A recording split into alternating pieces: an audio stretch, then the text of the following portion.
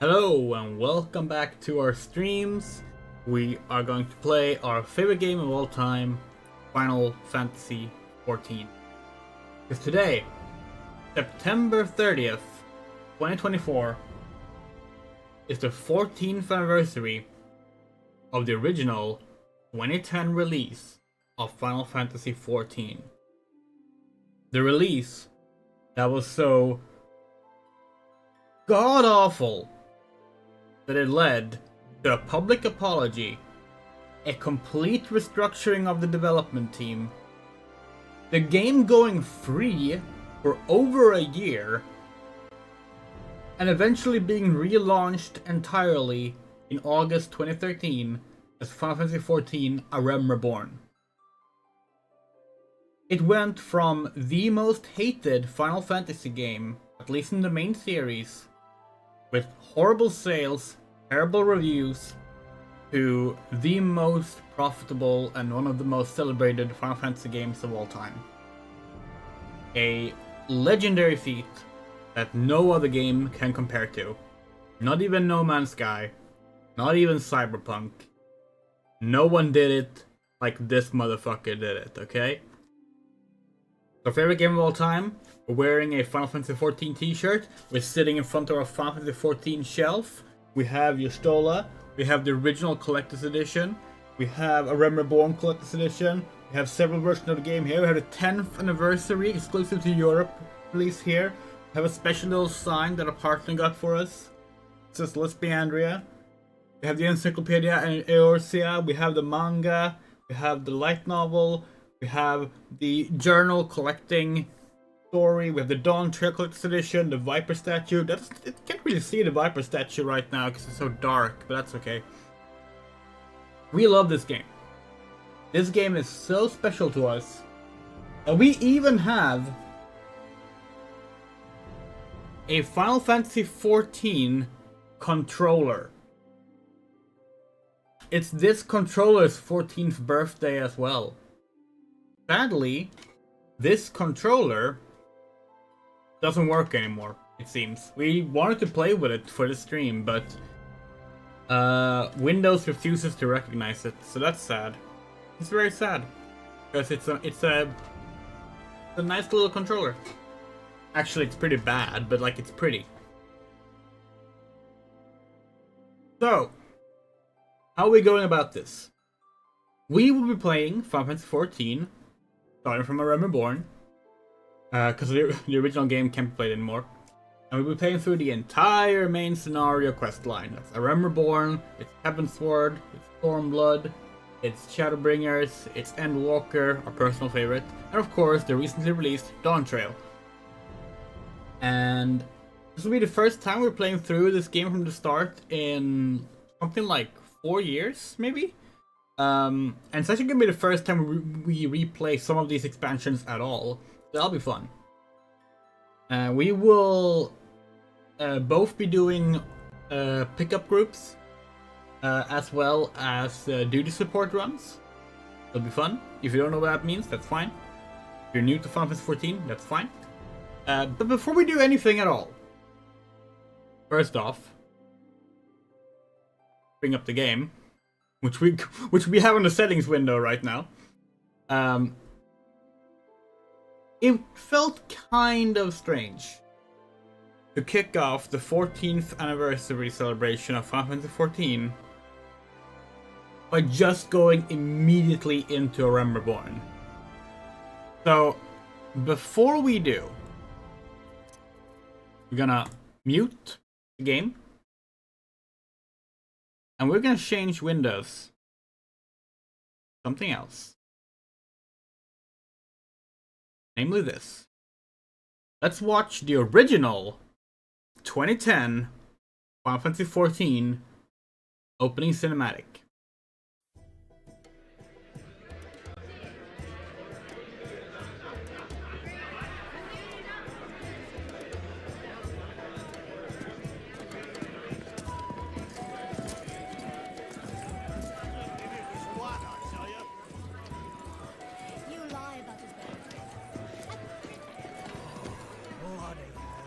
This Adventurers Guild here is infamously not in the game. Although the location was somewhat recreated in Shadowbringers, in the Crystarium. There's the Warrior of Light.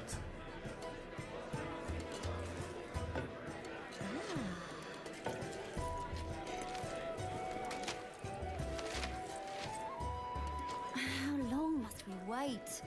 I grow weary of the company. The feeling, my dear, is mutual. Aha! What do we have here? No job is too daunting as long as the coin is good.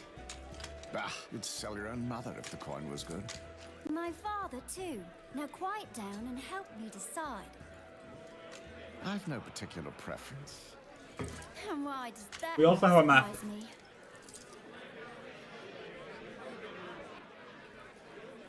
Choose as you will, Midlander. This beast Our in a fate frenzy, the likes I've never seen. Look out! He's right on top of us! So these, if you don't know, are the guild leaves. Oh, I'm sorry. They're leave meats. Leave meats, not guild leaves. They were a big feature in 1.0, a smaller feature in REBORN, and eventually they became something you only really did for crafting.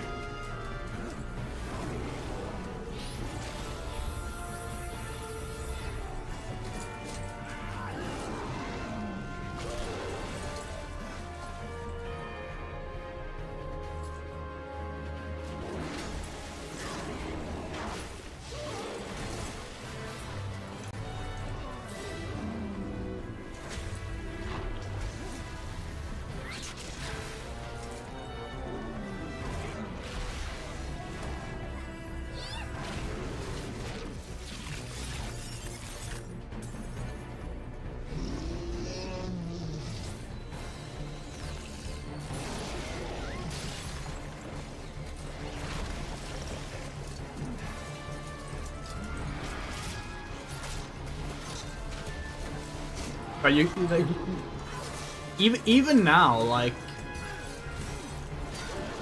this is a gorgeous opening. Like, it looks really good.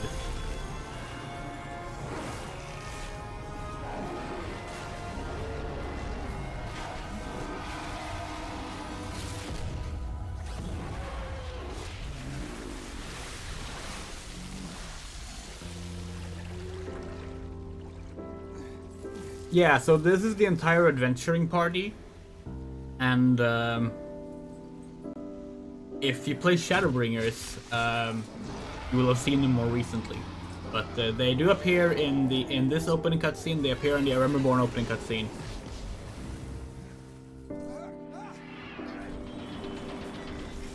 What's interesting here is that the Warrior of Light is an archer. Jobs didn't exist yet. He's an archer. And in all the promotional material, we used to have a poster we could have shown it off them, but in all the promotional material, he was a gladiator. But in this cutscene, he's an archer.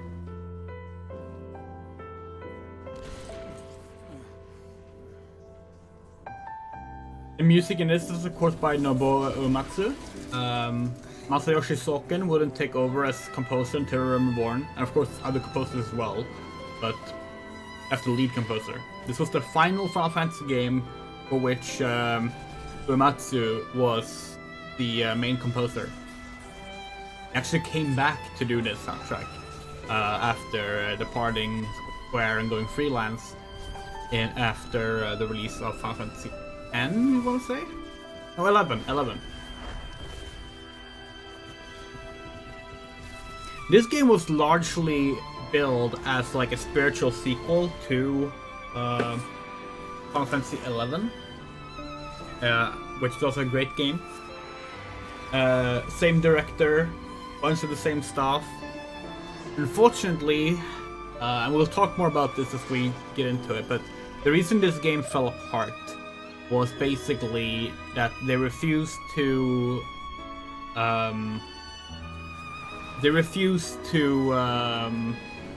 grow at the times. It was a game full of archaic design decisions that just didn't really go anywhere. It was meandering to play the story, and it just wasn't very fun. It's a shame. This is still an important story event right here. That's the Garlean ship that collapses in Mordona. That's Midgard's armor dying.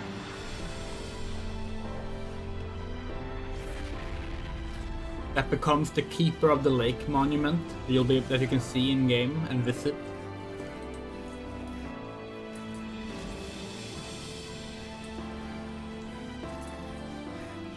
And it's stuff like that that made it it's why we felt it was important to like look at this first. And here you can see that's Titan right there. We also saw Ifrit or Ifrit.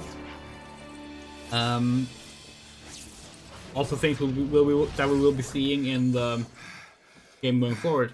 In fact, that's an early rendition of what's called the Echo. The Echo was very different Join us again. at the time, but yeah.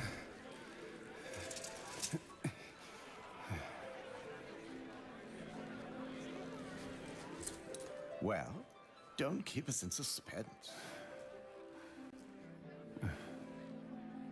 This one. He's decided We'll what start leave with me this to one. go with. Ah, he speaks. Can we go now? And yeah, he speaks. He had a voice actor. Let us give the bard something to sing of.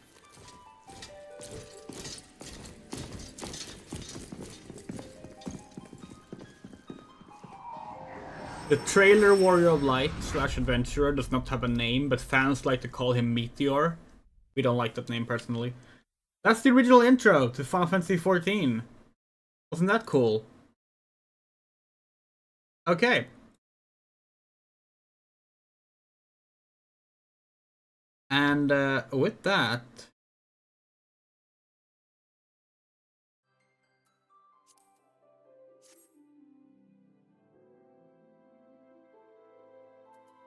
Very low. REBORN! Here we are. So, this is something not everyone knows. If you play Final Fantasy XIV, you have this thing right here, movies and titles. It used to be called cinematics. If you pick one of these, you get the title screen from that expansion. So like, for example, this is the current expansion title screen.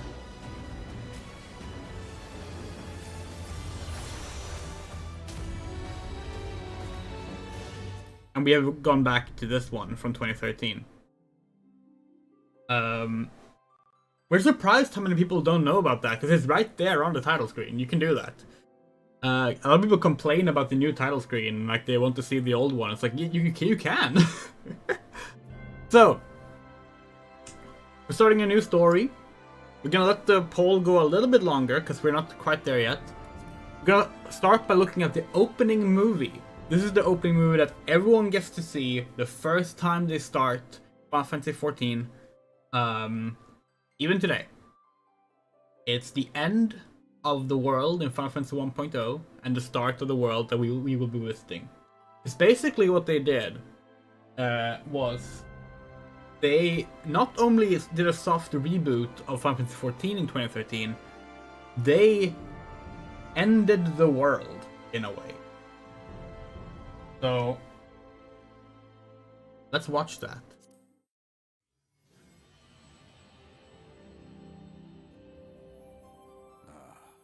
Heidelin.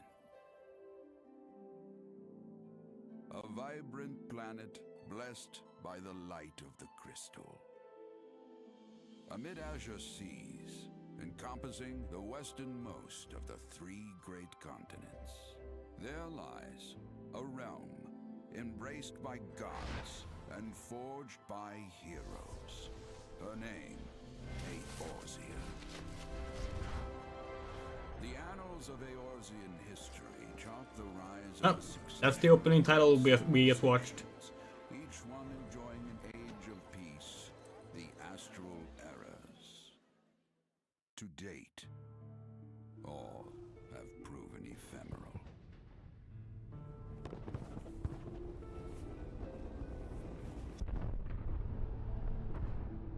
In In the year 1572 of the 6th and most recent astral era, the Northern Empire of Garlemald amassed a great army at the heart of Eorzea, seeking dominion over all. Rising in desperate resistance, the forces of the Eorzean Alliance met their would-be conquerors in the field. Yet, even as the battle raged, the lesser moon, Galamond, was plucked from the heavens through imperial machination. From its core emerged the elder primal Bahamut, who unleashed his fury upon the realm.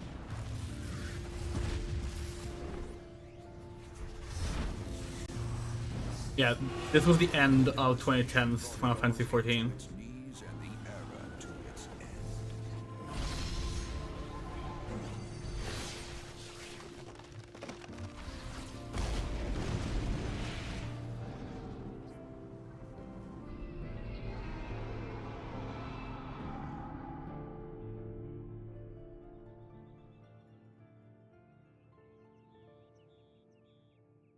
5 years have come and gone. The light of life still shines upon Eorzea. Man labors tirelessly to raise himself from the calamity's ruin.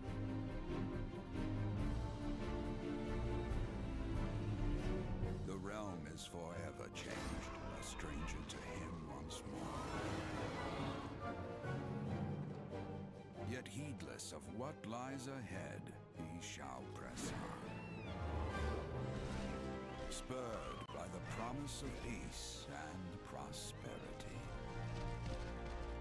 Amid this period of great change, an adventurer arrives in Eorzea, one whose tale is yet unwritten.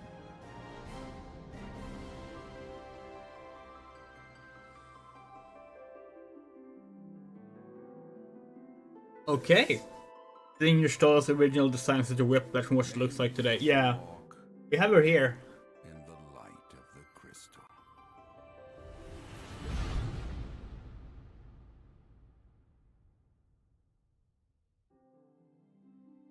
Okay. So, normally, we play on the Primal data center in North America. That's our main data center. But for this playthrough, we will be playing on the European data centers. Specifically, we're playing on Light.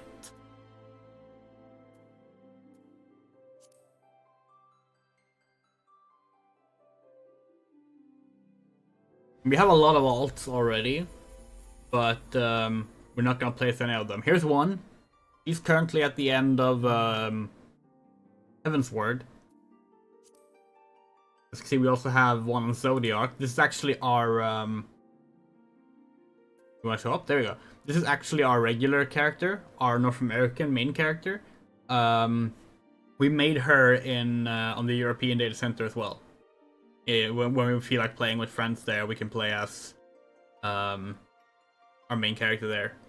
And yeah, this is the Fall Guys shirt. We also have the crown, but not visible right now. This is Yozora Polianis. He is the main character we have had since the beta version. Because we were in both the closed and the open beta for this game. And in the final beta phase, you got to keep your character. Before that, they got reset. And for the final beta phase, we made Yozora Polianis. He was originally called Tobichi Polianis, actually. But we named her Yozora after after a character from Haganai, a manga that no, it's a light novel originally. We think not important. We don't even like it anymore. That's the thing. But we named her after a character there. We named her Yozora. And it became really fitting because the night sky becomes Yozora means night sky, and the night sky becomes a plot relevant thing in Shadowbringers. So it was like really, really nice. Be like Yozora, Shadowbringer. Like That was cool. But of course, making a new character. Let's go. The roll poll. That feels good to say. A roll poll. The roll poll will be going until we're done creating the character. Right now, Tank is in the lead with 56%. If Tank wins, we will be playing as a gladiator, starting off in Ulda. If Caster DPS / healer wins, we will have a quick second poll, deciding if we're gonna play as a black mage or an arcanist. Sorry, white mage mains, we don't want to play white mage. It's not really our job. If ranged DPS wins, well, archer, obviously, that's the only option. If physical DPS wins, maybe we'll have another poll as well and look at monk / dragoon there. No, sorry, pugilist / lancer. The reason we're going Arcanist would give us access to both Scholar and Summoner, which would be really nice, but that's only if Caster wins. But right now Tank is in the lead, that would mean Gladiator. Okay, let's create a character. So, if you know us, or if you watched our recent streams, you know that we have a Baldur's Gate 3 character that we're very fond of. Her name is Tinderbox. And we are going to create Tinderbox in Final Fantasy XIV. But we're not sure which race is best for that. So let's start by looking at Aura.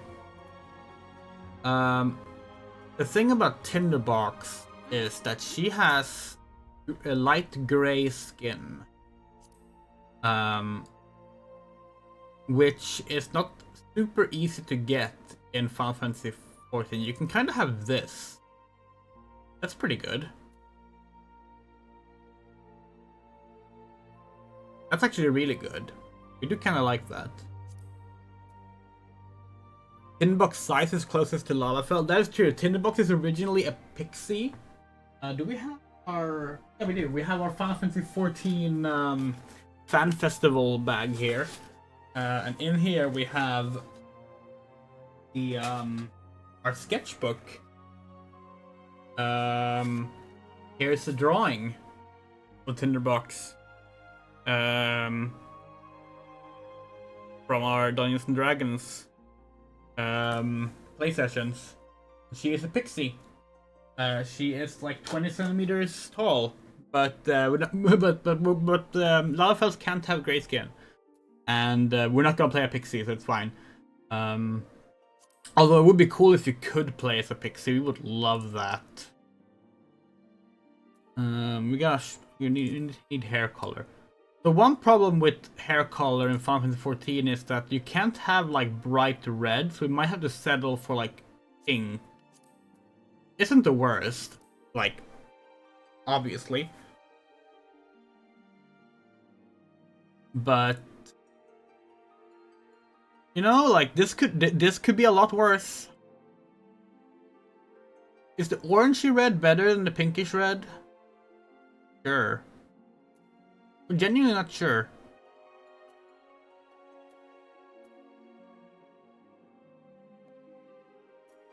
Eye color is gray.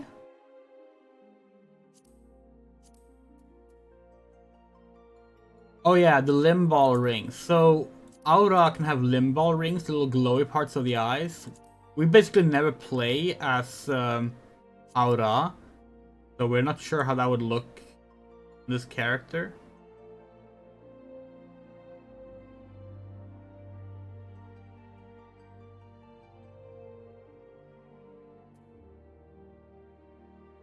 Maybe it will look better without it. I think it looks better without it.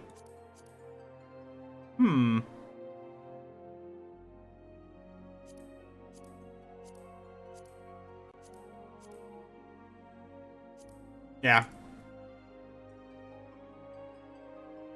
Let's play a bit with the face.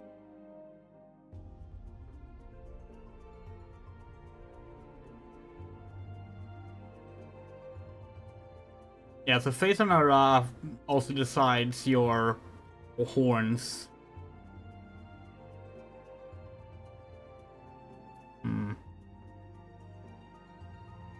We changed the mouth.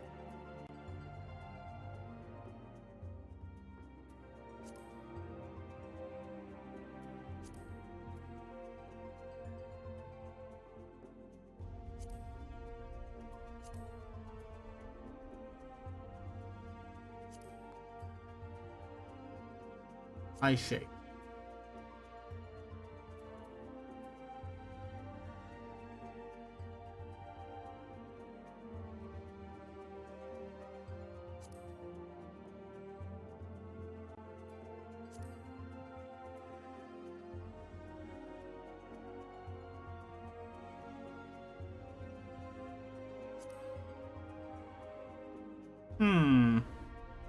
Kinda works.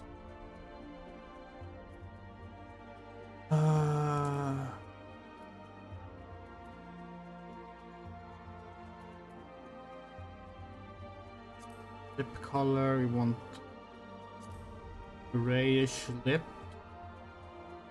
The idea behind the pixie in the box is that she lost all the color that she once had. She used to be like a colorful pixie, but now she's gone grayscale except for her hair.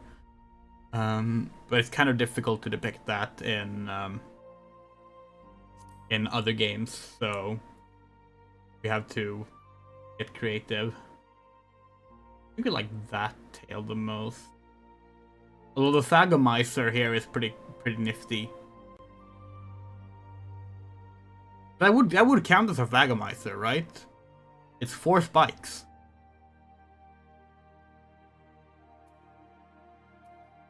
Yeah, maybe we'll go with the Thagomizer.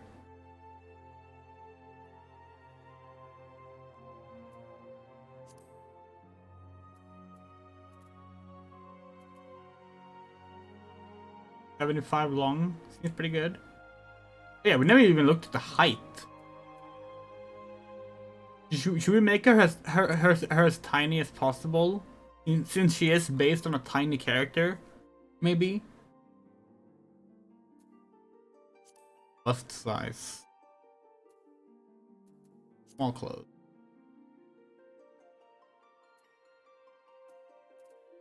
Thinking like maybe around there. 31. Yeah, 31 seems pretty good. We need to test with the orange hair as well to see how we feel about that. Or orangey red hair, we should say. It's still red. You know, maybe we do like that more. It's like maybe some darker highlights like that. Oh, that's actually really good. We like that. That looks pretty good. We were really hoping they would announce vibrant hair colors at the latest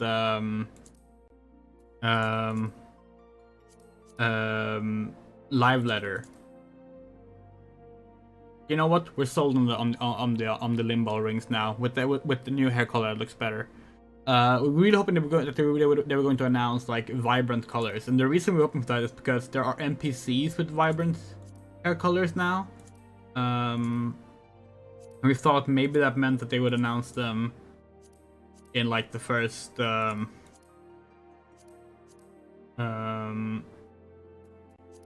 live letter for since the release of Dawn Trail, but sadly not, unless they end up being like something you acquire through the new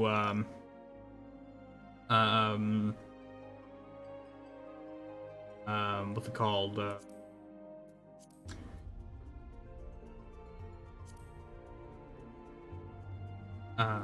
Oh, what is it called?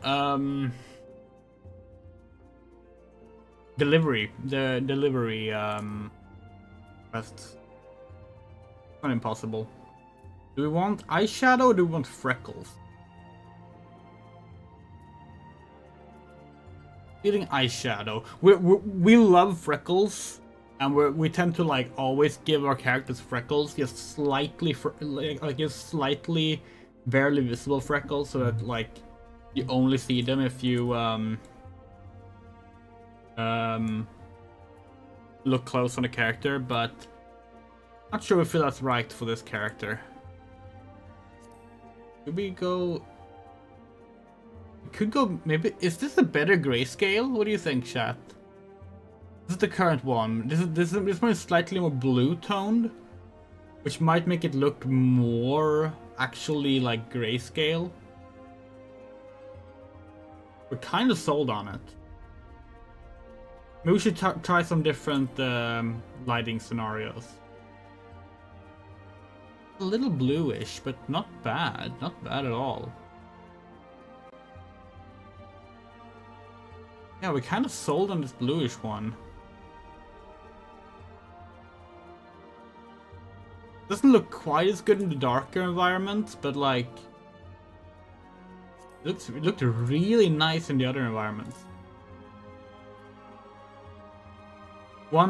Okay, this is such a picky thing. This darker shade or this lighter shade? Lighter, darker. Oops. Lighter, darker. Lighter, darker. Which do you think looks best? Lighter, darker. Lighter, darker.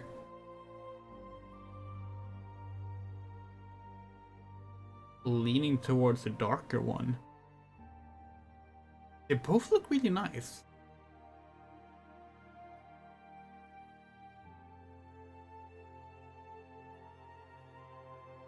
Like the lighter one.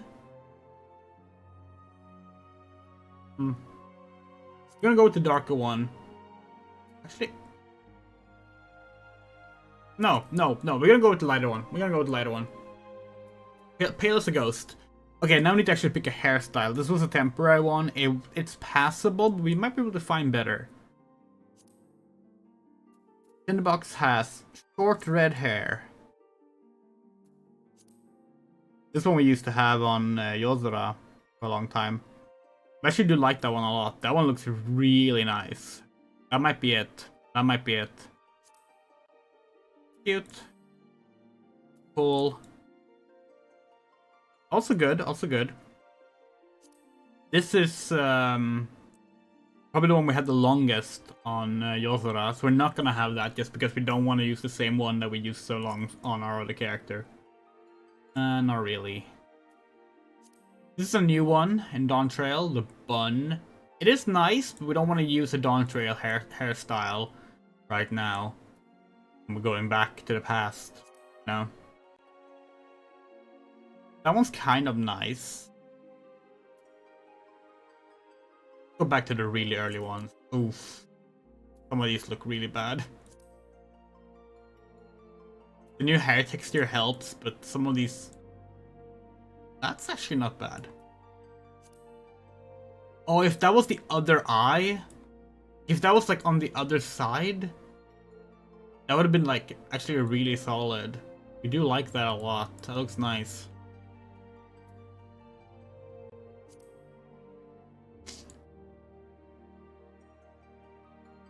Where do those horns come from?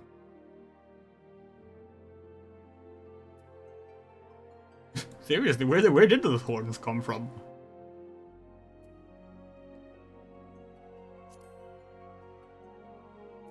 You don't want any like floaty hair like this. That stuff looks off. Oh yeah, the pixie haircut. The original one. We did consider going with this one when we tested out some character designs earlier. We also considered this one, which we do like a lot, but we don't like how it looks here. It looks good from the front, but the back is just kind of odd.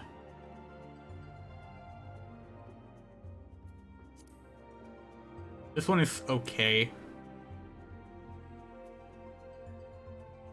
It should be clear, we will probably change hair a lot as we play through this game. We just want a good starting one. Obviously. This one is also fun. Very spiky. Pretty nice. I think the one we liked the most actually was this one. I'm gonna go with this one. Yeah, you know what? We're sold on this one. That's gonna be our pick.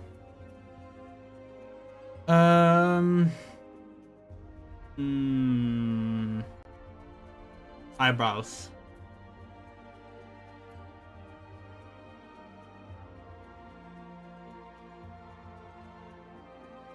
I don't really like any of the eyebrows, to be perfectly honest. We kind of think they were, we kind of wish they were a little bit thicker. We probably need to change face for that, but we like this face.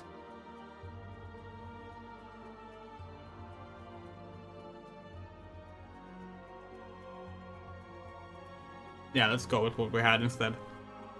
Probably good enough. Oh, good. Voice time. Is this a new category? These two first categories didn't used to be here. Oh, you get an animation as well? Cool, this is new. We haven't made a new character from scratch like this since like a long time ago.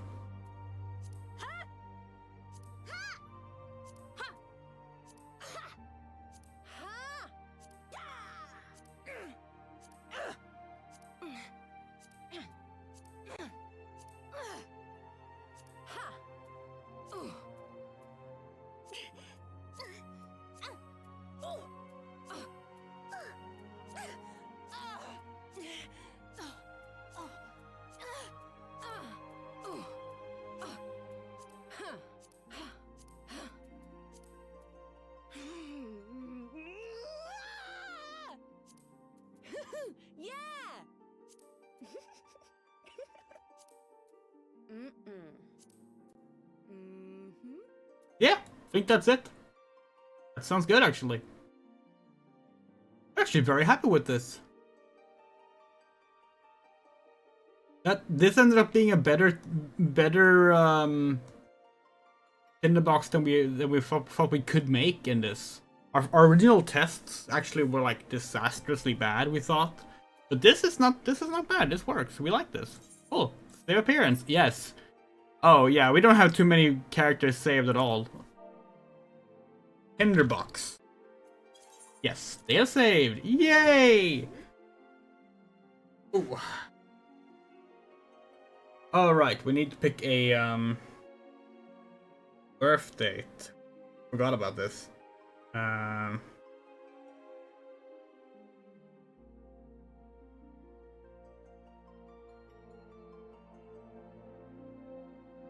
June 24th. So that would be the third umbral moon, the 25th. Because June 24th is International Fairy Day. Now you know. Okay, let's see. God, it's actually difficult to read in this one. Let's go back to this one. Okay, Halone, Muro Glacius and Goddess of War is the guardian deity of Ishgard. She commands the element of ice and is associated with the first moon of the Eorzean calendar. Halone is the daughter of Ralgar, a bitter rival of Nofika. She is the most often depicted as a relentless warrioress armed with a bronze great shield. Her symbol is the three spears. A lot of people will tell you, oh, this thing doesn't matter. You don't need to think about what you pick here, just go with whatever. That's only true if A, you don't care about roleplaying, and B, you don't want unique dialogue options later in the game. Because this will technically affect some unique dialogue. Menfina is the keeper of the moon and goddess of love. She commands the element of ice and is associated with the second moon of the Eorzean calendar. Menfina is the sister of Azema and the divine lover of Oshan. She is most often depicted as a maid carrying a round skillet. Her symbol is the full moon. This is Yozora's patron deity, by the way. Valiak, ruler of rivers and wisdom and god of knowledge, is the guardian deity of Sharlayan. He commands the element of water and is associated with the third moon of the Eorzean calendar. Valiak is the father of Limlane and a teacher of Biragot. He is most often depicted as a reserved scholar holding an ashen staff. His symbol is roll. Numea is the watcher of celestial bodies and goddess of fate. She commands the element of water and is associated with the fourth moon of the Eorzean calendar. Numea is the youngest sister of Althek and master of Rhalgar. She is most often depicted as a weaver donning a white silken veil. Her symbol is the spinning wheel. Moto's birthday is 14th of April. It was original Valentine's Day, which I didn't like later because it was too on the nose. Then it was 14th of March, and I felt gross. People call it steak and blowjob day. Oh, yeah. Limlane, Watcher of the Seas and Goddess of Navigation, is the guardian deity of Lim Solomons. She commands the element of wind and is associated with the fifth moon of the Eorzean calendar. Limlane is the daughter of Thaliak and the elder sister of Nofika. She is most often depicted as a strong fisherwoman wielding a long-bladed harpoon. Her symbol is the wave. Oshan is ruler of the mountains and god of travelers and vagrants. He commands the element of wind and is associated with the sixth moon of the Eorzean calendar. Oshan is the brother of Nalthal and the close companion of Halone. He is most often depicted as a carefree ranger wielding a bow of yew. His symbol is the walking stick. Biragoth is the purveyor of architecture and industry and god of the arts. He commands the element of lightning and is associated with the seventh moon of the Eorzean calendar. Biragoth is the elder brother of Halone and pupil of Thaliak.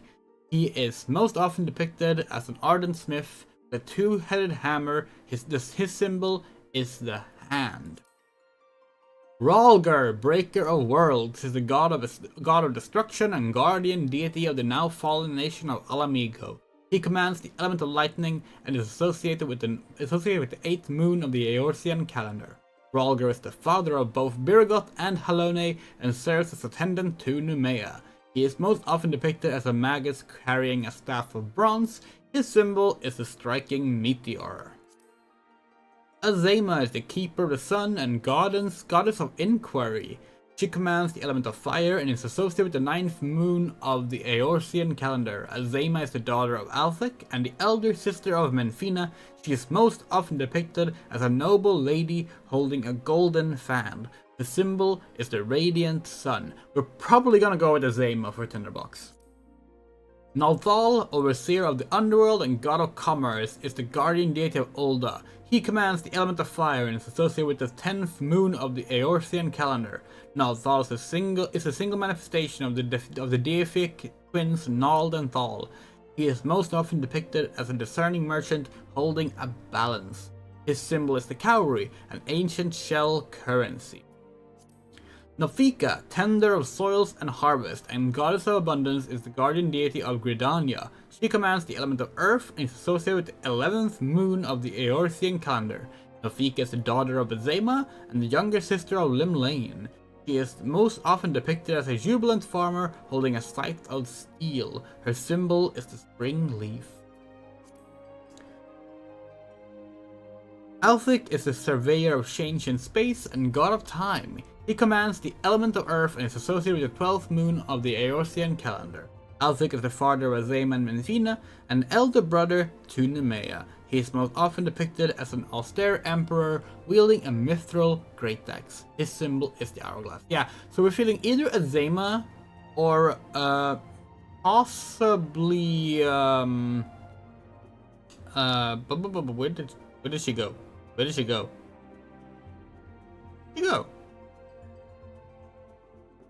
There, Numea. Yeah, Numea. Goddess of Fate or Inquiry. But water feels really wrong for Tinderbox to have as a patron deity, so we're gonna go with Azema. And yeah, we do play Tinderbox as a violent atheist, so it is kind of silly, but it works. Okay, we're about to close the poll. The poll will be closed. For what role we play as, it will be closed in 10, 9, 8, 7, 6, 5, 4, 3, 2, 1, and we are closing the poll. Tank has won with 50%. Cost of DPS healer got to 40%, so it could have won. It could have ended in a tie, which would have been kind of fun as well. But yeah, we will be starting as a tank, as a gladiator, which will bring us to the starting city of Ul'dah. The bustling commercial hub of Ul'dah sits amid the desolate desert landscape of southern Aldenard. Ul'dah culture is known for its affluence, and the wealth of the nation comes in large part from its abundant mineral resources and cloth crafting industry. Though it is the Sultana who claims sovereignty, true power is wielded by the Syndicate, a council sat by 6 of Ul'dah's most elite and influential. Nulthal is the nation's patron deity, and 2 great halls devoted to his 2 aspects lie in the east and west of the city. Okay. Go. Have we picked Raiden as a starting word? No. Can we pick, oh no, Zodiac is not open. Oh, that sucks. Okay.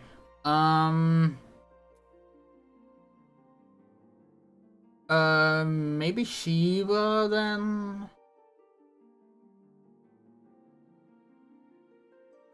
We were really hoping that Zodiac would be open.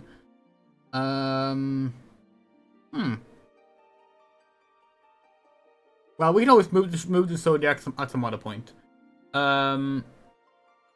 Let's start with... Start on Shiva. Confirm.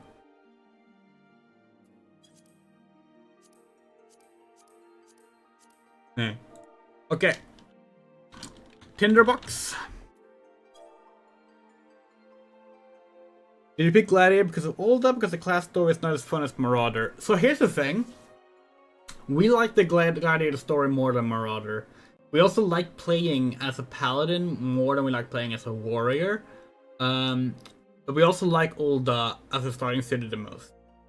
We also don't see Tinderbox as like an axe wielder. That doesn't really fit her style. Now we will be switching up with jobs. We will. But as a starting job, we still want something that fit her, which is why we also mentioned that like we would be going with Astrologian if we got caster healer, because obviously summoning fairies is more her style than white mage. We need a surname though. We could just do that Tinderbox. But we're not gonna do that. We tried to think of like a good surname for Tinderbox, and we actually haven't landed on anything, so we need to decide one. In the D&D campaign, she's married to a fairy or a pixie named Morning Dew. So we could have it be Morning Dew, like that, Tinderbox Morning Dew. That works. It's not too long. It fits the 20 character limit. But we might want something that sounds more fitting Tinderbox. Like we were thinking, like maybe we could do like Tinderbox Matchstick, for example, as a matchstick, you know. Or maybe just like be even more on the nose. We could do it like Fire Spark, or perhaps like so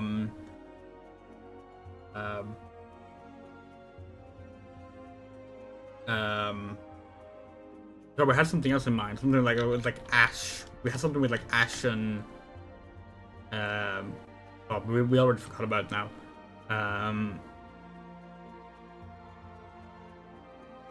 Not sure. Characters will refer to you by your surname from time to time, so you want something that doesn't feel too annoying to see, you know. But it's difficult when it's a character with a single name. Because Tinderbox, the character we were basing it on, he only has one name. He's just Tinderbox, and she spells it like that. She writes backwards, and she doesn't believe in vowels. We also did consider like doing some kind of like, oh, let's do like Tinda Baux or something like that, but like we decided no, that's not gonna fit here. Tinderbox. Oh, that's not that. Yeah. No, she would be called that. Maybe something. We give it something gay.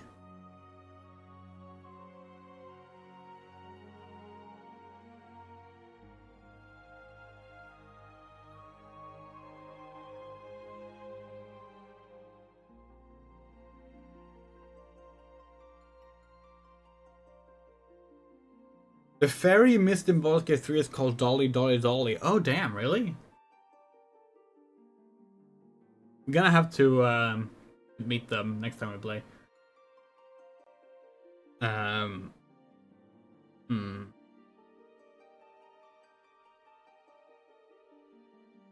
You know it's a character creator stream when like you are almost an hour in and you're not done yet because you're stuck on a name.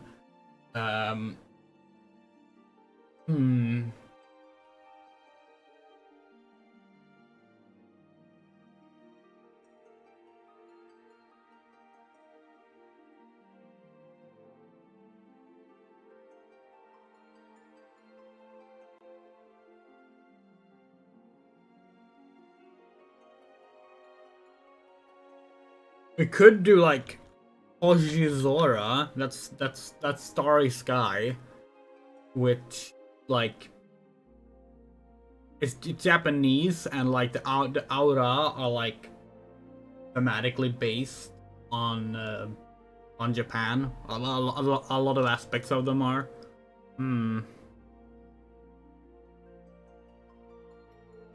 Yeah, we're gonna do that next time. Well,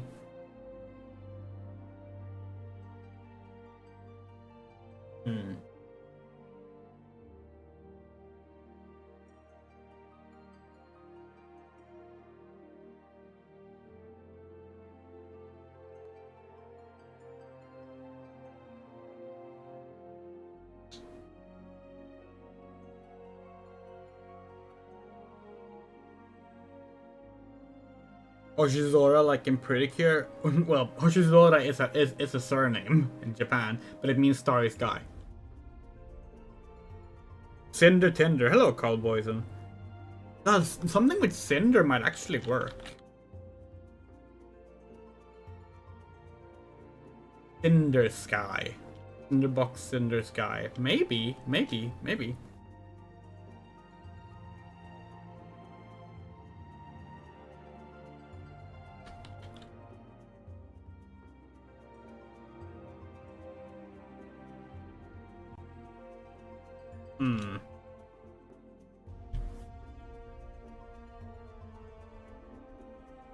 The thing about this is that, like, unlike the appearance, you can't just easily change this afterwards. Changing your name actually costs real-world money. So, like, we want to make sure we pick one that we're happy with. By the way, we have the cursor visible. Should we change that, or do people don't mind that? Because we realize that might be annoying, and we think we can change it. Or want us to. Yeah, we can turn off capture cursor if people want us to. Yeah, let's see.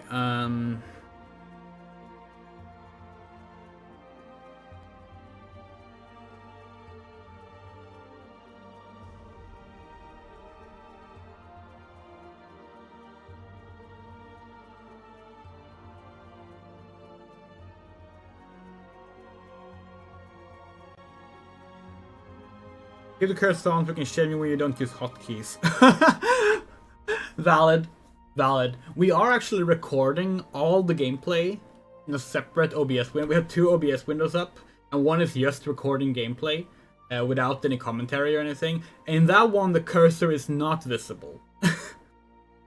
We have that in case we want to rewatch cutscenes and such. Feywild could work, maybe. Inbox Feywild. Fairy flame. Fairy fire. Fairy fire? No.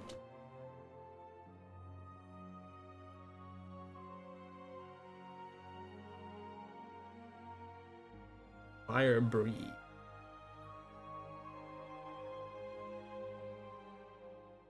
Fire dust. Tinderbox fire dust. Tinderbox fire dust. That sounds so.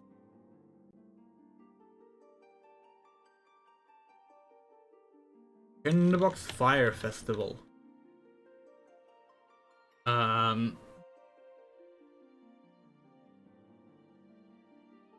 Is there another dating app other than Tinder we can name her after?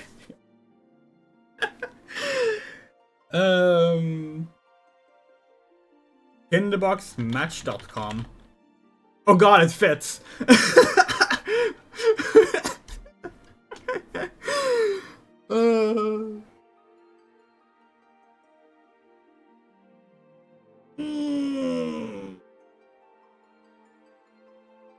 Maybe we should do something. Oh, maybe. Okay, we got an idea. We got an idea. Okay, so she's not a fairy in this continuity, obviously, but like there are pixies in Final Fantasy 14, and they have their own language. Hold on. And we have a little dictionary here. Hold on. Maybe we can find something here.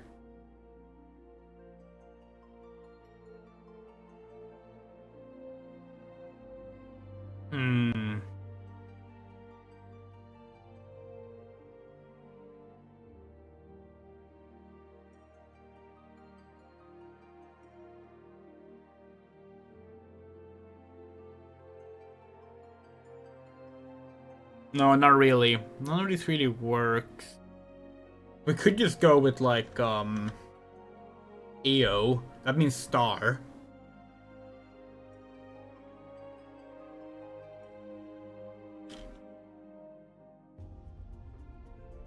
Hold on, maybe there's a better dictionary. Hold on. Fae dictionary, Final Fantasy 14. Languages, Fae. Thank you. Okay. Yeah, there are more words here. Okay, cool. There's no word for fire? That sucks. I was really hoping to get. Oh yeah, this is from Encyclopedia Eosia, so it's legit. Oh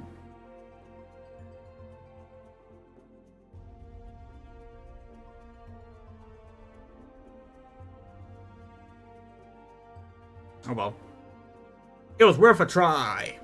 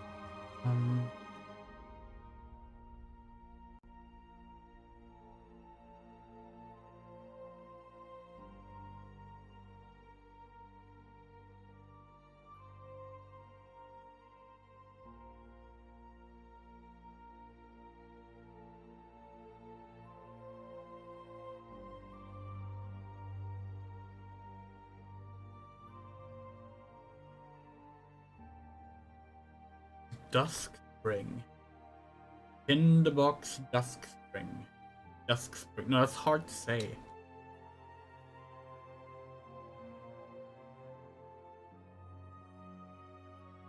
We're officially an hour in.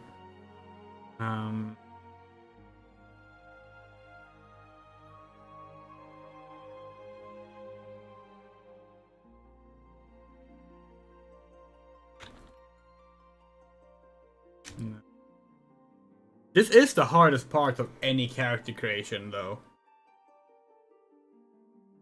Akax means red or fire in Japanese. You got red hair. That's not bad. That's not bad.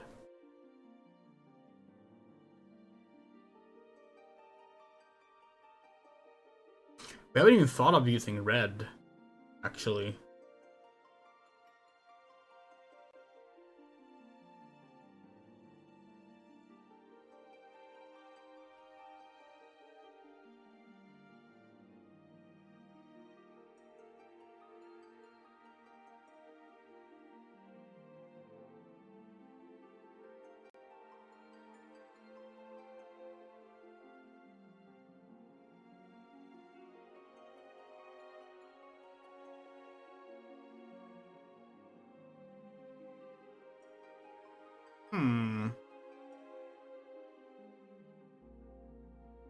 Once we get over this hurdle, things will pick up pace. And we swear, we did try to think of a surname ahead of the stream so we wouldn't end up stuck here, but we just couldn't. It's so difficult. Let's open up Encyclopedia Eorzea and look at what other characters are named. Encyclopedia Eorzea. Okay, let's see.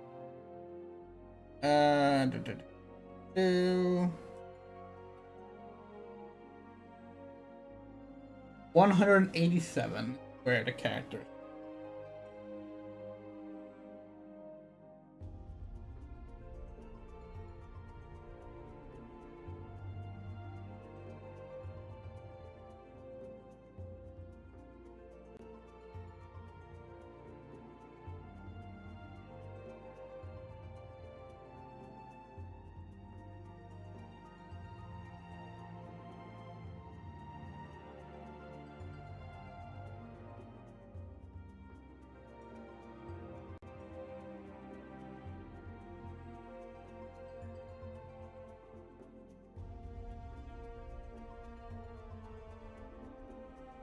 Okay, here we go. Her servant.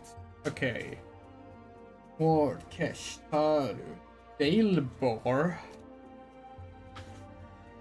Rule Waters, Totodemon, Wilfsinwin, Ogrel, Levayer, of course, Baldesian, Cockburn. Oh, Cockburn! Kane or Cockburn?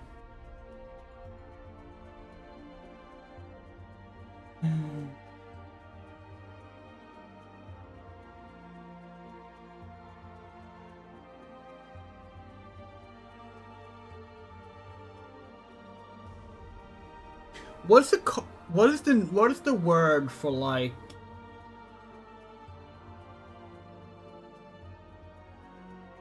Isn't there like a word for like coal that's like when it's like glowing after it has burnt?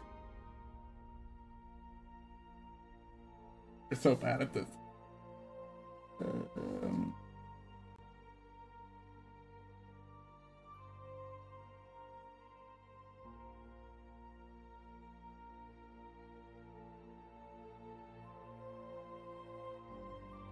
Embers. Is it embers?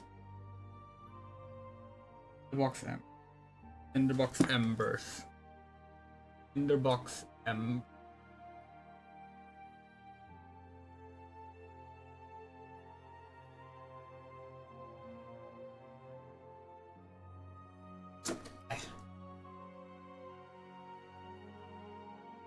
Cinder. Is that Cinder? Oh, okay.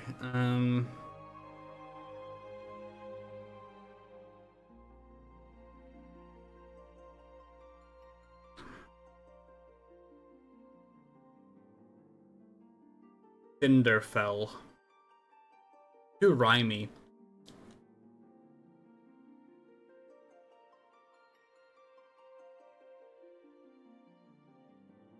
Fuck it, let's go with Morning Dew. One word. Tinderbox Morning Dew. That'll be the name. Confirm.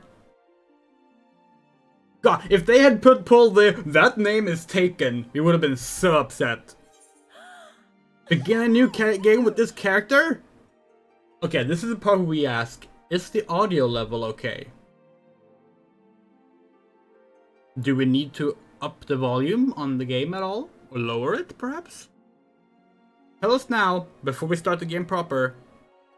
We don't have to deal with it afterwards. Audio is okay? Sounds good?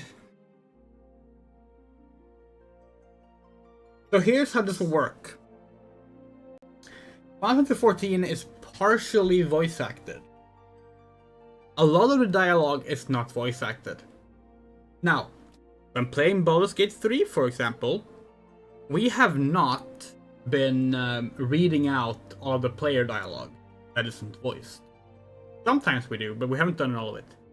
In here, we're gonna try and read all of the main scenario questline dialogue that is not voiced. So, bear with us if we need to take a break sometimes to drink. We're gonna fill up our beverage right now. With that said, let's start Tinderbox's journey into Eorzea. Play Final Fantasy XIV, our favorite game of all time.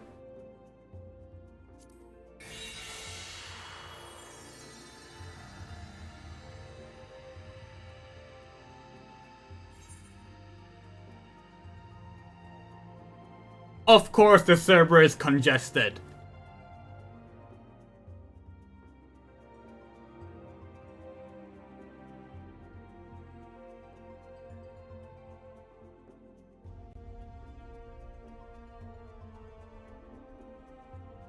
Okay, there we go. Okay, so, fun fact. This game used to be available on PlayStation 3. It's not anymore. The PS3 version was discontinued. Oh, here we go.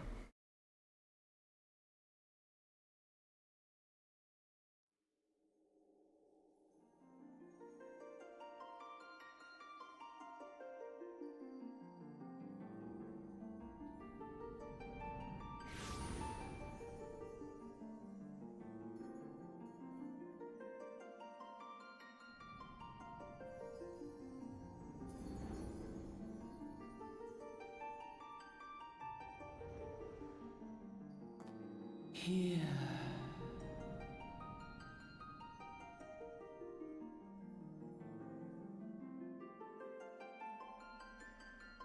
Here.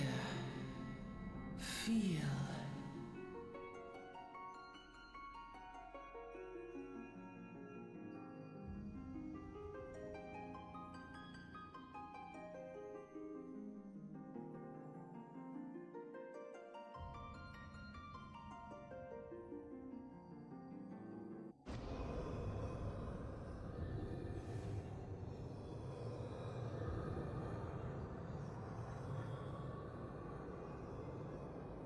Hear, feel, think.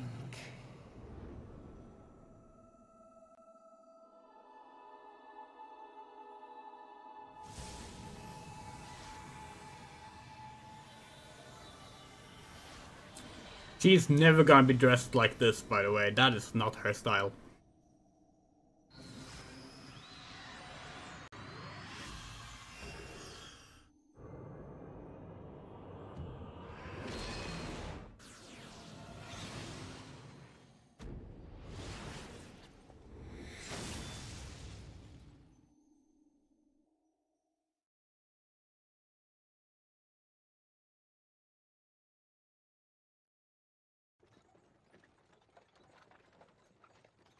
So, fun fact, the reason we're doing this as a new character and not doing New Game Plus, which is originally how we announced we were going to do this stream, is because if you play New Game Plus, you don't actually get to play everything from the start. That cutscene you just watched, you don't get to see it. The cutscene we're about to watch, you don't get to see it. You start a few quests into the game instead. Hey! Hey you!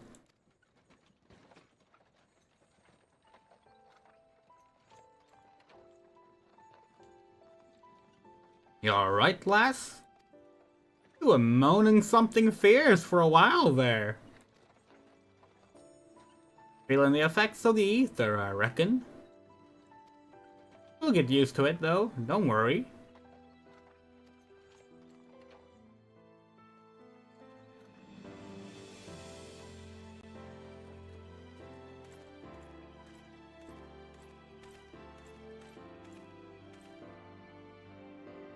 You there! Halt!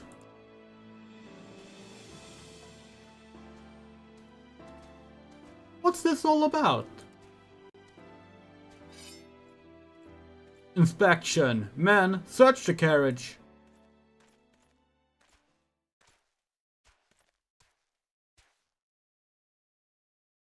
I'm just an honest peddler, friend. So, don't be too disappointed if you don't find nothing, eh? Mind your tongue, old man, lest I cut it out.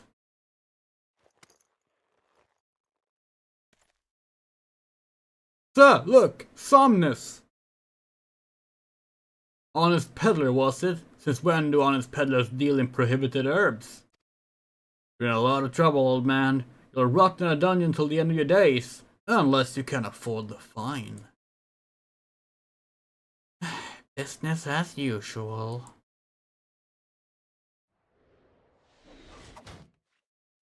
Ah! Amalia! Amalia! 2 arms! 2 arms!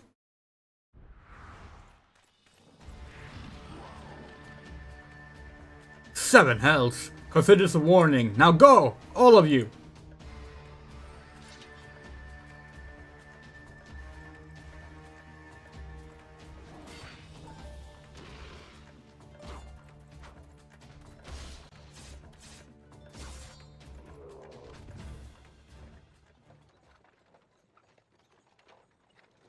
Phew, that kind of excitement ain't good for the heart. You be careful around them brass blades, lass. Bastards have the shirt off your back if they fancy it. Like common bandits they are, only less honest. Thank the gods for sending some beastmen to the rescue, eh? Hey, seeing as we've still got a long ride ahead, you mind keeping me company till we arrive? Them young'uns don't care much for conversation, see? So, we just want to point out that we have one of them young'uns in merch form. Normally that would be up here, but not right now.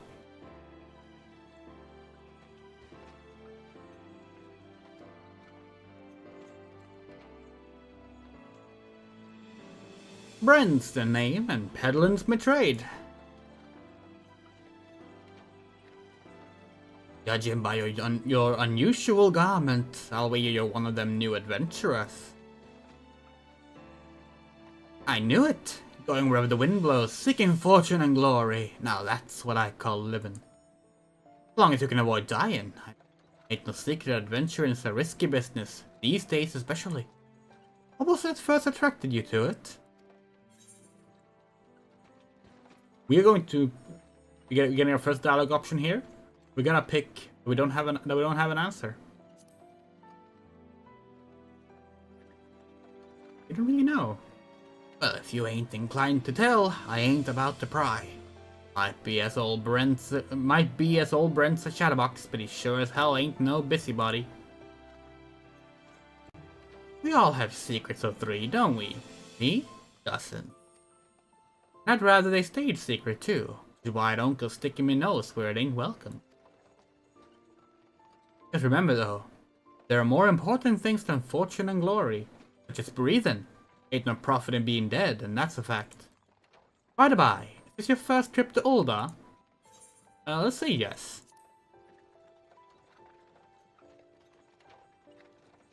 It is. Well then, let this yearned itinerant tell you the ins and outs of your destination.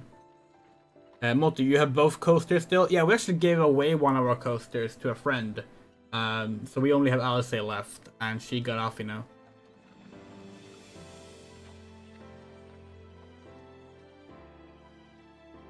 Ulda's ruled by the Sultana in name. As most folk know, the Syndicate holds all the real power. Them and their monetary cronies would happily get rid of her grace altogether, but that won't happen while she still commands the loyalty of the royalists, and the royalists are nothing if not loyal. These factions have long fought over power, thrown the weight of their wealth against each other, and they show no sign of stopping. Of course, the Lizardmen, that's the Amal Jah, couldn't care less about the old on politics. They have their own interests, see, and they ain't afraid to use force to sell them. They say war is a gift to peddlers.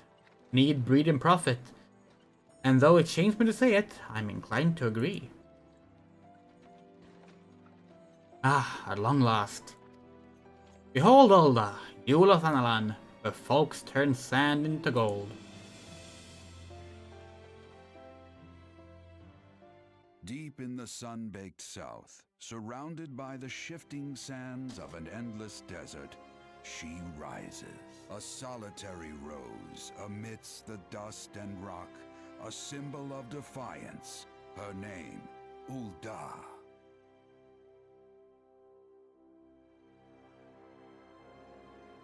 Even with the coming of the 7th Umbral Era, hope springs eternal for the mongers and merchants who vie for lost fortunes in this bustling oasis.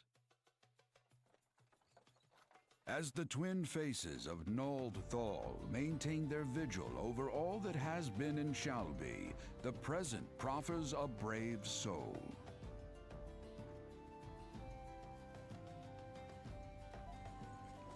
One whose arrival could mark the beginning of a new era of prosperity for the realm.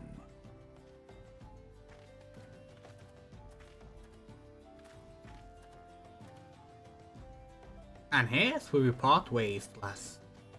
I'm off to the market to deliver me wares. On to the high road for me. Here, I want you to have this, a way of thanks for putting up with me prattle.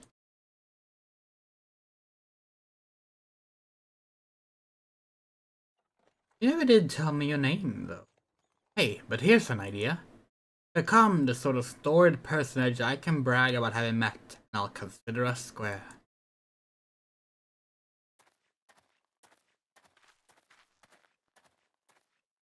May the traders nurture our fortunes as they kindle the flames which burn within us all.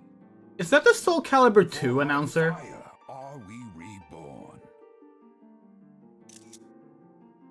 Oh yeah, maybe we should turn off the screenshot sound. It might get annoying to hear.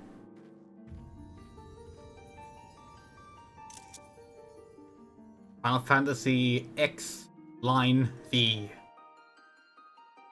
Not sure why they write it like that. They always do. Outside of the logo, they write it like that.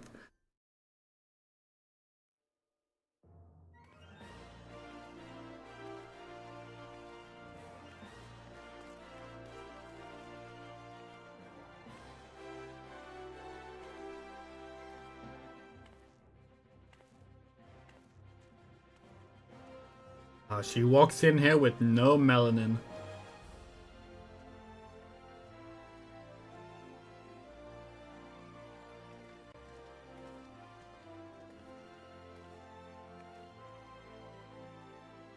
Oi, Venturer, over here.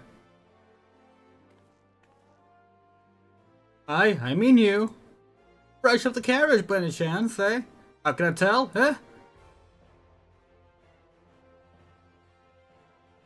Name's Wiemond, and my business is known every bugger else's. Now then, what if I was to offer you some invaluable advice by way of welcome to our fair city? We are charged even, just this once, like.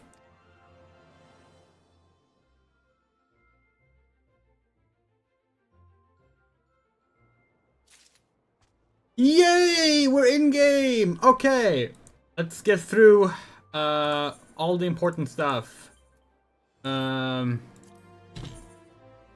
Character configuration, legacy type.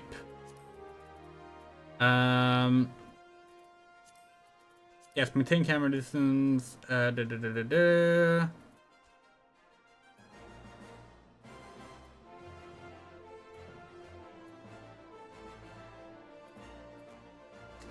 Hide nearby players close to quest NPCs. Hide nearby players interacting with quest NPCs. Look at her speaking. Correct. Yes. David Lodge. Okay. Okay. They sound a lot alike.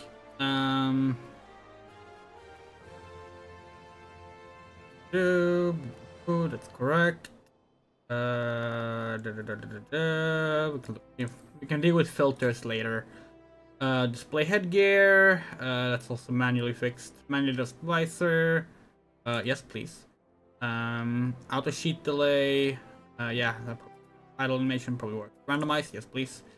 All effects. Yes. Mouse. Enable clicking on self. Yes. Okay. Scroll up. Yes. Good. We can deal with those later. Cool. Item expanded. Oh, sorry. Open all expanded. Item categorization standard. Yes. Require level descending. Correct. Full tabs in order. Category instead. Thank you. Apply. UI. Yeah, first and foremost, we have the blue UI. That's the one we like the most. We can show off what the other ones look like, but in case you don't know. But I'm guessing most people do know. Oh, we gotta fix that. Where's the map? How do? Oh wait, no, we just unlock it there. Yes, good. Okay, help. No active help windows. Recommendations on login is fine. Play guide, no thank you. Achievements, sure, why not? Instant portraits, sure. Shortcut display, cut close immediately. Yeah, okay. Restore map when not moving, no. Actually, no, yes. Map font size, they are probably. Okay. Oh dear. Can probably keep these as they are for right now. Actually, we want all the clock types available on screen. Thank you.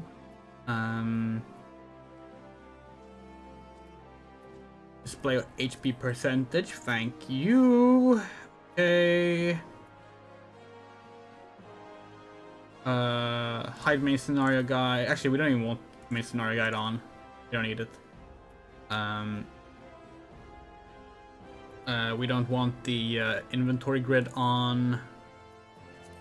Cool. We don't want parameters on either. Instead, we will have the party list seen in solo. Nice.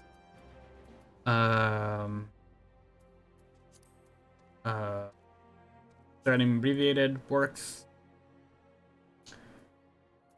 Cool. Display name, we can deal with those later.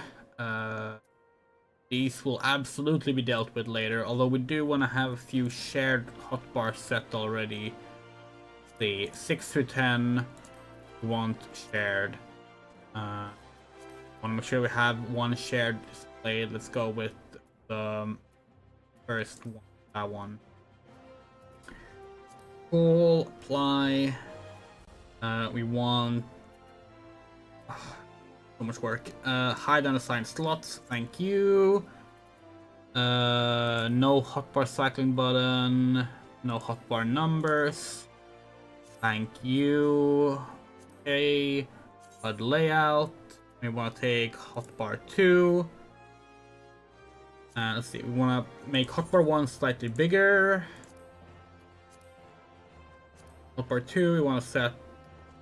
Okay, we want to move this up a bit. There. It's centered. I think it's centered, yeah. Hotbar 2 we want beneath it. And hotbar 3 we want beneath it as well. Experience bar we want up here with the limit gauge. Party list we can move up a little bit. In fact, we want the limit gauge down here instead.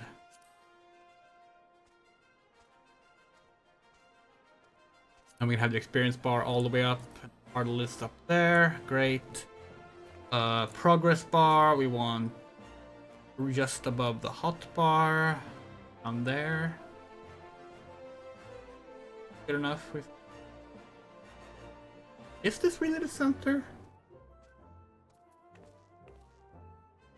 Yeah, probably is. Okay, hotbar 6 we want up here. Let's move down the server info. Focus target we want down here. Actually, no, we want it here. That'll be good. Oath gauge we can put down here. Minimap is gonna be a little bigger. Do the list there. Server info we want it over right. Skill we want there. We don't need the main menu visible.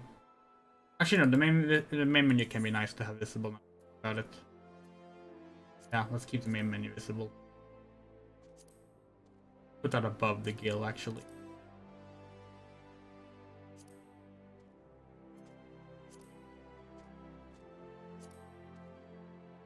Like that may be good.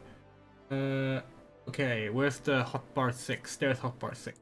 You're gonna be smaller hotbar. Cool. There. Perfect.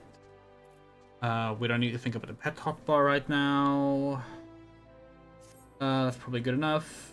Let's move print there. And we don't need play guide. Teleport up there. Return there.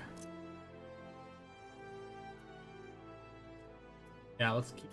Actually, let's put the air for pet.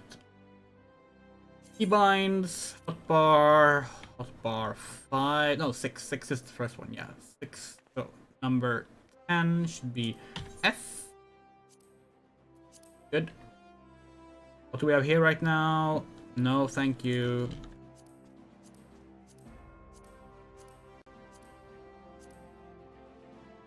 You're all free to criticize our ridiculous control stuff later. We are well aware that people don't agree with the way it's done.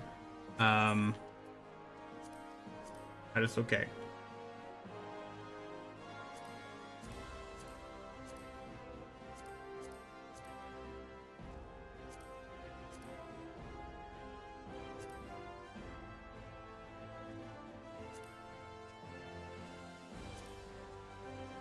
Good, that's done. Let's see, now we need, is it movement? Point camera up. Yeah, those are those, yeah, that's correct. Okay, good. Target, we want cycle through enemies, we want on that. And that. Target self, we want there.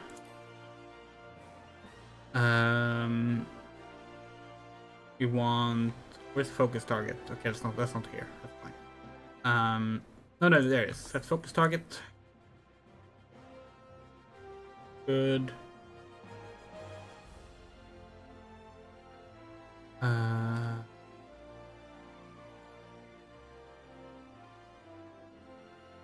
Our current focus target. No, we don't need that. That's fine. Cool. Apply. That should be everything that we need to set right now. Probably. Hopefully. I'll set this to the battle chat for now. Yeah, this should be good enough. Cool. Okay, let's go. Oh, that's gonna be a problem. Okay, you know what? We didn't realize that was gonna be a problem. Where was that? Clicking on self. We don't have that active normally. We thought, hey, that might be useful. But no, because then we can't do this.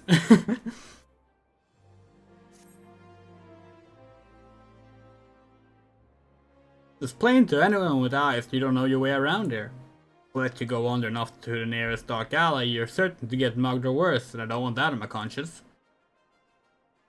So before you do anything else, you want to head over to the Quicksand and speak with Momori. She's the master of the Adventurers Guild and can set you on the right path.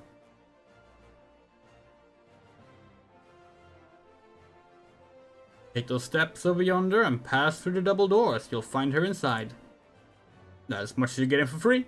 Good luck with the adventure and adventurer.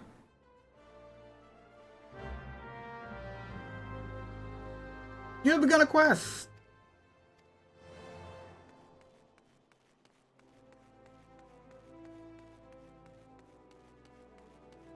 And now you get to see the way we play this, which is to say, when we're not clicking on NPCs, we are not using the mouse.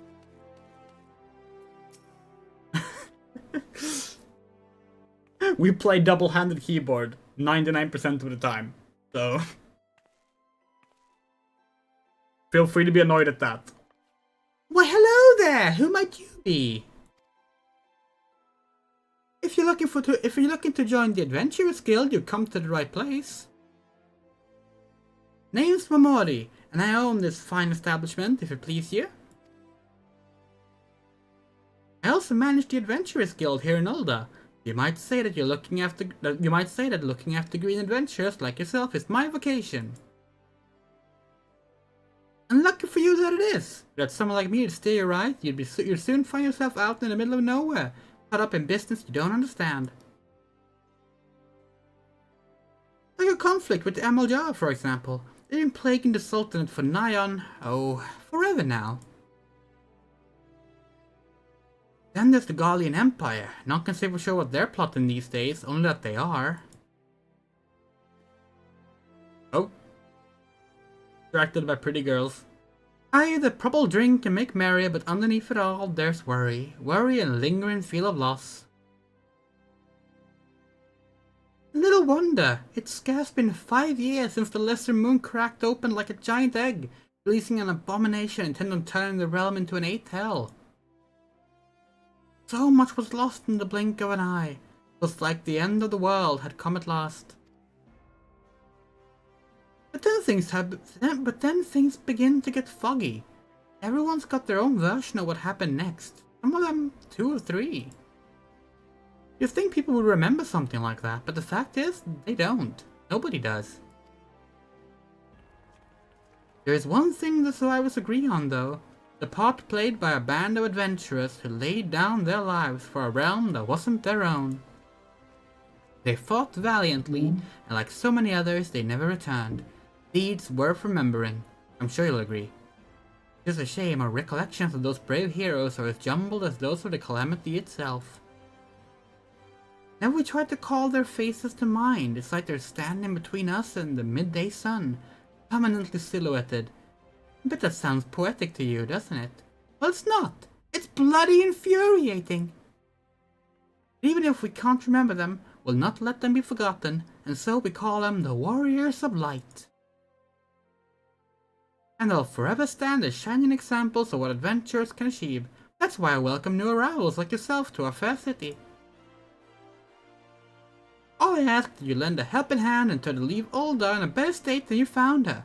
If you can promise that, I'd be happy to let you join the guild. Alright then, a promise is a promise now. I'm counting your help to put the past behind us. Many people working and spending and bickering like the old days. And a happy and prosperous Ulda means more business for the Quicksand too. Any road, let's make this official. Go ahead and write your name in the register, neat as you can. Why does this say Subordinate? Tinderbox Morning Dew. Well, ain't that a charming name? Just rolls off the tongue, it does. It does. It really does. Alright, Miss Morning Dew. On behalf of the Adventurers Guild, I officially... Please, sir, be merciful. 12 of my witnesses swear to you. I'll bring you your money. In the East, it is said that even a merciful god might be driven to vengeance if thrice blasphemed. Be grateful you were given a 4th chance to offend. You two, attend to this scum. No, please, mercy. Well, ain't that a sorry sight? Nor an uncommon one, if I'm honest. Don't worry though, if you work hard, I doubt you'll end up like him. Just the same, if you ever need a bit of advice about one thing or another, pay me a visit. Just don't go bothering me every time you stub your bloody toe, alright? Of course, I do enjoy hearing a lady muse on the many manhoods of her acquaintances from time to time. Sorry, we're a lesbian. Any road, welcome to Olda, Tinderbox. Take a moment to catch your breath and I'll teach you a little about our fair city.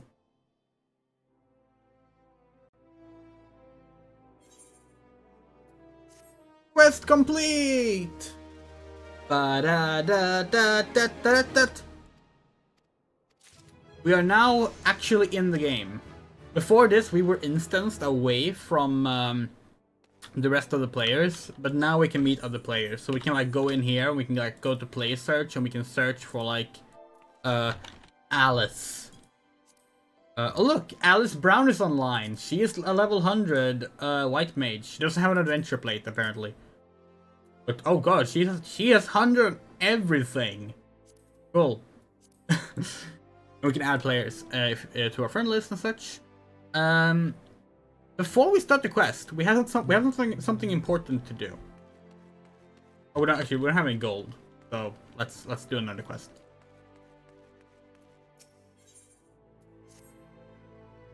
Gil, not gold. Before you go charging off to find your fortune, there are a few basic tasks I'd like you to perform so as to help you get to know the place. First of all, I want you to visit the Aetheryte Plaza. To get there, head west from here till you reach the Emerald Avenue, then look to the north. You should see a giant floating crystal called an Aetheryte. If it weren't for Aetherites, traveling on the Orsia would be a damn sight more troublesome than it is. It would be like the 1.0 release. Of course, you still need to attune with them before you can use them, so be sure to do that with the one on the plaza. You ever attuned with an Aetherite? You ever attuned with an Aetherite before Tinderbox? If not, just lay your hand on the thing and you'll see what I mean. When you've done that, I want you to pay a visit to the Gladiators Guild over at the Coliseum. Assuming that sort of you ain't for show, you might want to consider training there. And finally, I want you to visit the Sapphire Avenue Exchange over on the steps of Thal. Goods from all across the Orsia and beyond turn up there every day.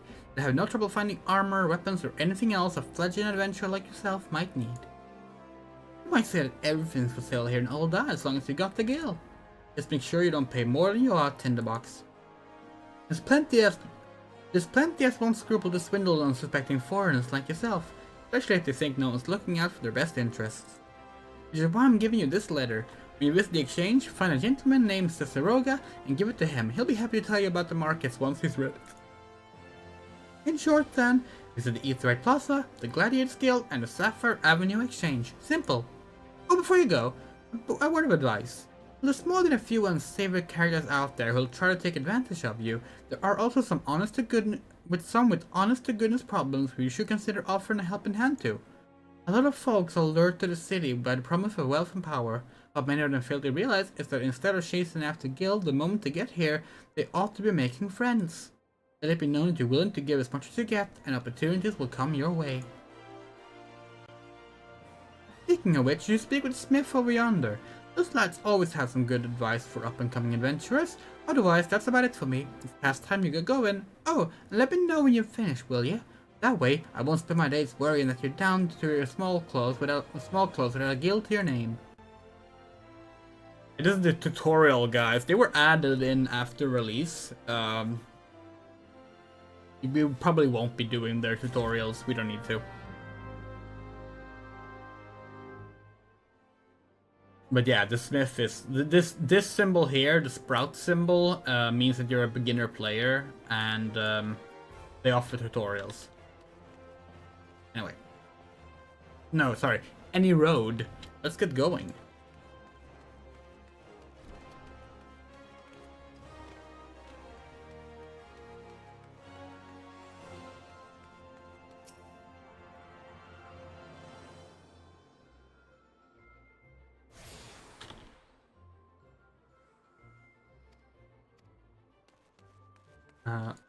This, yeah, okay, good. We did mention that we would show off theme settings. So there are 4 different themes. There's the dark theme, that's the original one. There's the light theme. Then there's the classic FF, which is like a pixelated theme, but it has uneven pixels, we don't like it. And then there's the clear blue, which is the most latest, that's the latest theme and the one we like the most.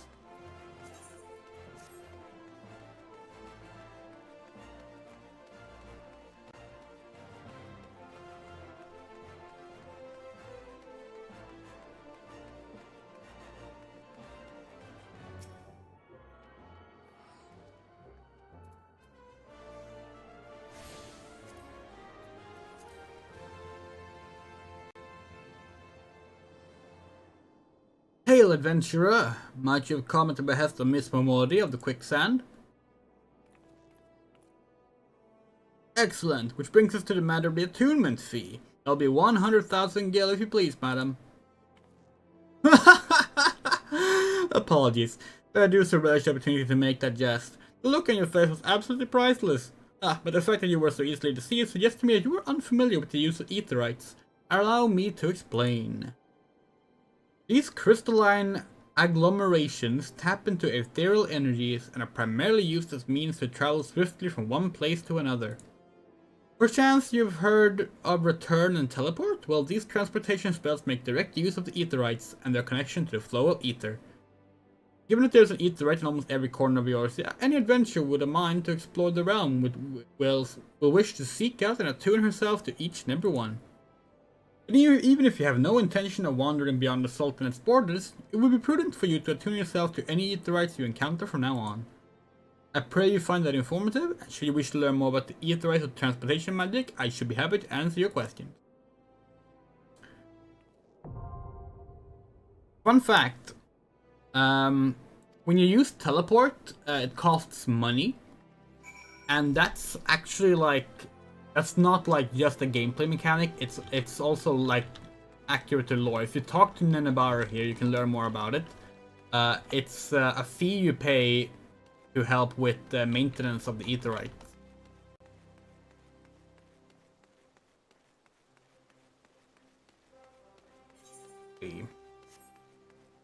Gonna head over to the Thaumaturge Guild, even though we're not playing Thaumaturge, because we want to attune to the aetherite over there.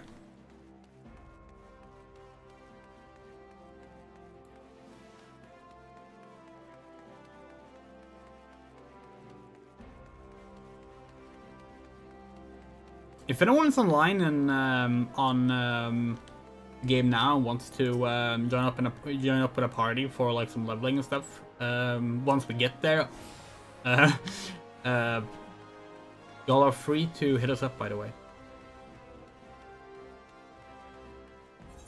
it is an MMO after all.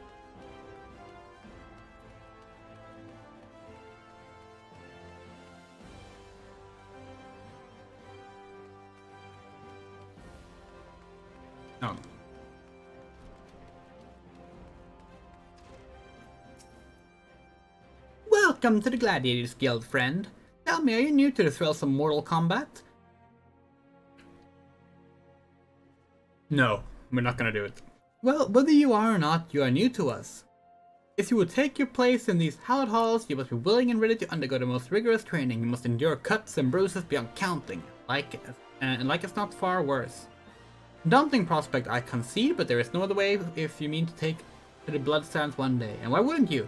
Colosseum is only the most celebrated place of public entertainment in all of Volda. Where else could a poor man amass a fortune so vast as the one they allow him to claim a seat on the Syndicate? Ah, there's none older than alive who is inspired by the rise of the self-made man. And there is no truer embodiment of this than a gladiator who wins riches and fame with his sword. For its long and storied history, this guild has nurtured countless champions. Our training methods are second to none, and our members even strive to develop new techniques.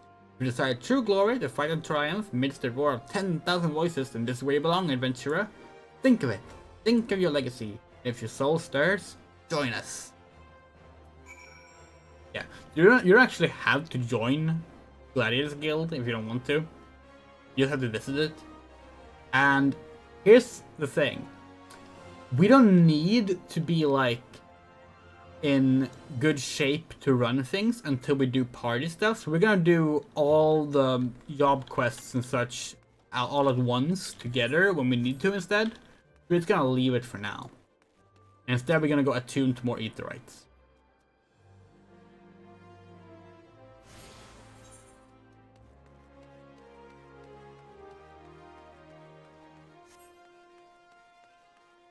For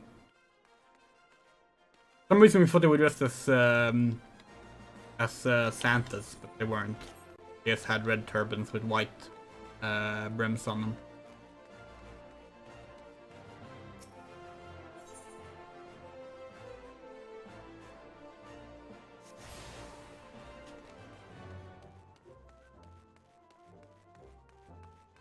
Oh, another new player just ran by us. We're playing a Hyur. Oh, another new player. Vieira. We have actually streamed this game once before, like the story once before. It was before they made REBORN shorter. The first time they made it shorter. So this was like 4 years ago or something. And we believe we played, it was either a Vieira or a Hyur then. I don't remember. We think her name was Scarlet. We still have the character. But yeah, we streamed all the way through, and we're kind of sad because the reason we streamed it was specifically because we wanted a full playthrough of the the longer version of REBORN archived. But what ultimately happened was the last stream from that series. It was like a really long too. It was like a 9-hour stream or something. The last stream from that series. Something happened with footage, and it's not available in HD. It's only available in like really low resolution. It's a shame. And you are? Oh, a newly come adventurer, but of course. Yes, I'm Ciceroga. What can I do for you? Ah, you would have me teach you the ways of the marketplace. Very wise. As for my fee, what? You expect me to do it for free? Surely you jest. My dear adventurer, when you ask an old dame for a favor, you should at least try to make it worth his while. Judging by your garb, I rather doubt you could afford my services, but the fact you offer nothing is laughable. End of the letter of introduction.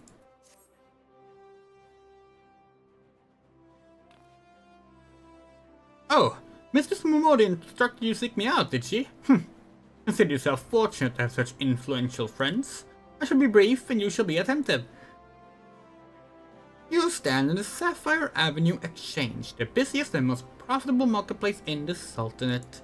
Being advantageously situated in relation to the other city-states, Old Dutch Market have ever served as both the literal and figurative centers of Eotian commerce.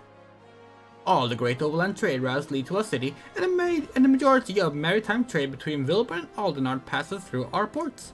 Because of this, countless companies and consortia have chosen Olda as their base of operations. They see to it that this marketplace is awash with merchants and moneylenders day and night.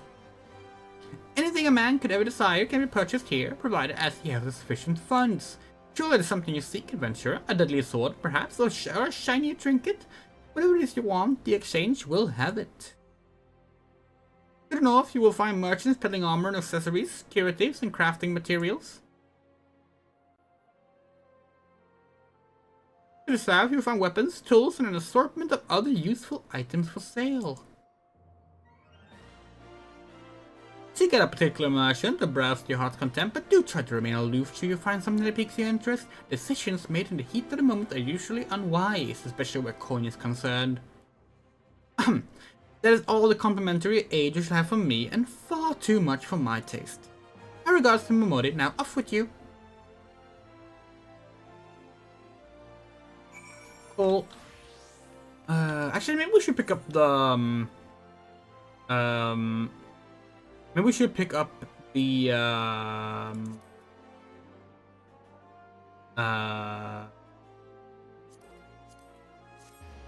quest for the gladiators, because we just realized that it gives us the hunting log. So it might actually be a good idea. Let's do it. Let's do it right away. Also means we don't have to kill things twice for the opening learn combat tutorial.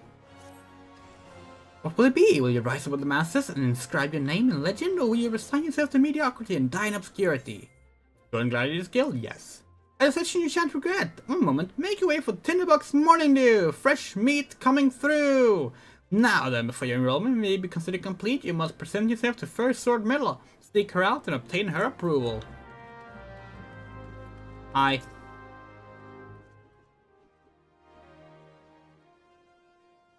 I heard Lutzu. You're Tinderbox Morning Dew. A good, strong name. On behalf of the Gladiators Guild, allow me to welcome you. I am Milla, Guildmaster here. You wish to study our arts. I presume you have your reasons for choosing the sword over all other weapons. Perhaps you think it's easiest to learn. A sword is a simple weapon, but to wield a blade is but to wield a blade well is anything but simple. For every Colosseum champion to emerge from our ranks, there have been countless disappointments who failed to achieve greatness. Bear that in mind before you answer me, in the box. I do not ask this question lightly. Have you the strength to live by the sword, and, if it be your fate, die by it? Have you the strength to live by the sword? Yes. Then welcome, Gladiator, to your new home. Let's not waste time, shall we? I will gauge your aptitude for the sword. Just outside the gates of Olda, you'll find plenty of marmots, horns, and shrews. Slay 3 of each and return here when finished. Simple task, but essential to your training nonetheless. Now go. Yeah, when we give this when we finish this quest, we get the hunting log, and the hunting log will give us extra XP. Not that we'll need it. Like leveling, early leveling in Final Fantasy 14 these days is like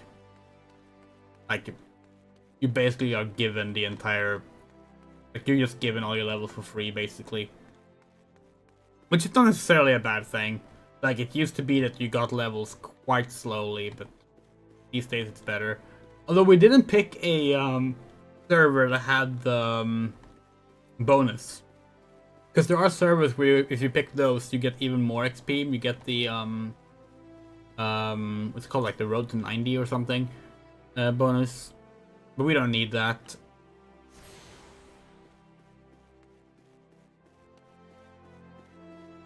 Oh, no, wrong way. Wait, it's not? No, we went up the wrong place. It's up here. We have 1 aetheryte left.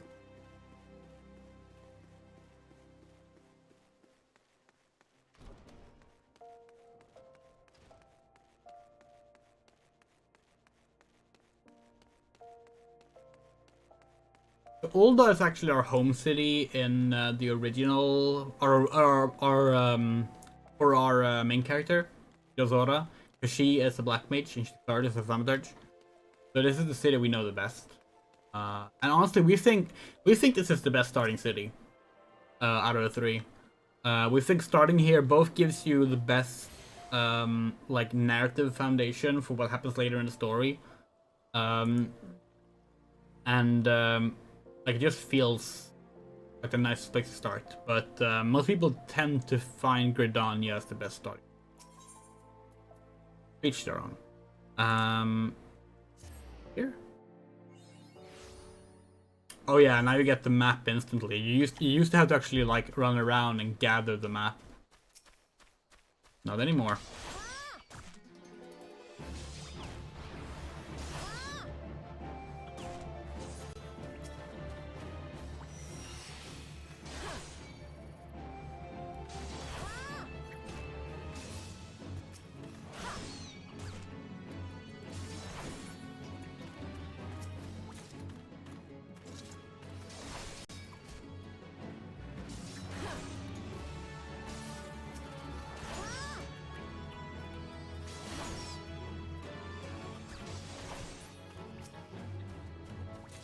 I feel strange not having the shield lob.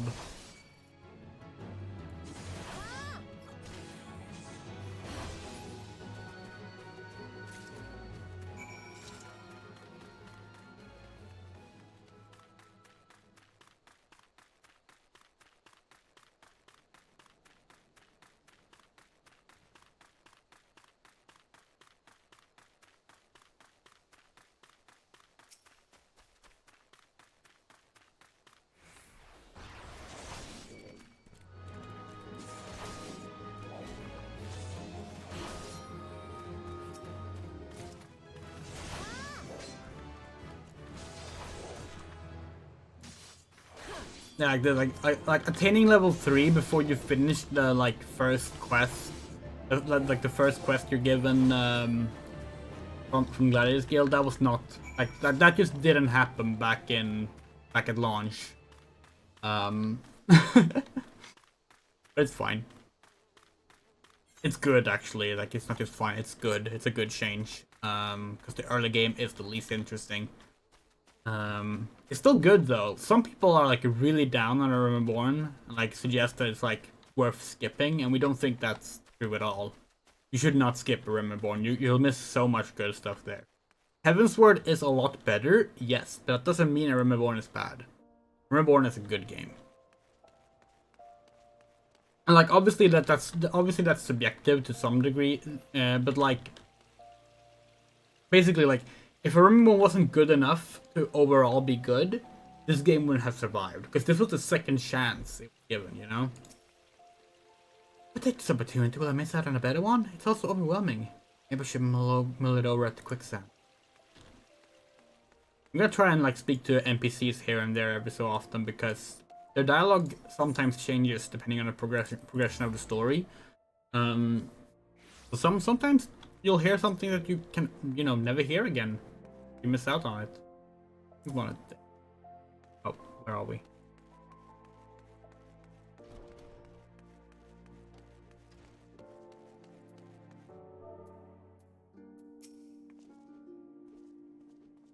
Welcome back, Tinderbox. Take you dispatch the beasts, and with ease.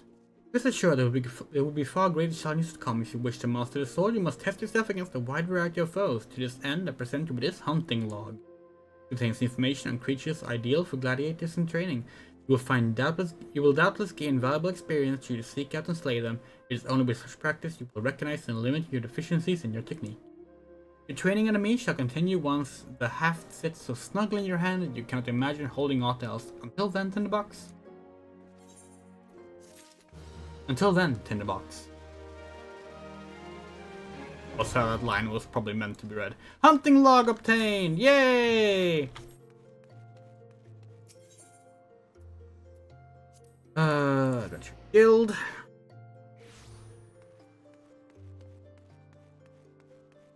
Probably should remove the route symbol from our name because, like, we know what we're doing. But, like, doesn't matter that much. Moody!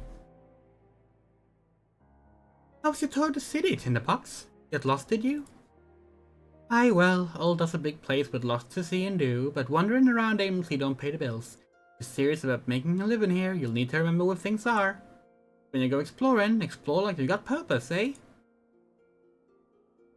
Alright then, all that's left is for you to work hard, make money, and spend it here at the quicksand. Which, ironically, you can't do. You can't actually buy anything here. Going to the inn is free, so... yeah. Yay! Level up! When did we get our first, role trait? 8. Well, youngling, how are you finding our fine Olda then? Got your bearings about you yet? If so, mayhap it's time you venture beyond the city walls. The bustling streets of Olda are one thing, but the wilds of Fenland, that's another altogether. I know a bloke you might fancy speaking to, and you. Name of Papashan. You'll find him over at the Olda Dispatch Yard. No doubt he'll have some work for you. The Dispatch Yard over in central Fenland. Just head out the door across the hall, and you'll see the Gate of Knoll staring right back at you. Pass through it and head east. You'll come upon it before long. It's dangerous beyond the wall, though. More than I care to count. Nothing too terrible, mind you, but feisty enough to attack you if you draw near. Don't say nobody cared enough to warn you. So, we think this or the next quest is the first quest you get if you pick New Game Plus. I think it's actually the next one. But yeah. We're gonna head over here to our delivery Moogle. Greetings, tall one. I'm Delivery Moogle, Kupo. I know what you're thinking. Moogles are supposed to hide in trees and avoid contact with outsiders. Why would they agree to carry out letters? Why, indeed. If I had my way, I'd be curled up under a canopy with a nice oak, dreaming about some beautiful Mooglet with a rainbow-colored pom-pom, Kupo. But no, The moon had to go and drop from the sky, causing all that terrible commotion. Eaterites were shattered and link posts rendered useless. For moons, the poor, wingless people of yours, they had no way of communicating with each other, beyond screaming at the top of our lungs, which no one really approved of, Kupo. That is, until the little horned ones asked us to assist them by delivering the messages. At first we were wary of showing ourselves, worried that one of you might catch and skin us, like you do every other forest furry, but once we saw how much we were appreciated, we knew we'd found our new calling, and I personally promised to try and not to read any along the way, Kupo. Look what we have here, 20 new letters have arrived, just for you, Kupo. You're able because they're complete and utter mess. There wasn't any room left, so I had to send back a letter, Kupo. Yeah, so this is the various things that we get, because we've been playing for 14 years. Take all. Delete. Take all. Delete. Take all. Delete. All.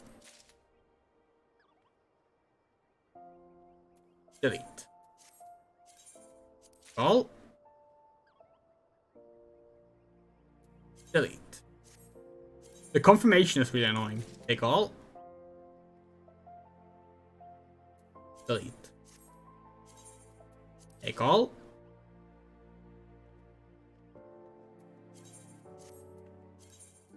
Take all.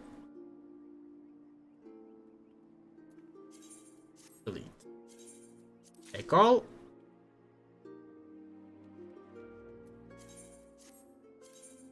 All. Delete. Take all.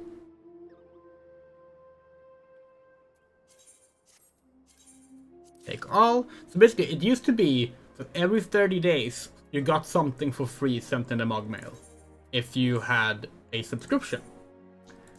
After like 580 days or something, they stopped with that, and since then they've like grouped some of them up.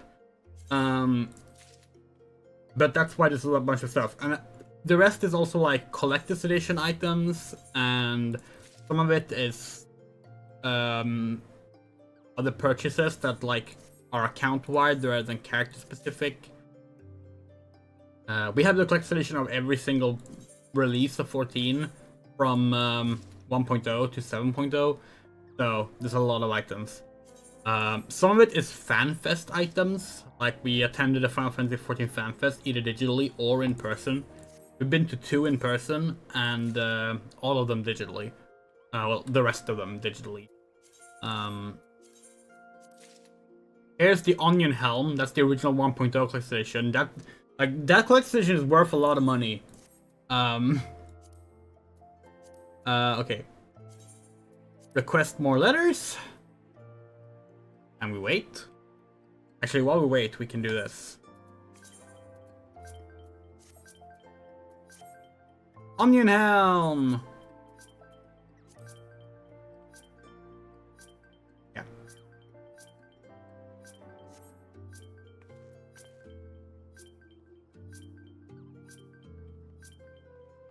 And our inbox is full again.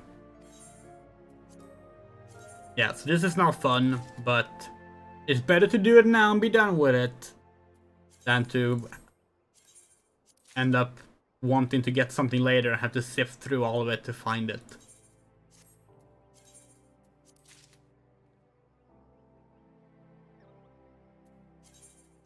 This is also how you get the feathers if you recruit a friend. Oh, here's the butler attire. That used to be locked to male characters up until Endwalker. And we've had it since like 2015. You also get a maid attire, which also used to be locked to female characters, but neither are gender locked these days.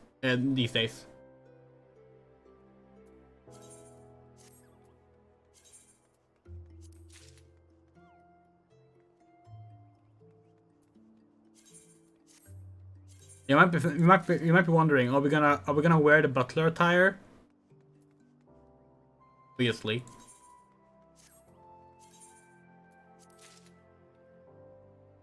Not yet though. We're gonna have some We're not gonna put on wacky outfits just yet, but if you can count the butler outfit as a wacky outfit, we're not sure. But when we get hold of the glamour dresser, we will put together a proper tinderbox outfit to wear, at least one per expansion. Like we can have as standard. That would be good. You probably won't do any. We probably won't use the outfits that are based on other characters. Like there's a bunch of these are like Cloud's outfit from Advent Children, Squall's outfit from Final Fantasy VIII, stuff like that. And we probably won't use those. Maybe some parts of them, but overall not really.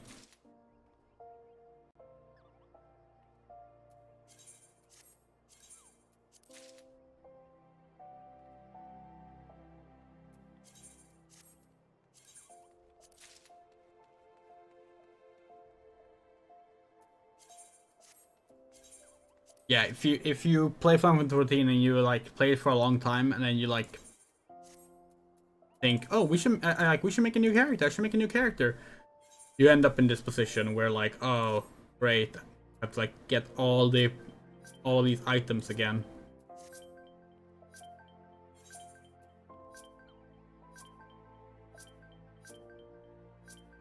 Oh, you don't start with a shield as Gladiator. That's interesting. And we're done! Only 14 letters left.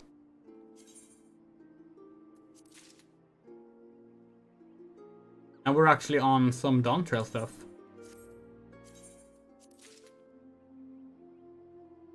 Azemus earrings. Nice. Those will give us a level boost up to 90.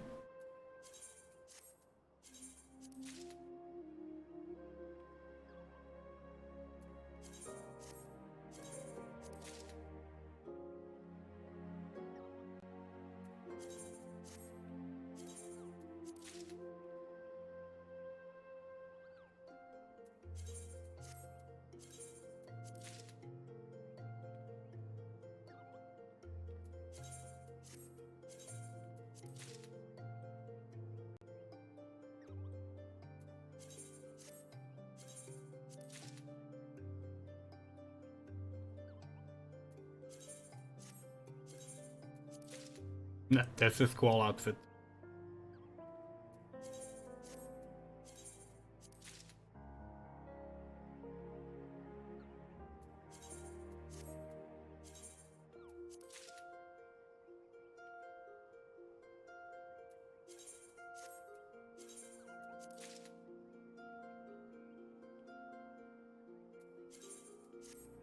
And there, we are done. All of the letters done. Nice. Recommended gear. Azemus earrings. Gear set list. Let's make this our standard gear. Here we are. Good. Now we can make a portrait. Let's just do a quick one.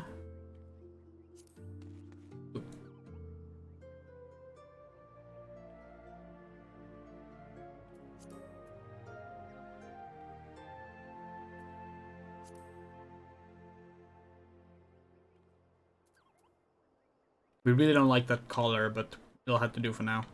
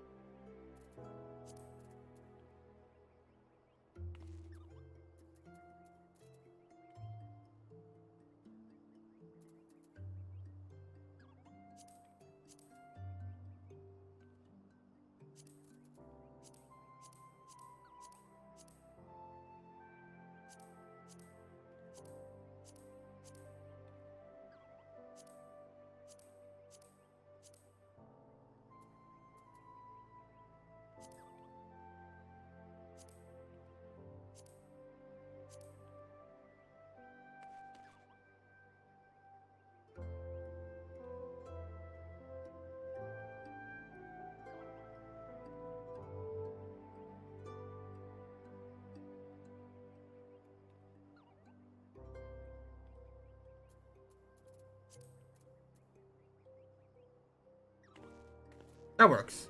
Save. Close. Apply to adventure plate. Adventure plate. Okay. Let's just do a very basic pre-made one probably. Now. That works. Okay, let's go! We are off. Let's actually start playing the story. We're only 2 hours and 10 minutes into the stream.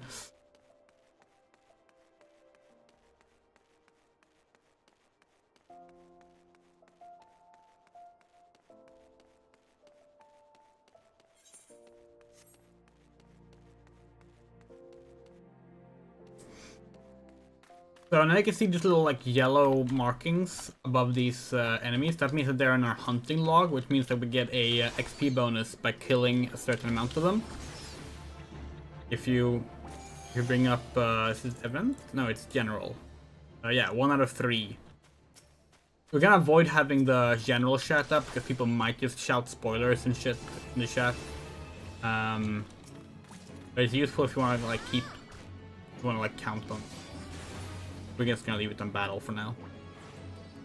There, gladiator log number 2 done. And you can see here we also have like little ladybug, cactuars, and snapping shrews. No one really uses these anymore, but like they're actually really good for early level XP.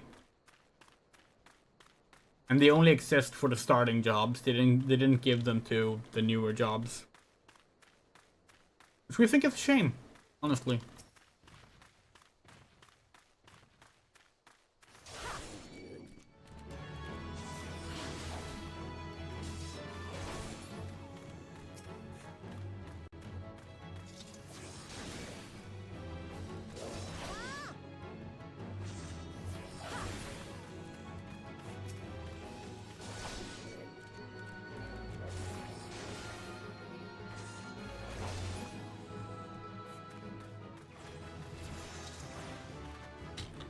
And here's Papashan.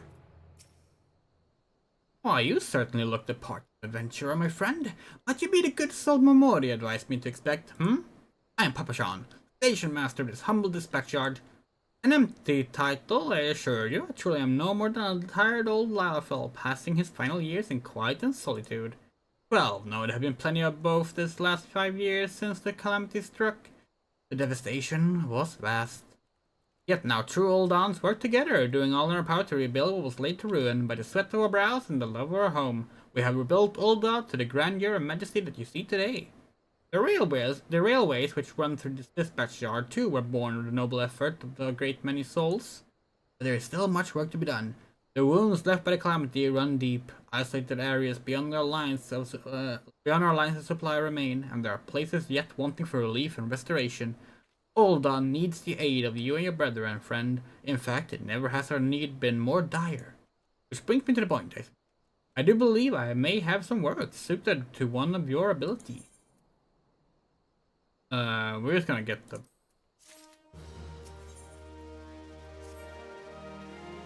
Since you come all this way, perhaps you can perform an errand for me. Just so happens, a number of sentries have been sent to guard the area, a dispatch yard as it were. They have long been away from the shade and featherbeds of the city. The hot days and cold nights can play hells on the mind and body out there. If it isn't much, but go and give them these twilight pretzels, would you? I find comfort food always helps when I feel like I'm killing myself. Wait, did he actually say that? Yeah, he did. Okay. Right.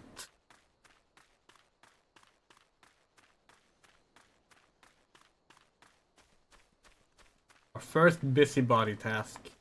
Get used to these.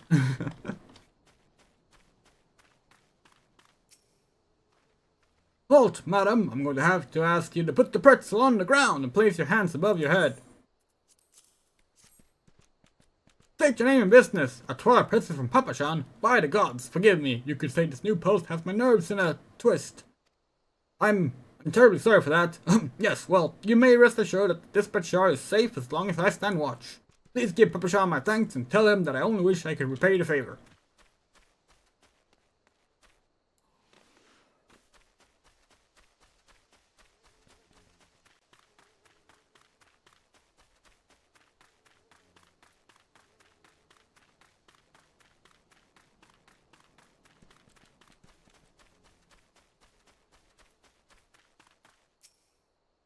Western front clear. Eastern front clear. For me, from Papa Sean, a Twilight Pretzel, my favorite. How did he know? Can't fight on an empty stomach now, can I? Actually, I can't fight on any stomach. I suppose you could say I have no stomach for fighting.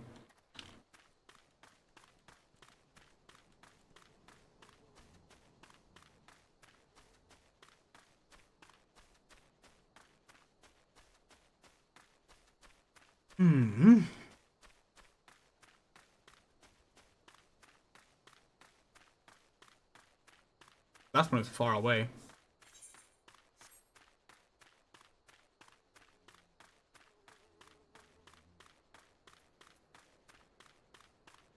When do you unlock the guild leaves? Is that at level 5 or 10? Remember. 12, save me. Scorching days, freezing nights. This pulse will be the end of me. Twilight Pretzel, don't mind if I do. Ah, now that's a refreshing goddamn pretzel. I feel reborn.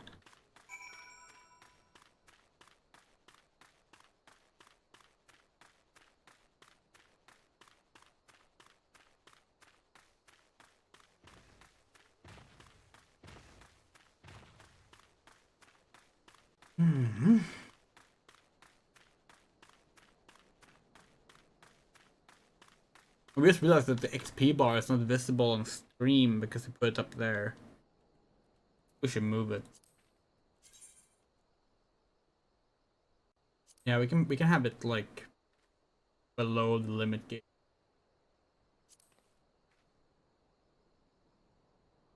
Might work.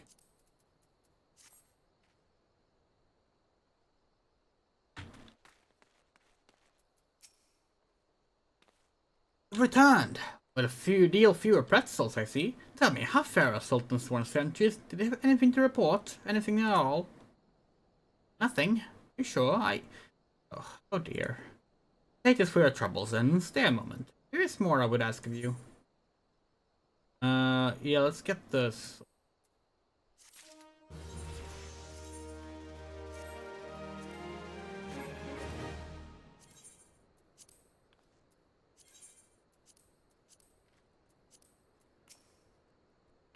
In the box. I have just this moment. No, the time for concealment is past. The truth is, even before I had you deliver those pretzels, I was privy to some most unsettling news.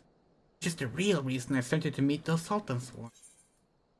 Underneath the Sultan tree. This is the first quest you get in New Game Plus. A young noblewoman from a very prestigious family has run away from home, and I have been ordered to see her safe return. Sultans we met earlier assisting with the search. Alas, it seems they have found a trace of her. Apologies for not being frank with you from the start, but we must proceed with caution. Should word of her disappearance spread, I fear others with less honorable motives may join the hunt. And should we allow her to come to any harm, not even 100 beheadings would be punishment enough. That cannot happen, Tinderbox. It must not. I need you to help me find her. Okay. Priest at 12, I never could count on you. I've instructed the others to expand the search, but Thanalan is vast and there are only so many of us. Young noblewoman's name is Lady Lilera. I want you to go south and look for her in the vicinity of the Sultan tree. Good luck. Ba, ba, ba, ba.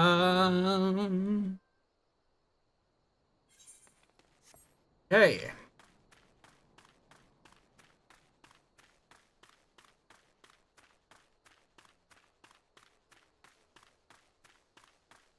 Do we have? Okay, hold on. Keybind. Where would that be? System? Toggle UI display mode. We want that on there. Oh, but first.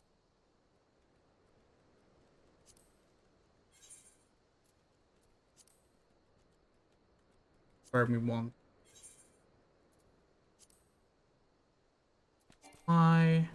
Wait. Main menu needs... Oh, really? Wait, which one needs? Confirm, cancel, escape, and the main menu.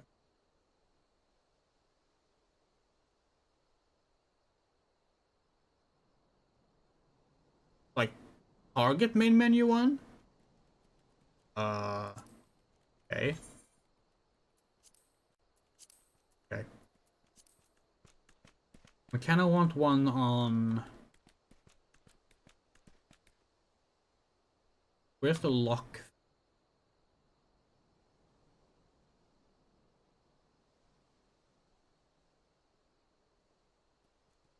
The movement?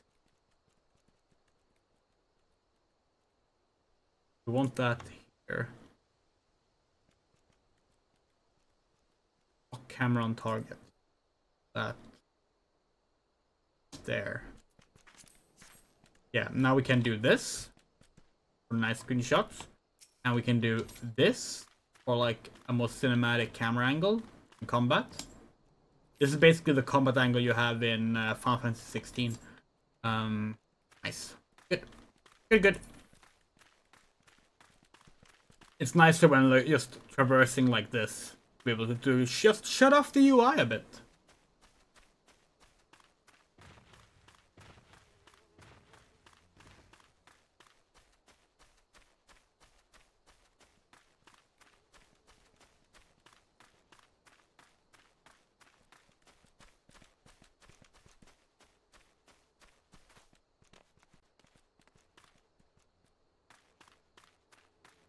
Well. Oh, what's this? Total Eclipse. Oh, that's the AoE. That there. So this, don't know. This light means there's a solo duty about to start. Single player event. Oh, Sultan Tree.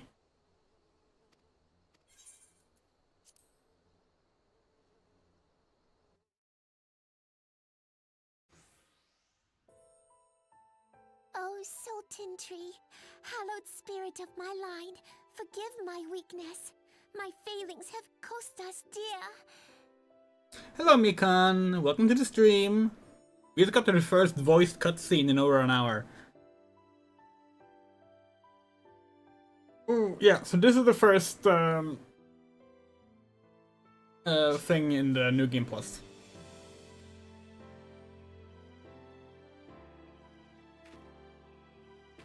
Show yourself.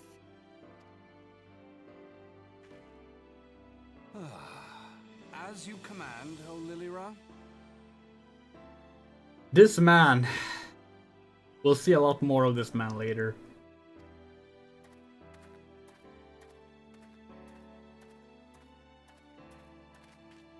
Forgive my selfish desire to assure your welfare.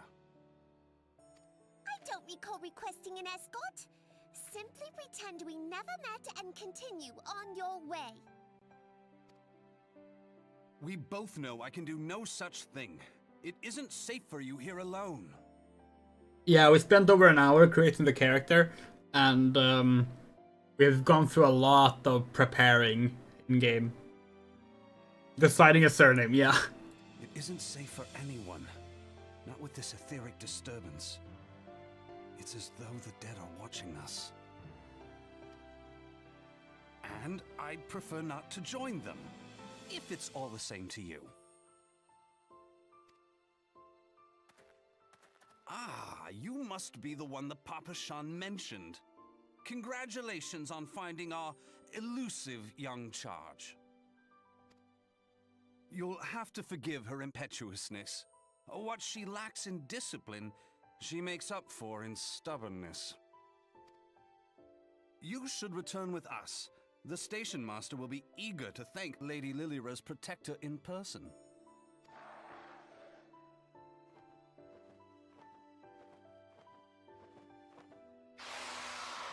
Alas, the station master will have to wait.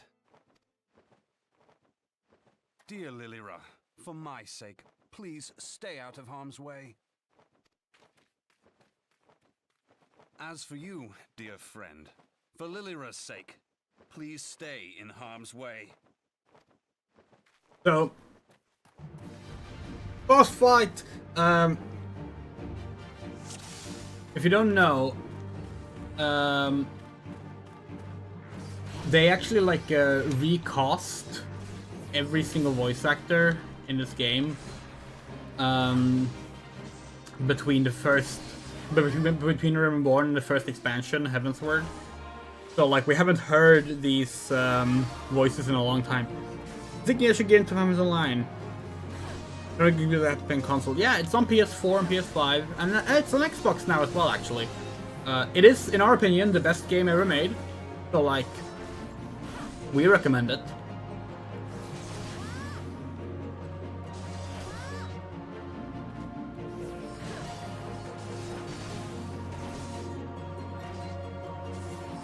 Oh, where are the other ones? Oh, there. Lovely, it brought friends. Leave the big one to me, you handle the rest. Let's just do events so we can see the... Okay, no, they don't show up there. Okay, do they show up here? Yeah, they do. Okay, let's keep it on general then.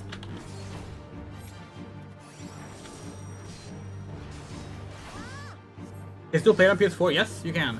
The only version you can't play anymore is the PS3 version. The PS3 version was discontinued in time for Stormblood, we think, which was in 2017.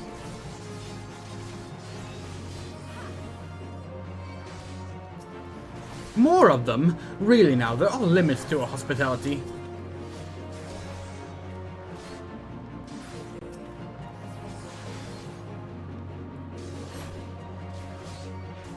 Oh, for fuck's sake.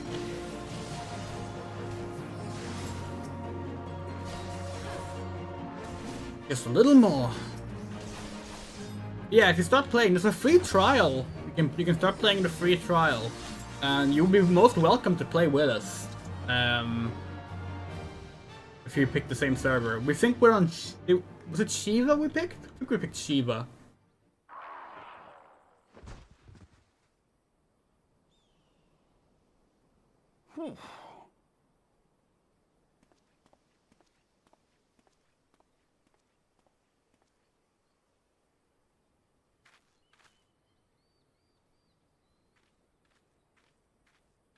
Yeah, Light Data Center, and we think it's Shiva.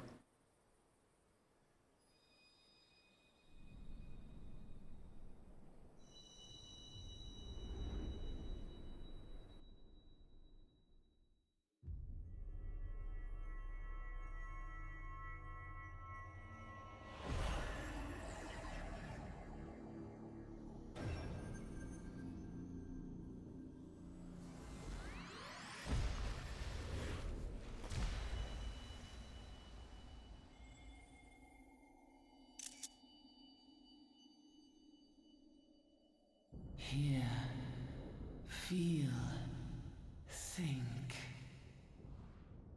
That's awesome, Mikan. Yeah, no. Gaming is fun. A lot of work, but it's fun.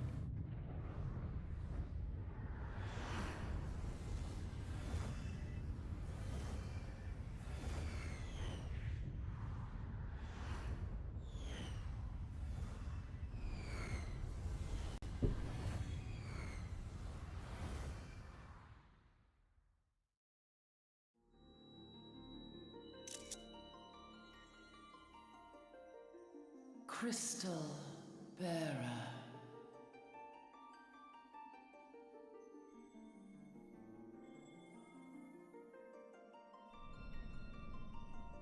I am Heidelin, all made one.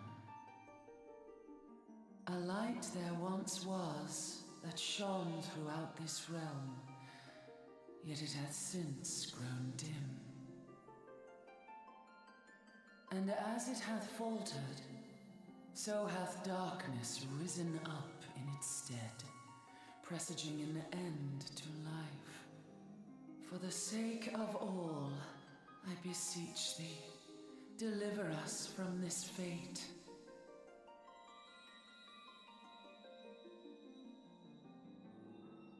The power to banish the darkness dwelleth in the crystals of light. Journey forth and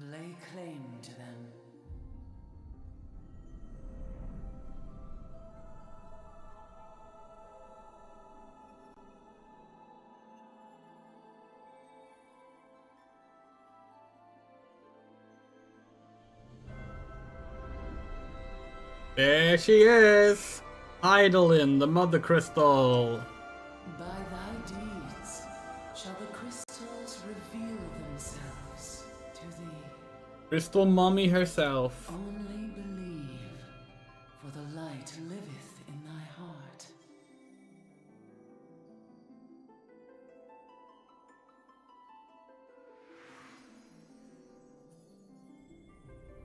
And here's the party from the opening cutscene that we watched.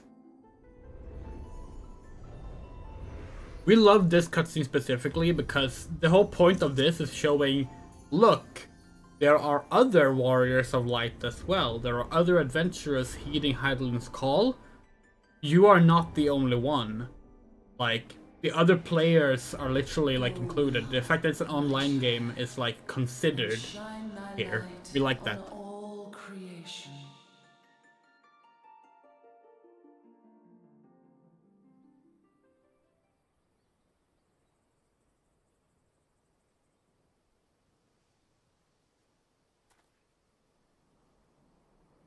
Ah, coming around now.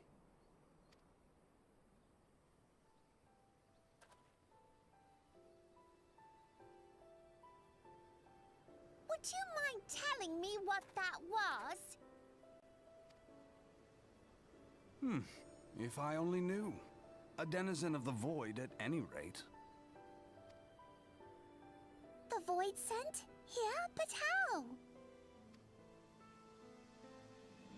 The question isn't how, but who. We're not dealing with bookless bandits. Hello, Heather. Don't suppose the answer came to you in a dream?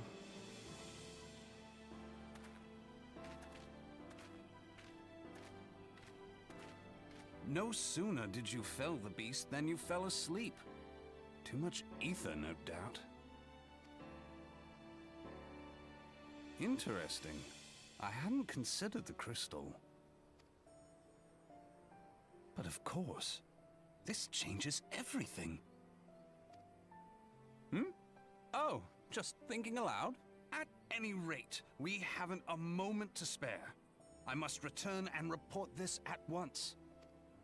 I leave Lady Lilira in your capable hands. How dare you pass me about like a swaddled babe? Oh, we're willing to help, Mika. Just let us know. I shall return and tell them myself.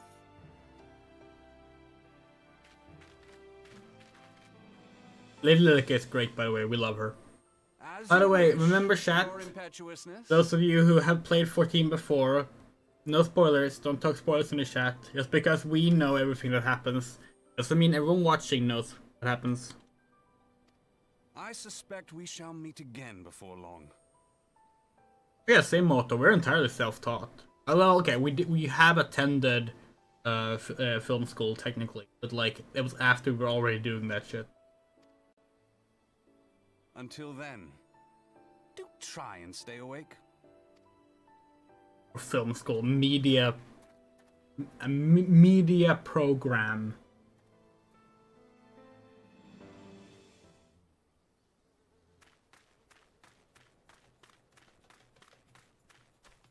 Hey. Oh, it's daytime now. You slept through the night. You finally get a good look at the tinderbox in decent lighting. Look at her.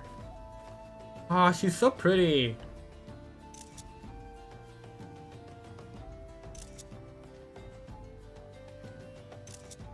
Yeah, we're happy how she turned out.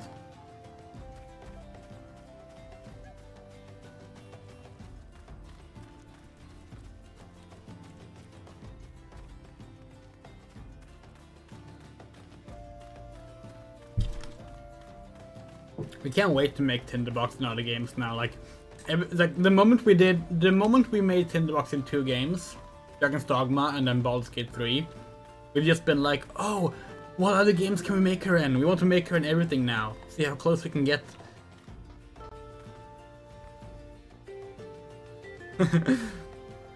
We would recommend getting your hands on some kind of open source editing software that isn't Movie Maker, going to do videos. Sadly, we're not super up to date on what people would use there, because we use Premiere, which is not open source. It's really expensive.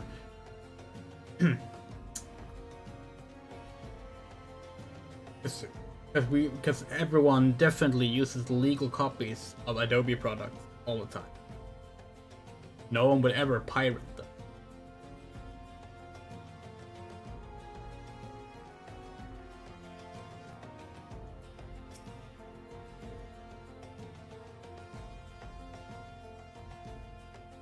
Thanks to gods you've returned! You had us all so worried. You do realize what would happen if a person of your noble stature were to be injured, or worse? Why, Her Grace the Sultana would be beside herself with grief, and so would her subjects. I dare say they'd be weeping in the streets. But I have already given you cause to weep, Papa Chan, you and the people of Ulda.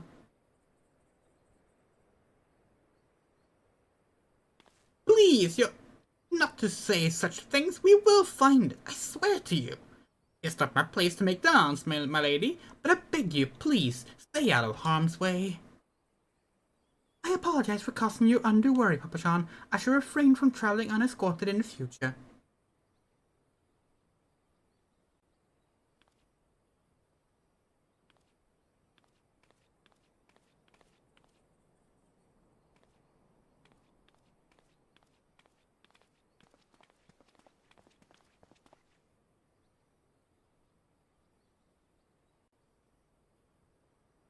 I cannot thank you enough, Tinderbox. I understand you fought bravely to protect Lady Lyra from the Voidsent fiends. For your gallant service, you deserve all the riches in the royal vaults. Alas, a small token of my gratitude is the best I can offer.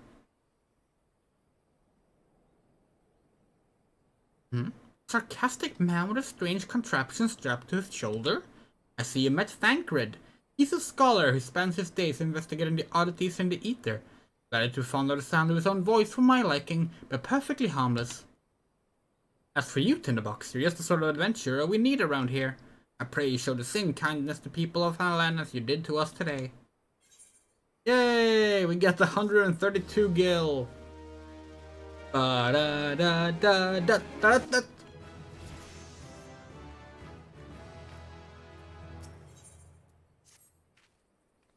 You're an adventurer, yes? If you're not otherwise occupied, I have a favor to ask. I resolved to repay a debt of gratitude which I owe to the owner of Coffer and Coffin. For this purpose, I purchased from the royal plantations a prodigiously plump pumpkin, a particularly popular piece of produce. Alas, I cannot part this place to procure and proffer the pumpkin. You see, the scheduled shipment from the Nanawa mines, for which I wait, is late. I will prevail upon you to pick out the pumpkin in my stead and see it safe to the Coffer and Coffin. Present this receipt of purchase to Gagari at the royal plantations and she will yield it to you. Okay. I apologize for asking you to attend to this time-consuming task, but I truly appreciate your assistance. Okay, let's go.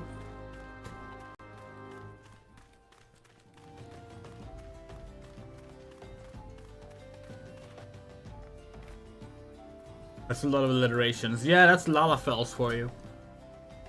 If Kikidoa doesn't come calling soon, this spectacular specimen shall sadly be past its prime. Oh, so you're to deliver this decadent delight? I can say with confidence that any gourmand would be grateful for such a grand gift. Here's the pumpkin. I hope it meets with Roger's approval. Fresh produce is somewhat scarce in these parts, and as such we are always deluged with demand. You know the way to the Coffer and Coffin, correct? It is beyond the bridge to the northwest. Look for a place where the local laborers lounge.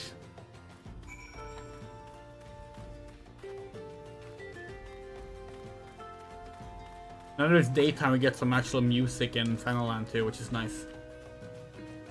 Love this music.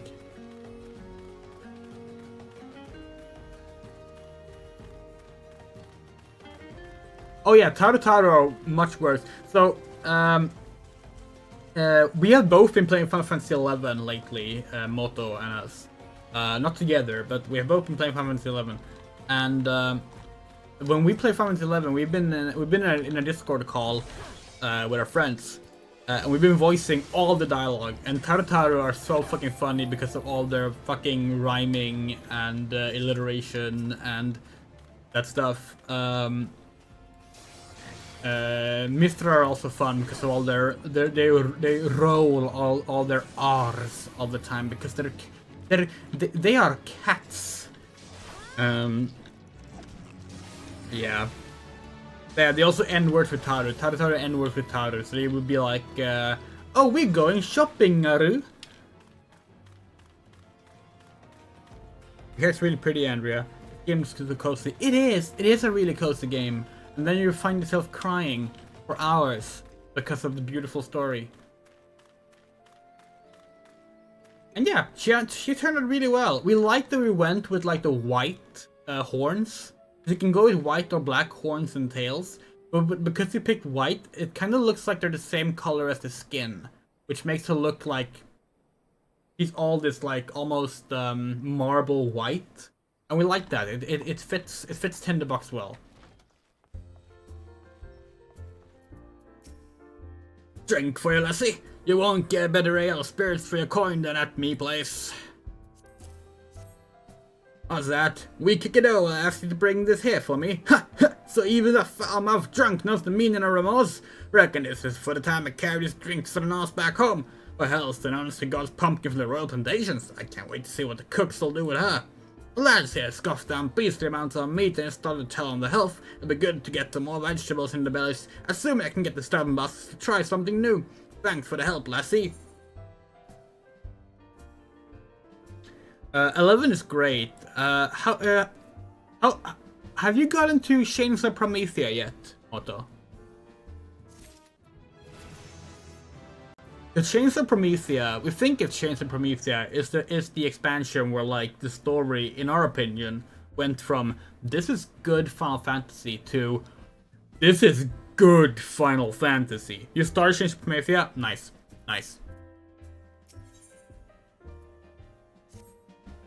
But it's Blackbird Station story on demand. The stone torches there can't get a moment's peace.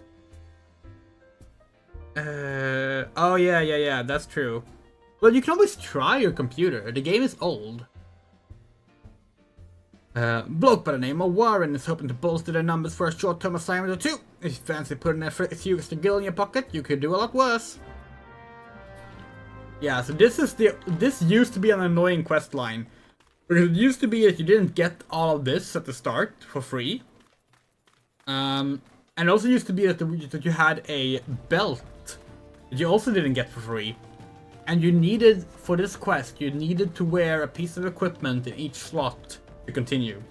And the level also needs to be like a certain level of equipment too. It's like really annoying. Looking for work, perchance? If so, you couldn't have come at a better time. We stone torches of cell sorts hired by Amagina and Sons Mineral Concern to protect its interest. Our primary duty here is to keep tracks clear of past, and for this purpose do we require your aid. Didn't the game update? It was gonna update.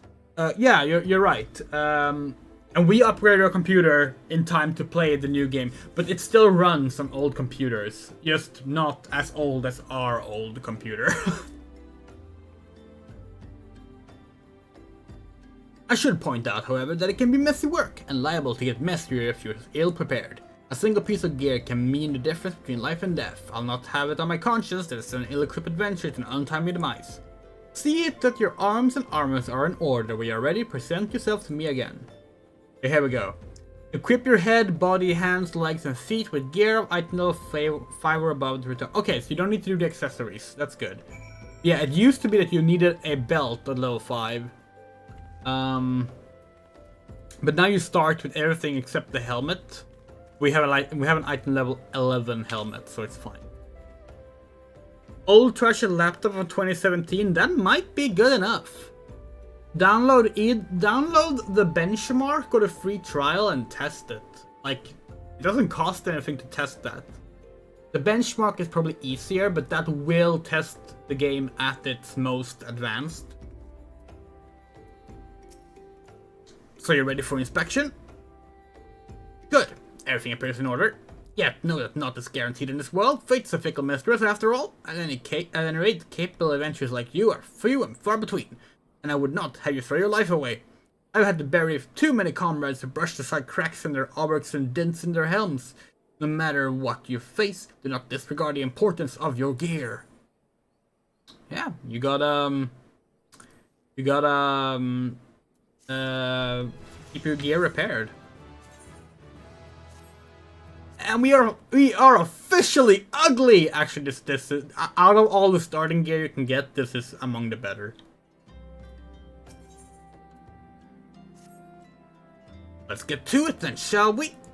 Our ore wagons pass through the station every day, but not without incident.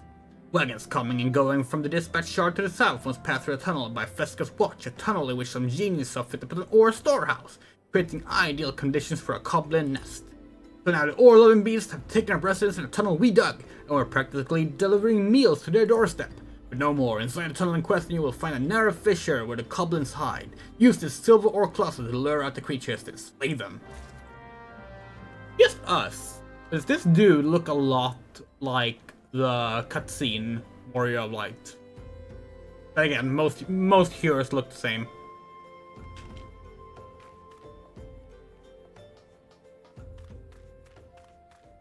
Yeah, yeah.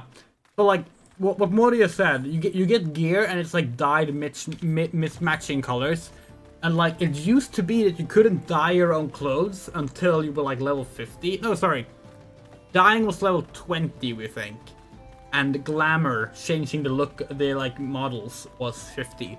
These days you can just do it whenever, as long as you have the dyes, you can do it. But it used to be that you had to unlock that later on in the game. It was very annoying because you would run around with like a purple hat, a yellow vest, and some green pants and red boots, and you couldn't do shit about it. But the lighting is so nice in this game now. Every time she just stands, she looks so pretty.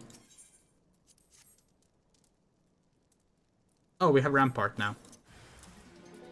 Up there.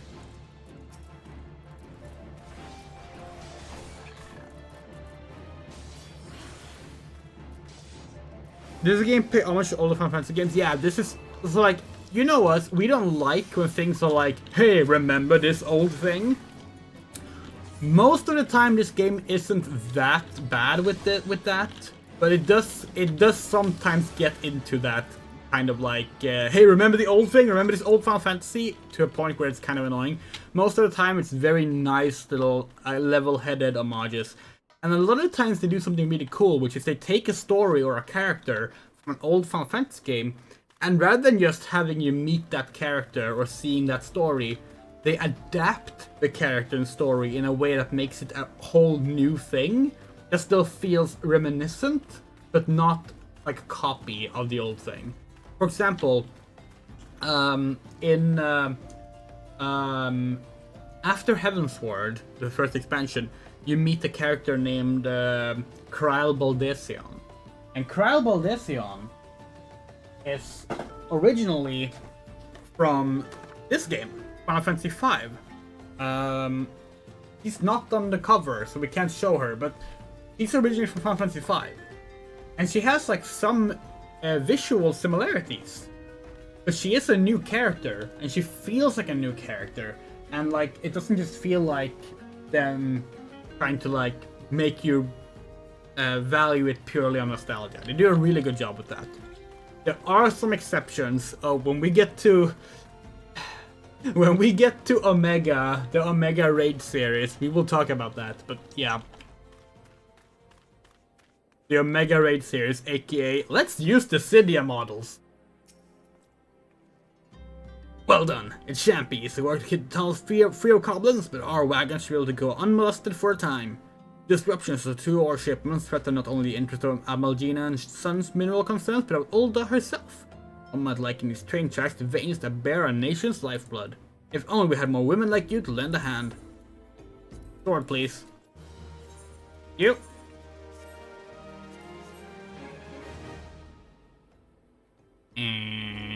And the next main quest is always close by. There it is.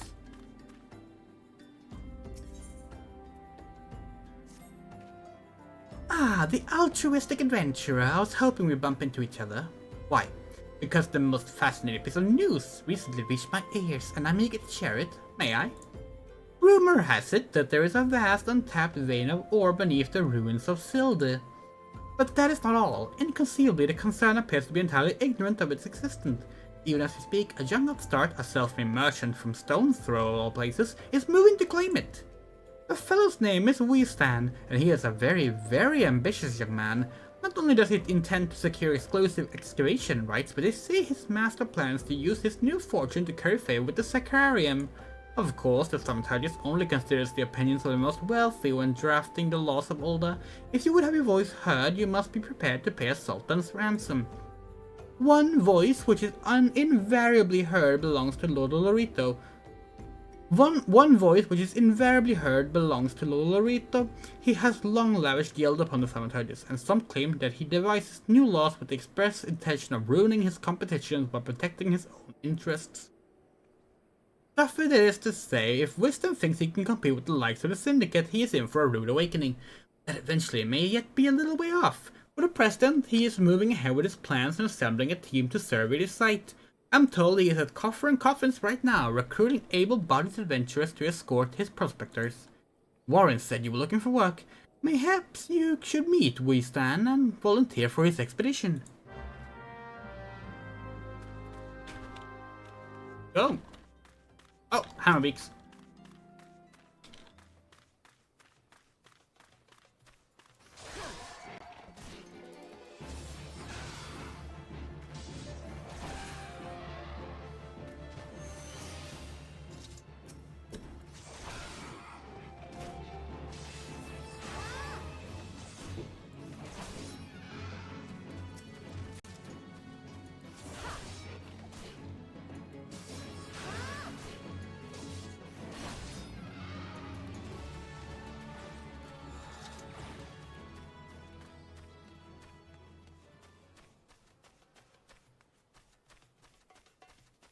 Oh, it's... God damn it, we fell for the old trick. So if you look on the map here, there's an arrow pointing down. That means it's below us. That didn't used to be a thing. It used to be that they didn't show if it was above or below, so it would be very confusing when you just walk up to the thing. It's like, what? Where is it? Where's the quest marker? It's down here. It also used to be that you took, that you could die from falling damage. Now you can only die from falling damage if an enemy has targeted you. You never have to worry about just jumping off a cliff and dying because you thought you could survive. Come to join? Sorry, but you're too late. Some brass players looking to extra coin volunteered and teams already en route to the ruins. Good luck. I know it's not easy to find work these days. If you're interested, there's something else you can do for me.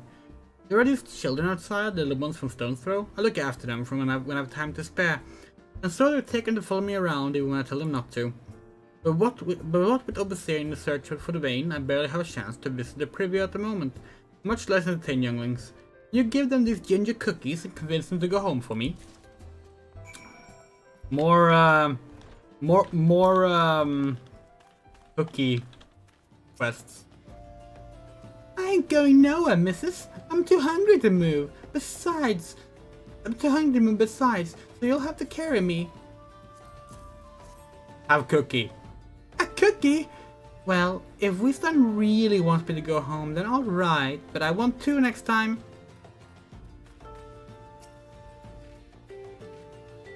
But Wisdom always plays with us, so why won't you come out to play? Wow, a ginger cookie? I better save some for my brother. I know, I'll go home and eat it with him. Wisdom's kind to us. I like him. This is for me. I want to eat it, but then again I don't, because then it would be gone. Tell Wisdom thanks, and tell him I'm sorry for getting in the way.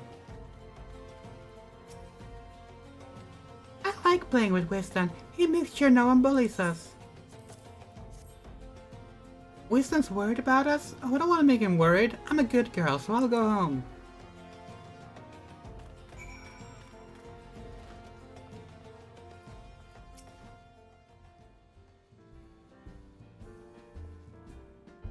Thank you, adventurer. I only wish I could do more. Stone's Throw is no place for a child. Not that my childhood was much happier. Never enough food to go around, no work to earn it. No shortage of contempt from the great and the good. I remember thinking things could only get better. Yet now, after calamity and everything else, for us refugees to be forced to live outside the gates like bloody beastmen is a disgrace.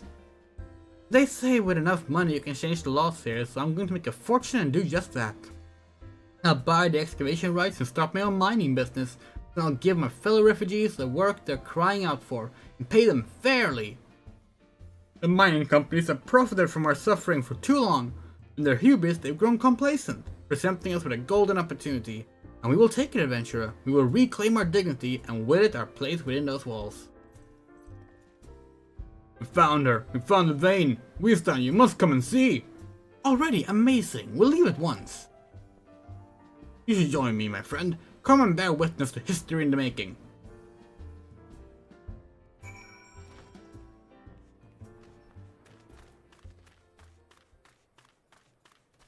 We still haven't found the ladybugs or cactuars. They might be in Eastern. But no, wait, hold on. Are we in Eastern or Central? We're in Central. They might be in Western.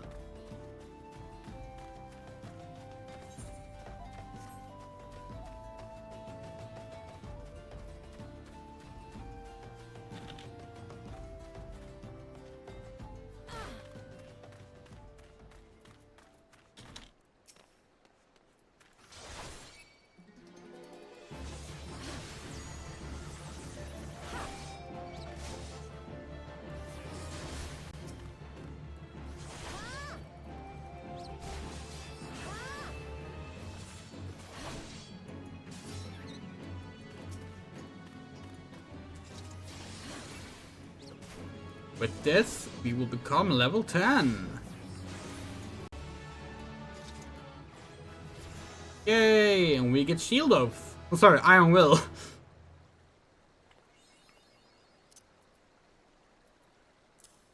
There we go. Yeah, the Spriggans are cute. They're actually Final Fantasy 14 original monsters.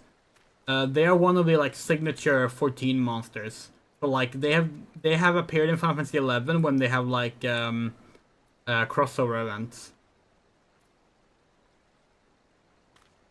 They also carry Easter eggs during Easter events. Okay, hold on. Oath gauge. Want to change? Do you want the simple one maybe? No, let's have the full one. Want it to be. This should be good. And then here. Good. This bar above. Cool. Oath gauge unlocked. This indicates our will's in effect. Blah blah blah. That's tank stance. It used to be called shield oath.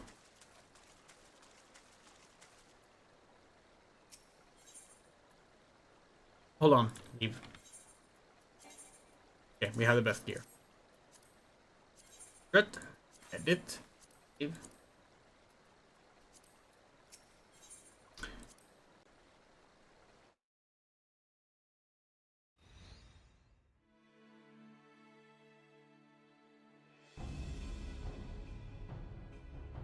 Oh, false balls, son.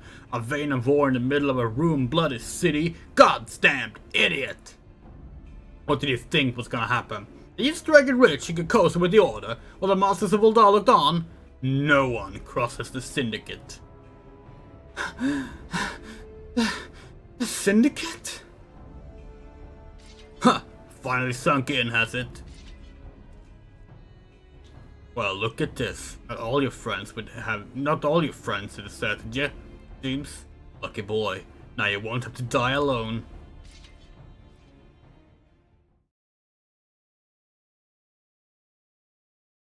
O mournful voice of creation, grant ye this humble stone a soul, that it may wake to life.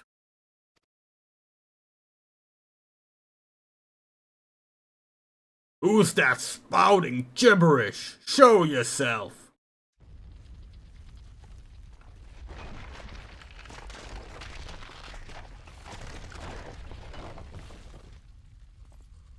Was that part of the bloody plan? Bloody else! Does Lottery mean to kill us too? I live for your narration, Andrea. Thank you! We're happy you enjoy. We love doing voices, but it hurts our throat a bit. Talk that much.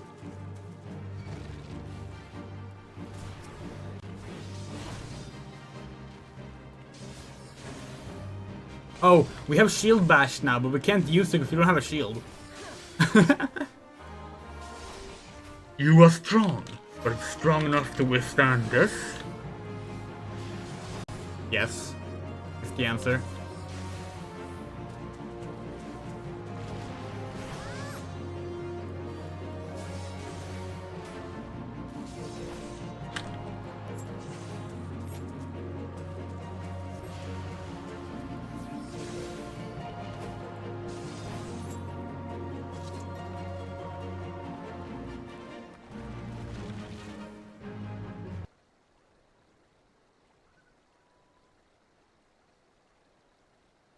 That the golem could be vanquished.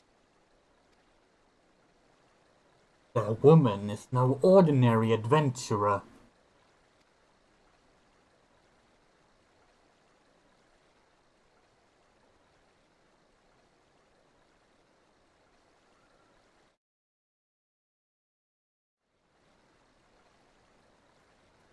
Hi, Thancred. Damn, seems I've missed all the fun. I see you didn't need my help this time.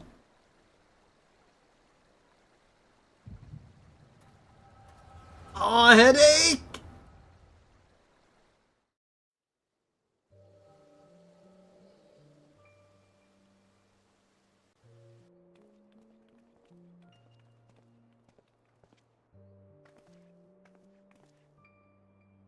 I would compose a ballad in your honor, but I fear no words would do you justice. The songstress Wilda herself cannot rival your beauty. Oh, stop it. I have oft heard it said that a blossom's beauty can move a man to love and long, but I never truly believed it until I met you two desert roses.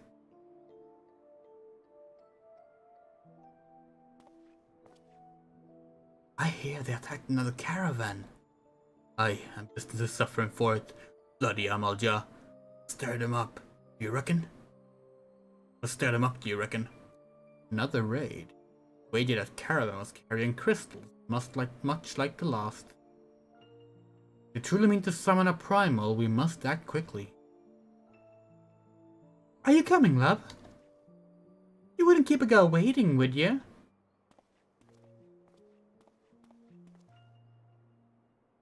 Harry should have thought. So tell me, we are in this marvel of a city, might you lovely ladies be staying?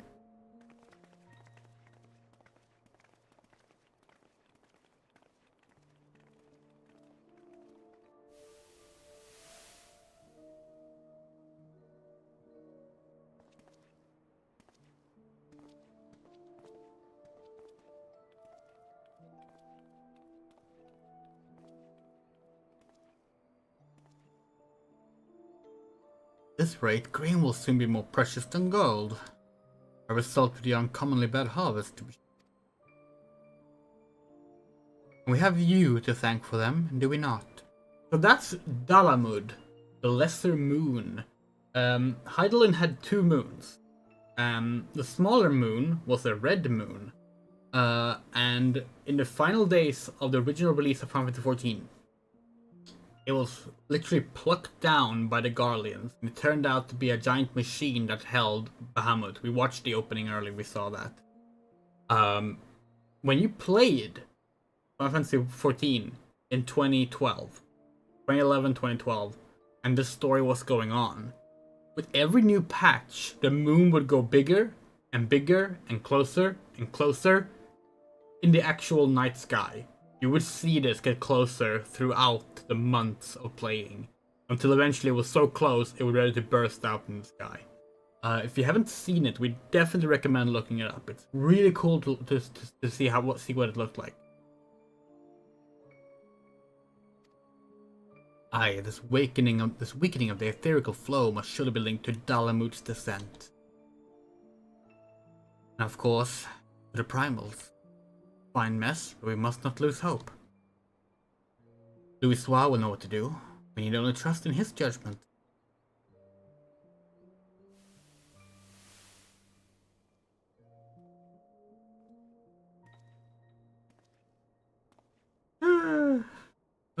That never did not look silly. Truly I marvel at Charlene ingenuity, as if I could reach out and touch the ether.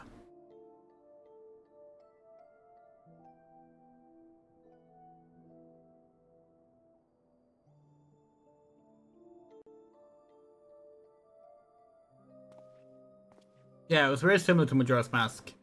In that regard. Like, it took place over, like, months. Time to focus. No more gallivanting about like before. The Scions are counting on you. Have faith. Just have faith. You can do this.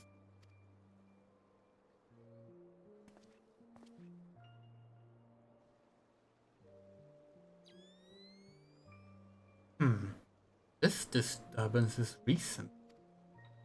Sultan Tree? Maybe Papa Shan will know something of it.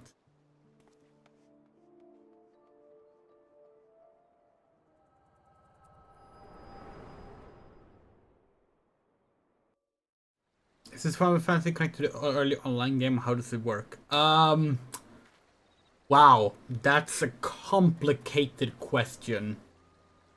So all 16 Final Fantasies are their own standalone settings. Don't at us. We know that Kitase, I think it's Kitase, says that 10 and 7 are connected. He's the only one that thinks that. All 16 Final Fantasies are their own separate universes. But there is a multiverse of Final Fantasies in a way. And Final Fantasy XI has officially crossed over with the Final Fantasy XIV universe in events.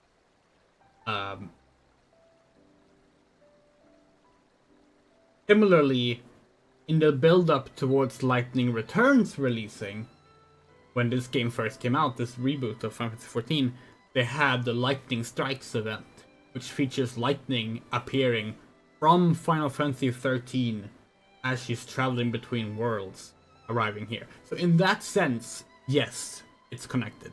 But the story-wise, it's not connected. Like, Final Fantasy XIV is not a sequel to Final Fantasy XI. Which is the previous online game. This one. Rather, this one. This is the original release. This is the European release, which came later. It's one of these nice little fold-out images for the Chains of Promathia art. Noctis also visited the 14 world. Correct, and so did Clive from Final Fantasy 16. Like, they have these crossover events from time to time, but it's not connected. Like, it does not take place in the same world.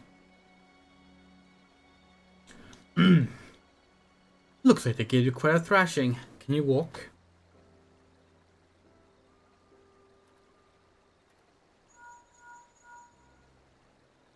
It's me. I was too late.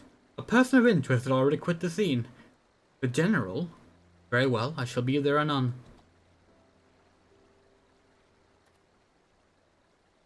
My colleagues went to great lengths to provide me with the means to detect etheric disturbances, but every time I find one, you seem to be in the middle of it. I'm starting to wonder if it might not be simplest to follow you around. Sadly, I have business elsewhere. Tread softly, my friend. The carefully laid trap you dismantled was clearly sanctioned by Lord Olorito. I heard the Blades mention him as they fled. Believe me when I tell you that he is not a man to be trifled with. Sultana's enemies grow bolder by the day, and suspect they have the support of outside forces. Thank you. If you hadn't come along, those bastards would surely have slaughtered us all. I will speak with you further, but it isn't safe for us to linger here. Find me at the Coffer and Coffin later. Until then, stay safe. Nod. I shall accompany Wisdom and his men. They need protection, and I need more information. Ah, but where are my manners? I have yet to properly introduce myself. I am Thancred, a humble scholar surveying the flow of ether in Thanalan. It's an honor and a privilege to make your acquaintance. I hope next time we meet, it will be under more auspicious circumstances. Farewell.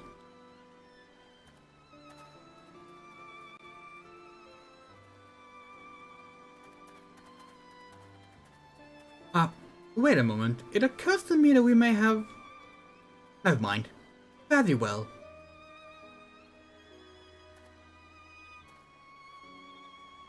So, you remember that Momori mentioned that the Warriors of Light from 5 years ago, no one can remember what they looked like? Just that... Like, even the ones who were there and who knew them can't remember what they looked like.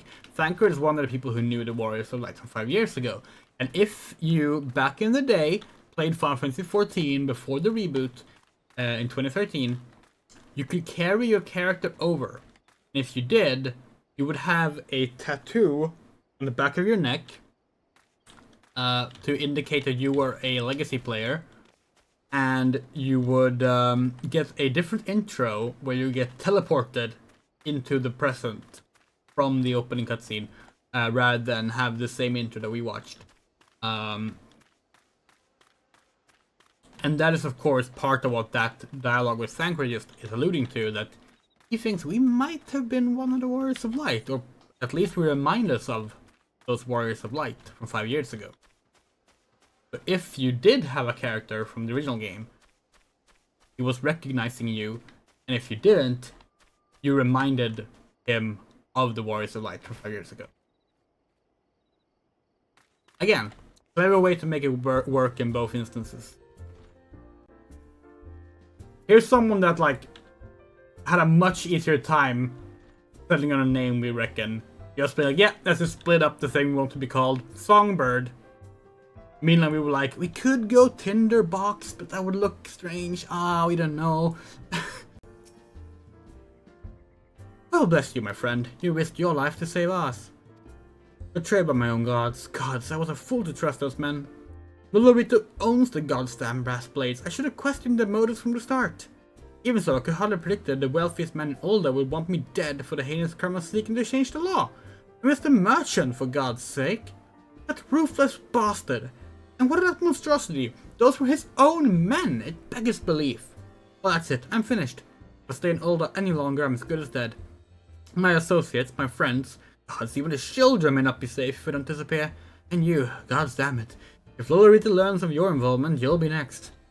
I'll speak with the others to make sure you're part in this stays secret. Beyond that, I don't know what to suggest. Maybe you should seek the counsel of Mistress Momori. She helped countless adventurers in her time. Mayhaps she'll know what to do. Go quickly now, my friend. Lolorito's spies may be watching.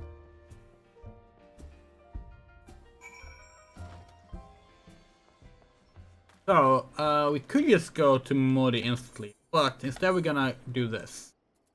Gonna bring up the map, gonna open it up a bit. Okay, let's see.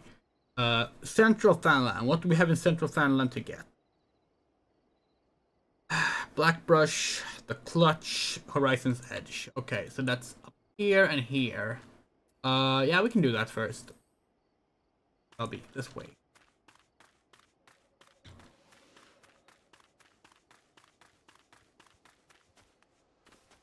Need to go, might come back, watch later. Take care. Okay, take care, Mika.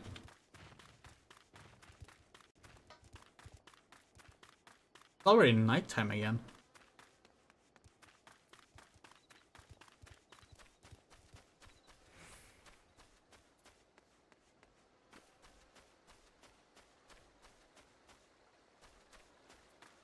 Yeah, there they are.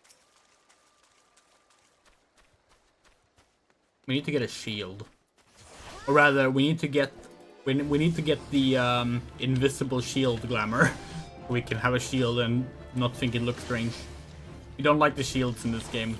Don't think it looks right. The shield stance looks strange. We prefer not having a shield. But obviously that's not a good thing when you actually get to the dungeon crawling later, because you will need a shield.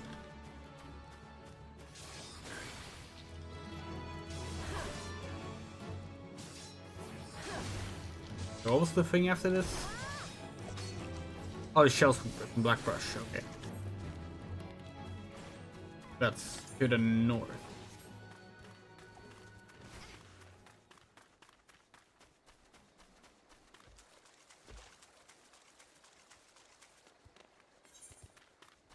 Oh, we should get the Aetheryte too. We haven't gotten the Aetheryte yet. Completely forgot about that.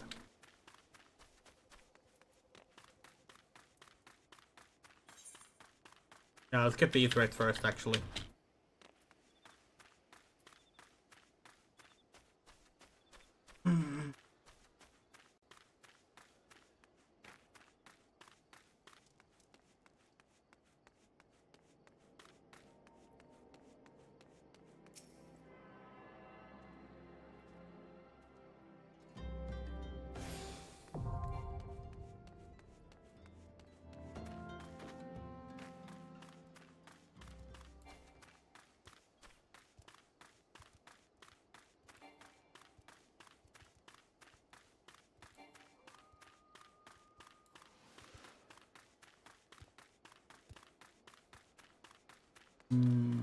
Like up here, we think.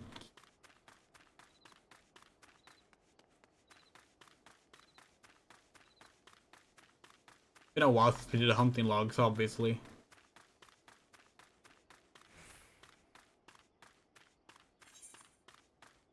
I think they're over here.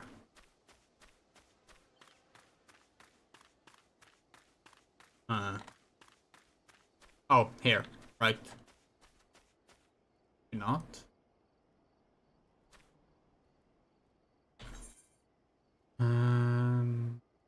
Could be to the west as well, actually.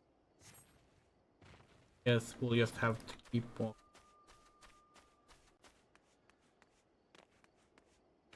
The hunting log descriptions are not always super good about the location.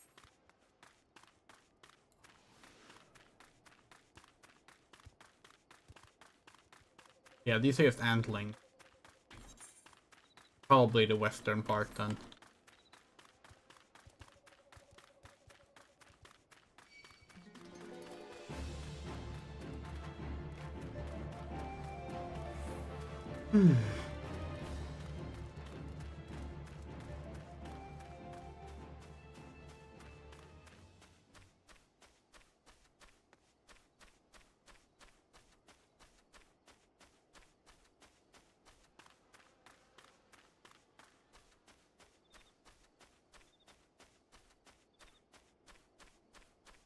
It'd be fun to do Final Fantasy 14 running at some point.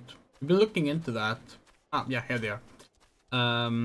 It seems like a really fun thing to speedrun.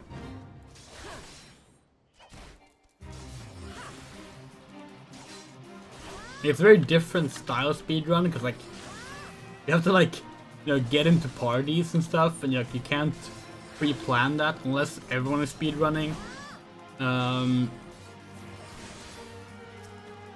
And like it's such a long game with like so many steps to them, like it's interesting.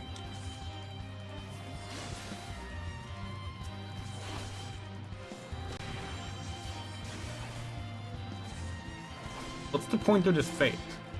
This is called from Moniker's suggest. Notorious kicker and oh, is it a boss? Oh, it's a boss one.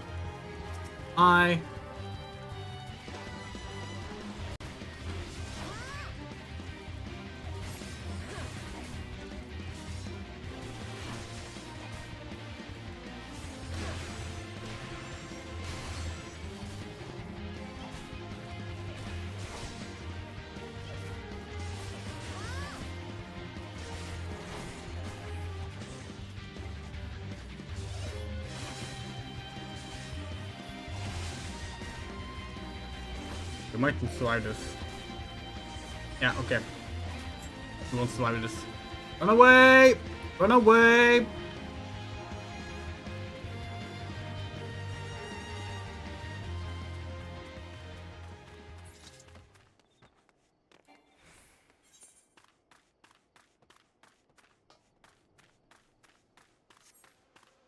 Yeah, no one does the early level fates anymore, so like really worth it.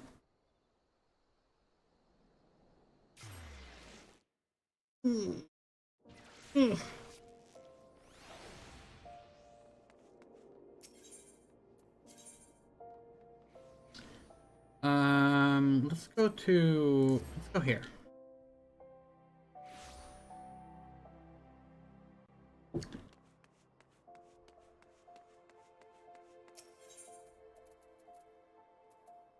Dice.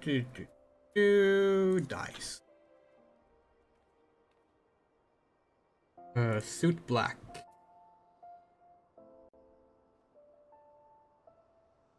221. 199. Feel like that might be more than we can get from the... Is that sells the... The tradecraft merchant sells dice? No. Oh, wrong way.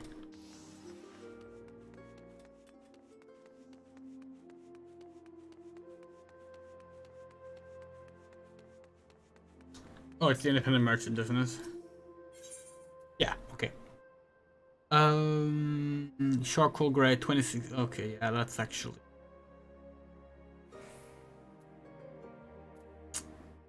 Okay. It might actually be worth buying it on the market then. You know, good to know. We will be dying a lot of things gray in this playthrough. That's why we wanted to go see how that looks. Level 10, thank you. Oh, and we should sell some. Well, why is this window so little?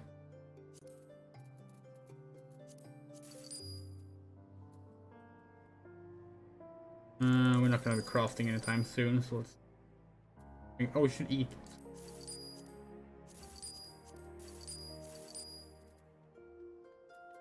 Okay, current stock. We want... Oh, this is not the weapons, it's the armor. Sorry. Where's the weapons?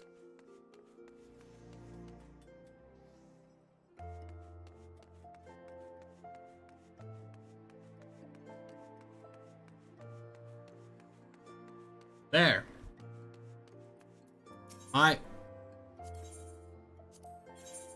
We would like a round shield, thank you. Actually, no, we'll get that for... we don't want to do the gladiator quests right now. Fuck it. Fuck it!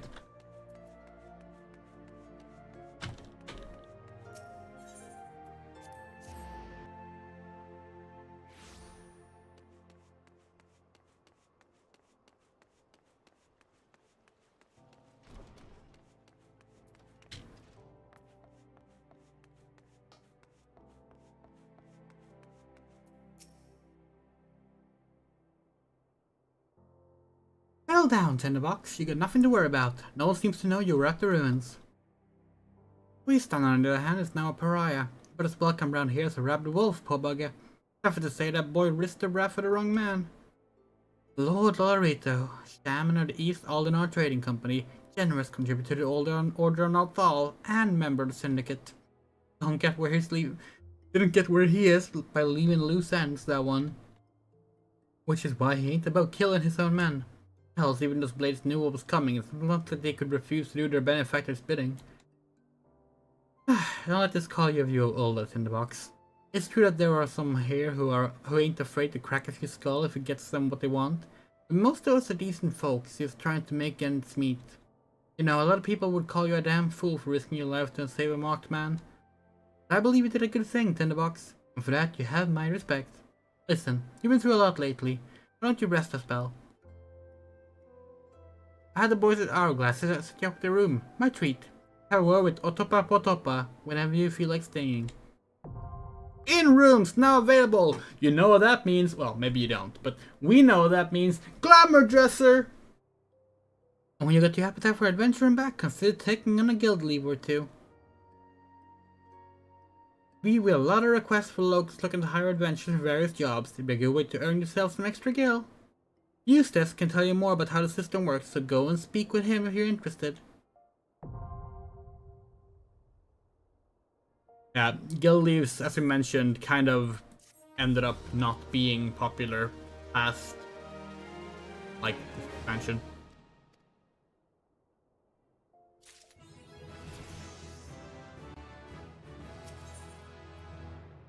Actually, before we start this, let's go to the end.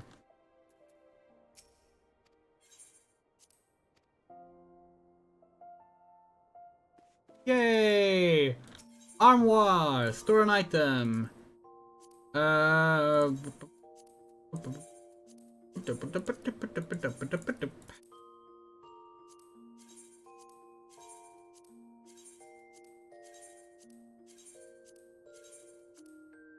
We just do this.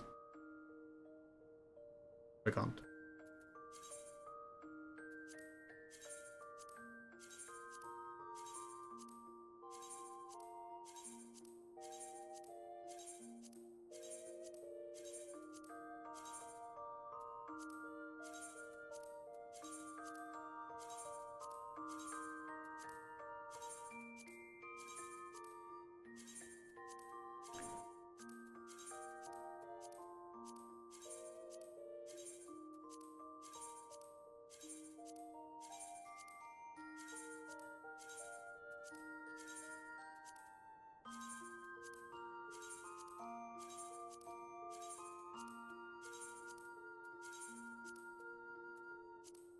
Wait, no. It has some stuff left.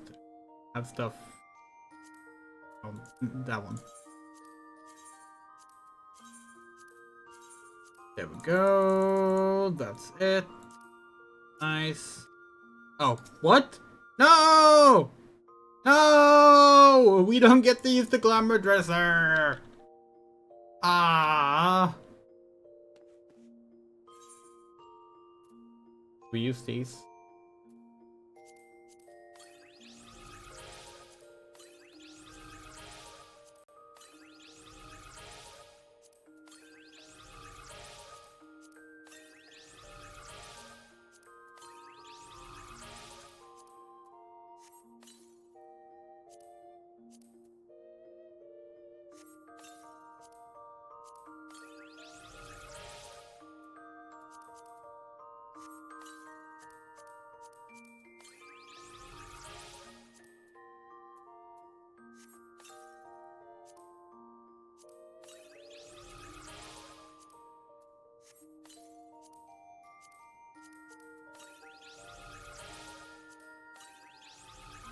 Do Fantasia.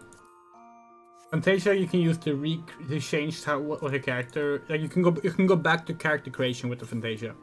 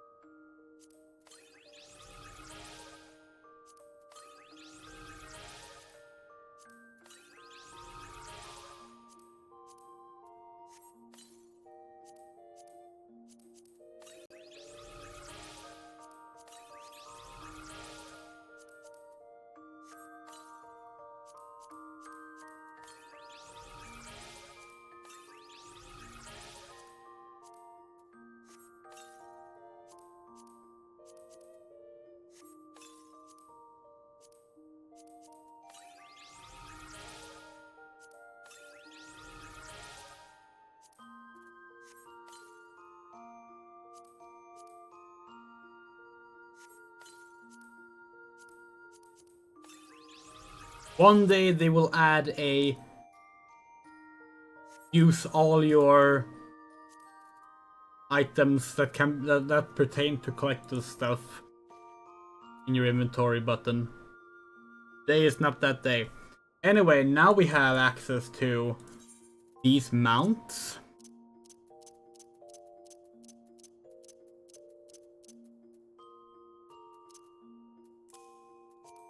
And we have access to these minions.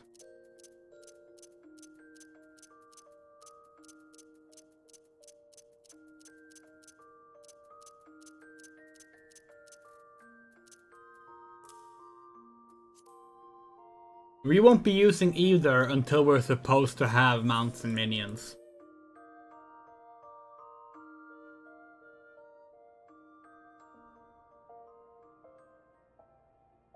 That's a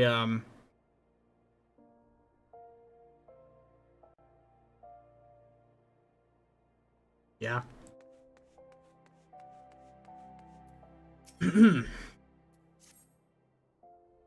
Look what the Curl Dragon. Good to see you, Tinderbox. I doubt what brings you, but I reckon we both know the answer to that already. Well, have I ever let you down before? Wait, don't answer that. Wait, don't answer that. So, happens I know a fellow by the name of God. So, happens I know a fellow by the name of Dadanen who needs a hand. He's a merchant by trade, selling precious stones to us in Olda with the means to buy them. He asked that I sent in looking for work his way. You can find him over in Horizon if you fancy. As in Western Sunland, mind you. Just cross the bridge north of Scorpion's Crossing, and the road will take you there. Knowing the circles he deals in, might be he'll have some talk of the royal family that'll interest you as well. And why not make use of that Chocobo porter for the journey to Horizon, if you got the guild for it, that is. You'll find the Chocobo stables just across the way from the quicksand. Find Mimigun, he'll set you straight. Well, off you go then. I haven't got all day to be holding your bloody hand. Yeah, we're not gonna use the Chocobo porters. We are gonna pick up the leave meat quest. Yeah, we're just gonna skip through stuff, tutorial talk. We will read all the main scenario quest line dialogue, but not necessarily all of the rest of the dialogue. Horizon, right? Esther.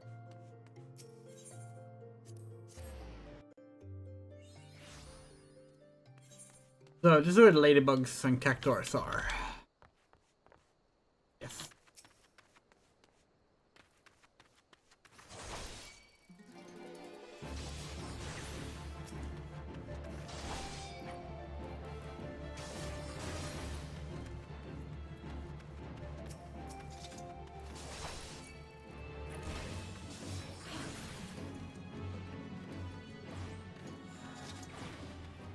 Alright, we should also have some food.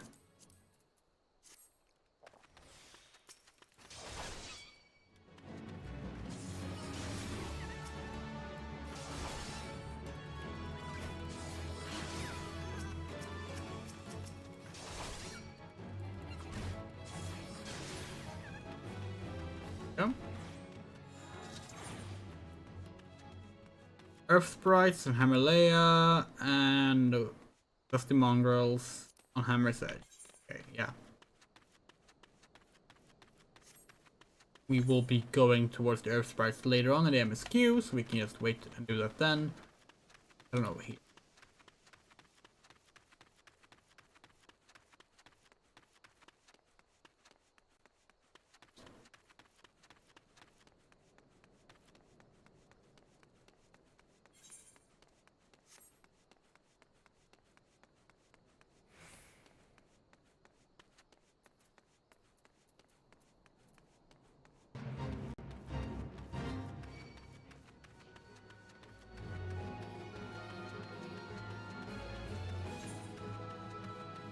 Which ones were they? Oh yeah, the mongrels. They are there, you think? Maybe?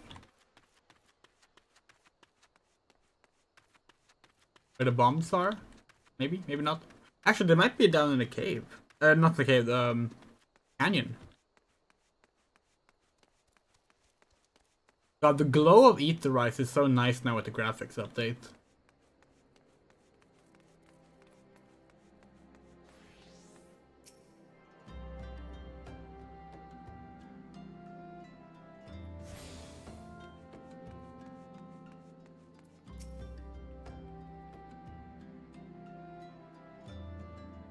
Tinderbox, I presume? Aye, Momoda said to expect you, and so I have. Welcome to Horizon. Us as a trading settlement to seize goods in from the port of Vesper Bay to the west. And trade we do. And every day goes by that Horizon isn't bustling with some manner of merchants and officials. They keep us running about busy, they do. Enough so that I wish I had chocobo legs in place of my own. And that's why I've asked Momodi to send me and any souls looking for work.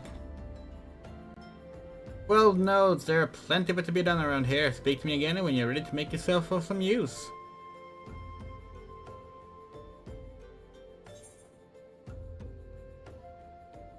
Oh, fine. So it begins. The mismatched clothes. So happens that I have a situation that must be resolved post-haste. I do mean post-haste. I'm plumb at a premium product, and my latest order have yet to arrive. If I keep my customers waiting any longer, this could irrevocably damage my reputation.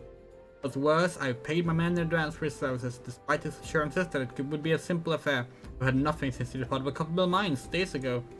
Find drunken stag and give him this notice. I cannot afford any further delay. Okay. I'm also gonna go pick up this leave here. Blah blah blah blah blah. We gotta skip through this. Guild leaves are little mini quests that like you set your own difficulty on. I'm gonna show how it works over here. And you get the reward based on like speed and you did and what level you set it at. It's actually not bad XP, it's just not as good as other easier ways to get XP these days. But yeah, this was like the big marketing thing back for 1.0 was like this new form of doing quests. Like you would you leave quests, would initiate yourself like this, like, oh, we're gonna put it on +4 difficulty. Look at this. Oh.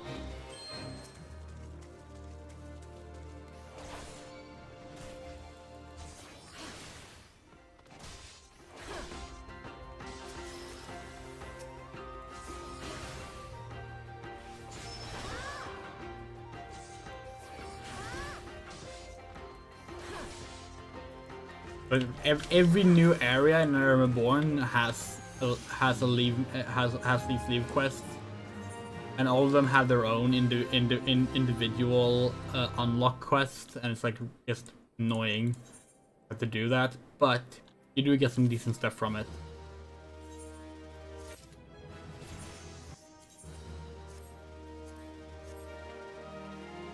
Now we get a low blow. Nice. That's a stun. Just like the shield bash. This one we can use because we still don't have a shield. But what's that? Simply the Hest? Oh, it's the guild Hests! Yes! Yes!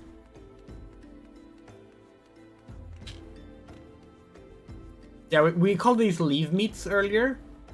I don't know, we called guild leaves leave meats for some reason. Leave meats are the ones that give you guild leaves. And guild Hests, these are something else entirely. Oh, we have to talk to. Okay, fine. Fine. Oh, it's right over here.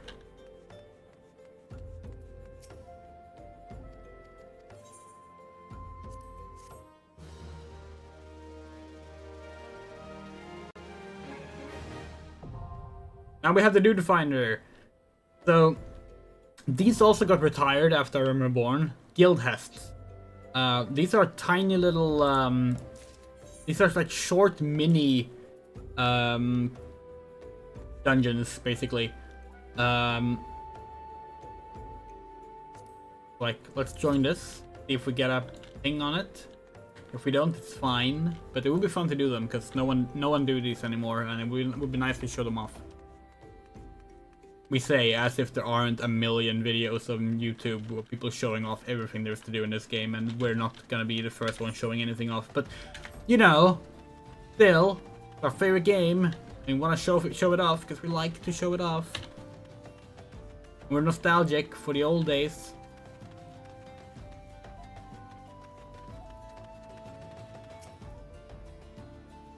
What do you want? Is that an announced product? There we go. He can send her notes as he likes, it won't change a thing. Concern has closed the mines due to some incident in the depths. God's damn shame. Two lost a decent haul just over yonder during all the chaos. Yep. It happens. Get it. The product you heard Delanan going on about is a valuable gemstone known as raw nashashite. I managed to dig up a goodly amount just before the mines were closed off, actually. Packed it up and hauled it out even, but then the 12 damn goblins came along. Not like any goblins I've seen before, and hungry only for the good rocks. They had eyes for my gemstones, so I had no choice but to oblige. The stone torches had their hands full evacuating the mines, so they ignored the beasts. Even now, they're only concerned with keeping people out. Please, friend, if you're willing to face the goblins, will you please bring my Nethershite? True. They actually pinged! Nice! Oh shit, we don't have a shield. Iron Will!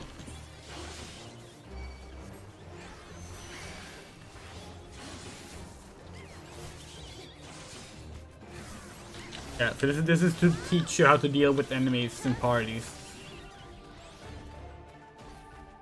But now it's gonna be as ridiculously fast because it's 2024 and not 2013.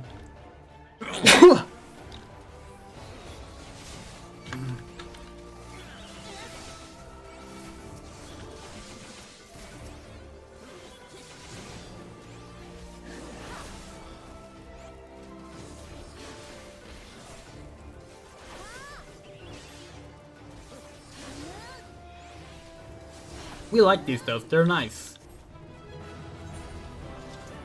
You get to show off your portraits, although we didn't set our portrait after we got our new equipment. They don't force you to do any, apart from, not even to unlock them actually. You're never forced to do, oh wait, no, you might have to do some for like, some side content. Yeah. Yeah, the cool thing with guild hests is that you unlock the next one immediately, so you can just like, there, that's the next one.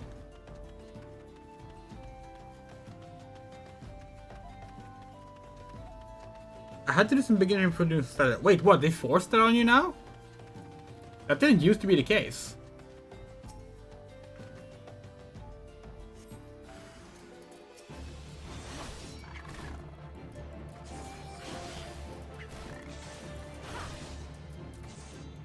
Guess it's good in a way that they gotten harsher about that, because like obviously they want people to like know how the game works, but like yeah, back in the day that was not forced on you, that was definitely optional.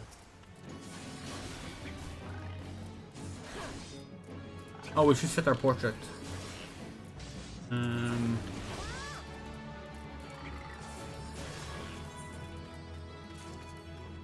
There.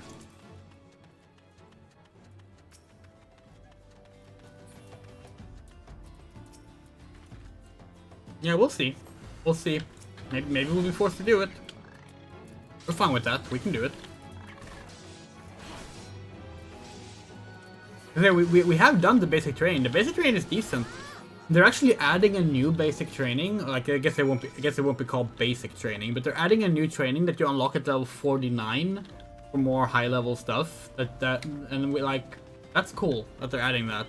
But it won't be until November, but still.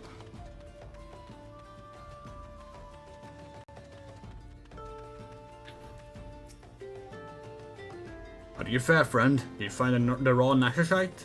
Yep. Beautiful, isn't it? Rare than many stones and more expensive than most. They say the green is the same as the eyes of Nasha ul Nasha, who once ruled as the Sultana.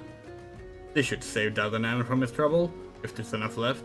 There's far less here than what I found. I reckon those goblins made a meal of the stuff. Bloody waste. Yeah, fine, let's take the helmet.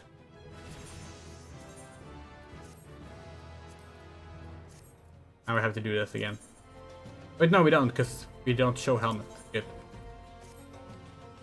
Really annoying having to like set your portrait every time you change your equipment. You like a chance to make some money, right? Then I know just how I can repay you for your kindness.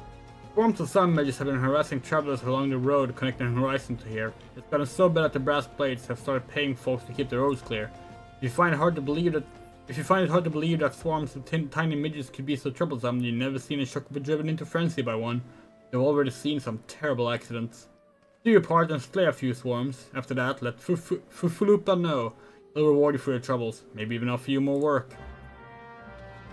Okay.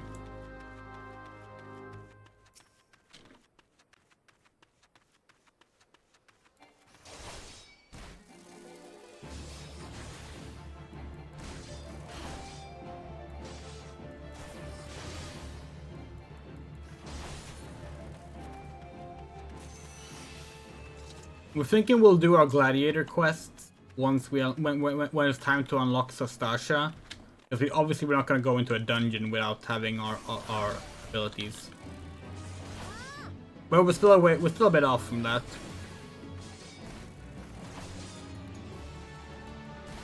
We'd say we're about halfway to Sastasha.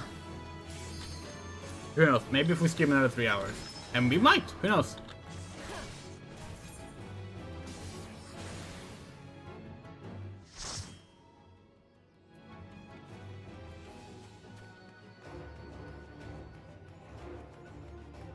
Lucid dreaming.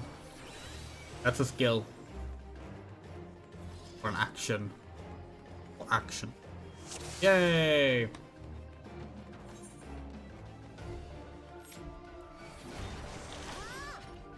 Oh, got to put on shield off. Sorry, Iron Will.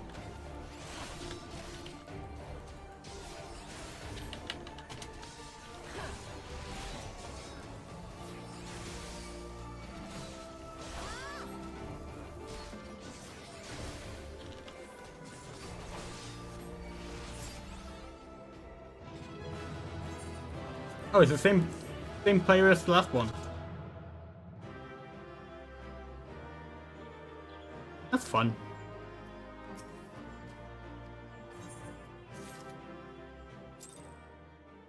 Now we can't do the next one because the next one is level 15 and we're not level 15 yet. That's okay.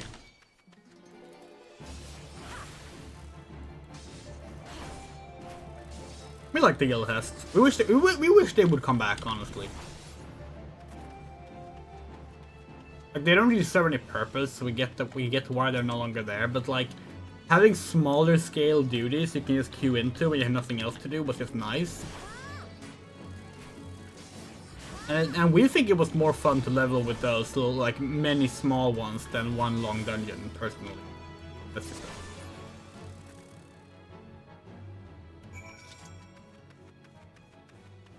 Still haven't run into the ones we were looking for. It might be down there in this canyon here. Might be it.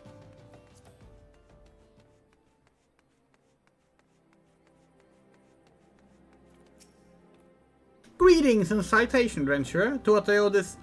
You've slain how many swarms of sandwiches?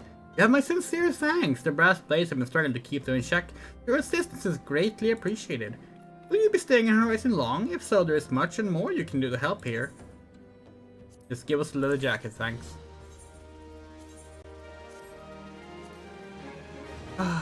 Oh, he looks...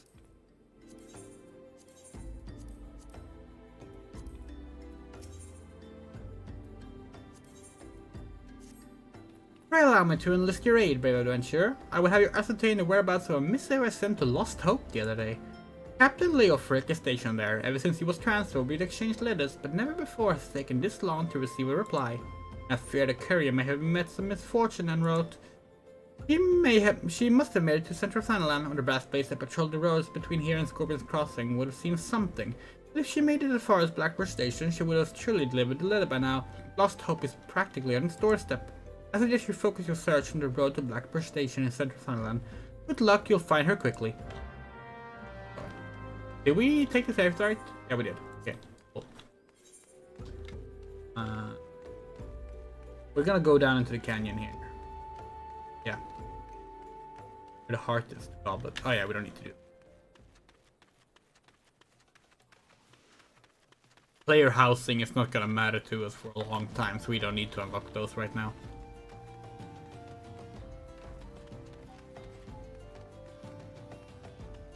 We're almost at the level where you are just given a harness to wear.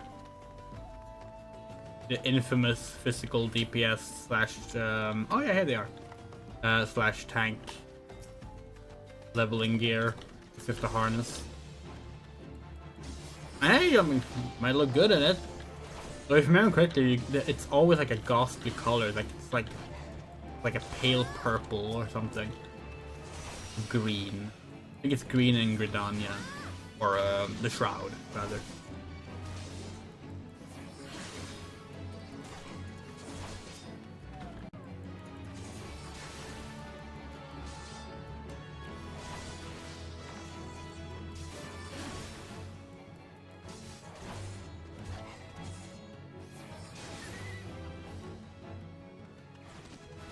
We need to decide a side job to level, by the way.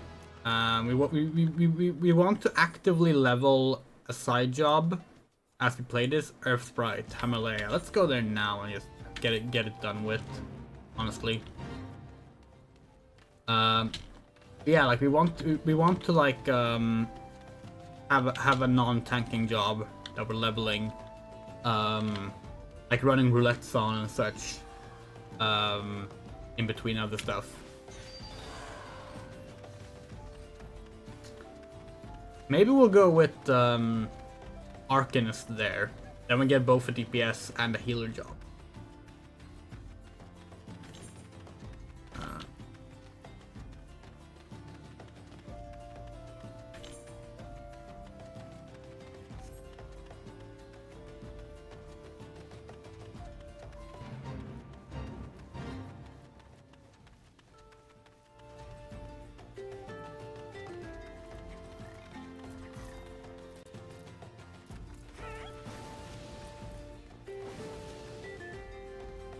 Here they are. When we kill this, we'll get a big final hunting log bonus, clearing the first tier, and we'll unlock the next tier of hunting log. Which we do think includes a giant tortoise. The only Earth Sprite here? Oh, there.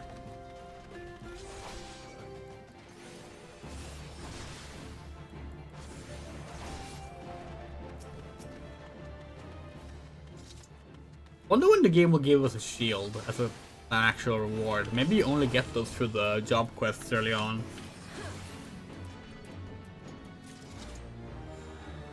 Yay! Yeah, now we get all of these. And yeah, giant tortoise.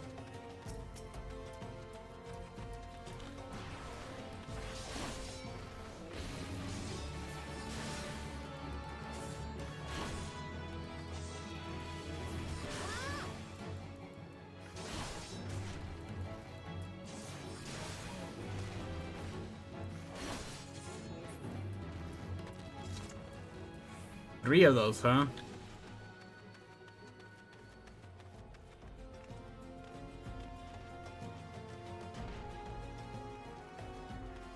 Well, we'll grab them when we see them, but don't waste time. Oh wait, we don't have Gil. Shit, we picked yes. Wait, no, did we use a oh, we did spend. Do we have any Ether tickets? We do. Shit, we gotta remember to use those. We don't have another Gil, so we need to actually, like, spend stuff wisely. We're so used to having millions of Gil, you know?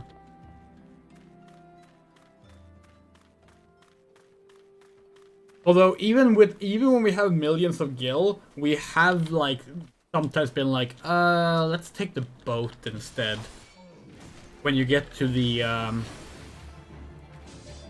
teleporting between continent fees. We have several times taken the boat from,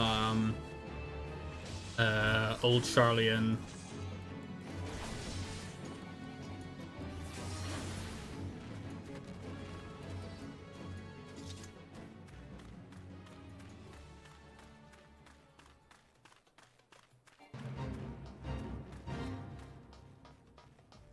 Actually, more specifically, we've taken it from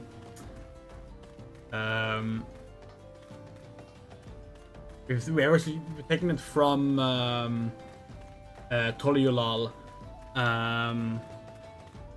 to Old Charlian many times.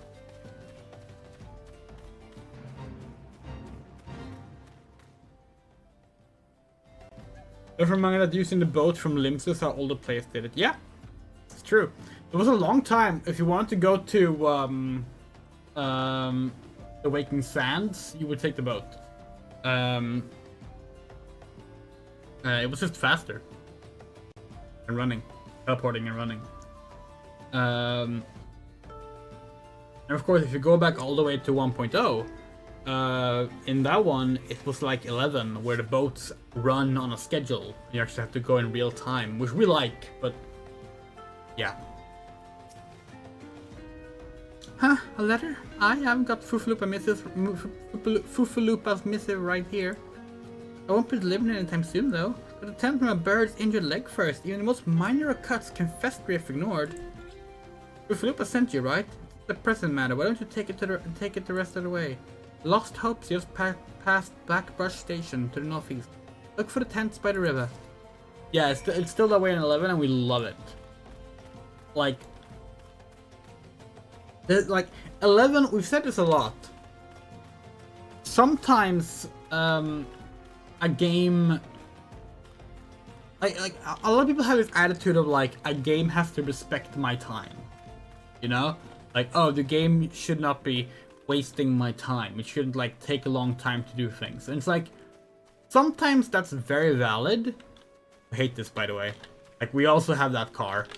Flies, the Final Fantasy 15 car, but it's like so awkward when you're playing through the story again. It's just like, yep, that's a flying car in the middle of nowhere. But like, there are moments where a game forcing you to just take a break and slow down a bit can add to the experience. Can make it feel much better. We like that 11 like forces you to just slow down, take breaks, take a rest. You wanna go with the boat? Okay, wait for the boat to arrive. Go on the ride. Take the whole journey there. You wanna go up on deck and fight some monsters? It's dangerous, you can do it.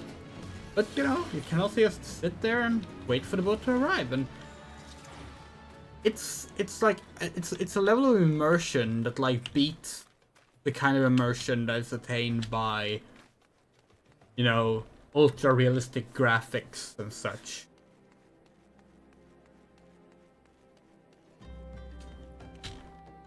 We feel more immersed in the world of Final Fantasy XI when we stop to take a break and heal up after a battle, than we do from seeing like the ray tracing of the city in Grand Theft Auto 6. This is really like how multiplayer novelty was used. These waiting times give you time to talk to people in game. Correct, exactly. And you can still play it like that if you're lucky. Just passing through, we'll staying a while. Fufalupa sent you all this way because of a late letter. Ugh, the boy is still far too honest. Despite my demotion, he continues to call me captain. Despite he has no idea what it means to be transferred to Lost Hope either. The brass players don't give a kicker and sauce about this settlement. No one in Ulda does. All here has been forsaken adventure. The refugee, the protectors, and you will be too if you're seen associating with us. Thank you for this letter. Now for your own good, leave.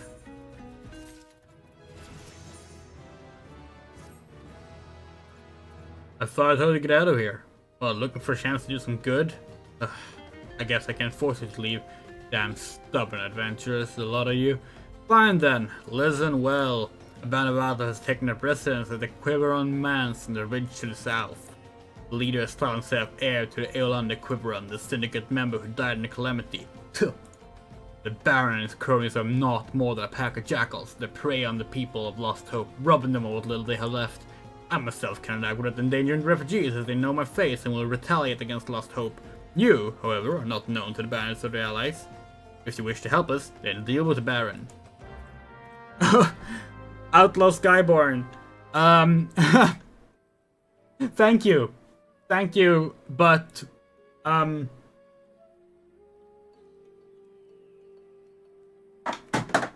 we are well aware of Final Fantasy XIV's precious late game story.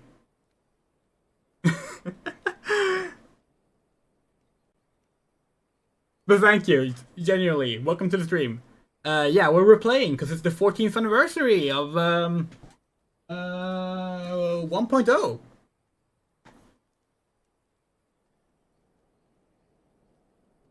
Look at that nameplate. Yeah, our partner got us this for Christmas, actually. Love it. And there's the ancient mask. actually show off more of the shelf. Not always seen. Okay, here's actually Final Fantasy 7 and 11, but there's a tabletop RPG, there's the Unending Journey, the manga, light novel, map book, Encyclopedia Earthia, Dawn Trail Collector's Edition, Your Stola, 1.0 Collector's Edition, 10th Anniversary Edition. Yeah. We love this game. Our favorite game of all time. But thank you. Genuinely, thank you. It's always nice to see it's always nice to see people,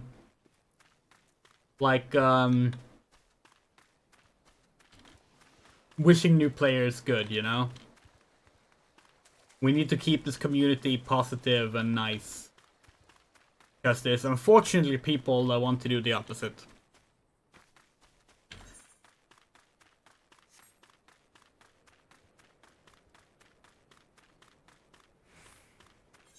Time to eat some more food.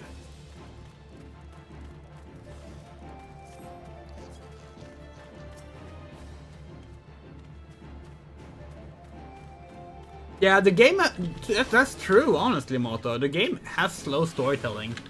But it's good. It's good that it's slower. We think like the only time we felt that the pacing was off a bit was like some of the middle Heavensward stuff is strange in its pacing, and the less said about what we think about Stormblood until we get there is better.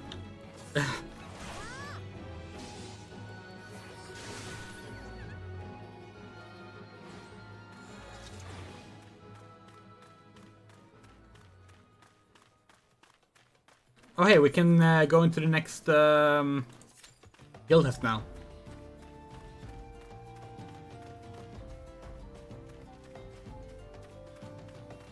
Is the reward the shortest? That might be true, actually. Especially after now that it's shorter than it used to be.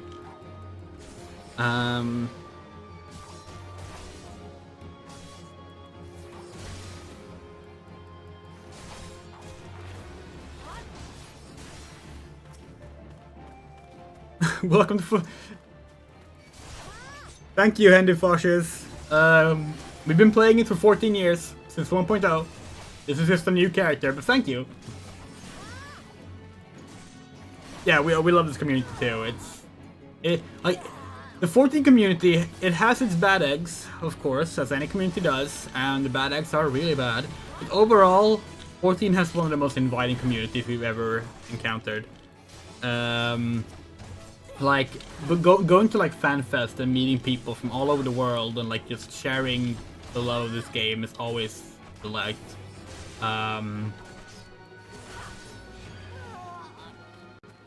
There's a reason we like host Final Fantasy 14 events at conventions and such.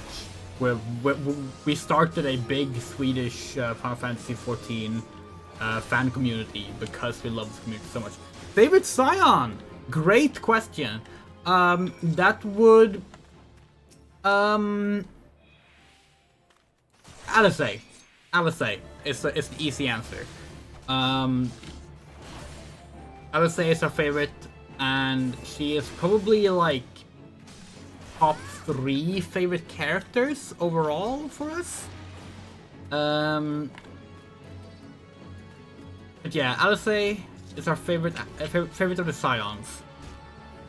Sadly, we will not be seeing much of Alice for a long time in these streams. Not until we get to the Binding Coil of Bahamut, which we will be streaming that as well. But yeah, it'll be a while.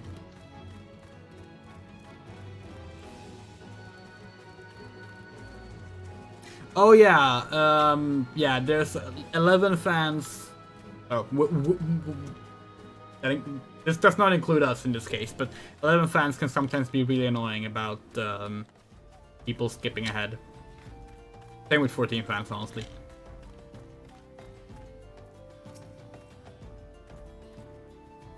Done? Good. Oh, the wretch died screaming.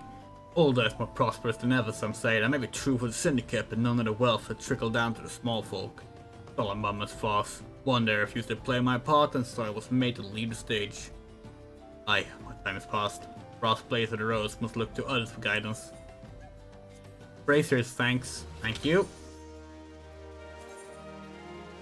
Oh wait, what? Do we get the same braces we already had? We did. Oh, okay. Fine. As you may notice, I'm in no shape to leave Lost Hope right now. So instead, I'd like you to return to Horizon and give this dagger to Fufalupa. Although it's just an old ornamental dagger, belonging to the brass blades of the Rose. I should have given to the boy before I came here. Do we teleport? Yeah. Yeah, let's teleport. Use a, This is where we're using the Aether ticket. How do we use... Hold on. Hold on.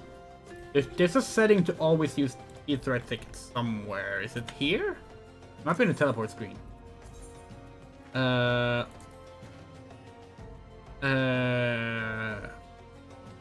Just always use. Yep.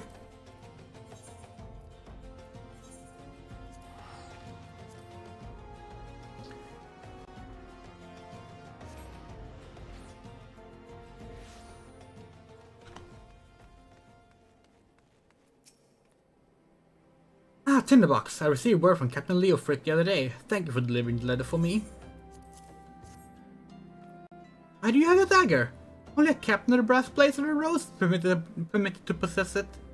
Captain Leo Frick says I am to have it? There must be some mistake. You couldn't possibly tell me that. No, of course not. I'm not worthy to wield it. Nevertheless, I shall respect the captain's wishes and take the dagger into safekeeping until he comes to reclaim it. Oh, we get a shield! We get a shield this quest! Nice. The brass blades of the Rose have needed your assistance once more, Tinderbox. Advantages from the Osso area presently surveying the footfalls for ancient relics. As the areas are rife with wild beasts, the Horizon Garrison has been charged with their security. But Captain Baldwin sent only a handful of brass blades despite his assurances to the contrary. Such a small unit cannot possibly be sufficient to protect their patrons. I would have you offer your assistance to my comrades. Where travel to the footfalls and speak with Totoruna. 11's reputation for how rough and difficult the game is completely overblown. Even Kessel's Troya wasn't that bad. Are you playing with any guide for how to approach the game, or are you just going off of in-game information? Because that does change things a lot. 11 is very much a game designed to like people that were like, it was designed around people figuring things out and like telling you in person how to deal with things. And we think it's still pretty difficult. Like going back to 11, like we did earlier this year, like not having a fresh memory of it, we were very, very confused about a lot of things. Leading Venture, come to help. I did not even Captain Baldwin about this. He said trust the men only. Anyway, we got this under control, and besides, this operation got nothing to do with Fufalupa. That boy's gonna stick up his ass the size of a Subtender. No wonder the captain told him to stay at Horizon. Okay, give us a shield. Thank you. Nice.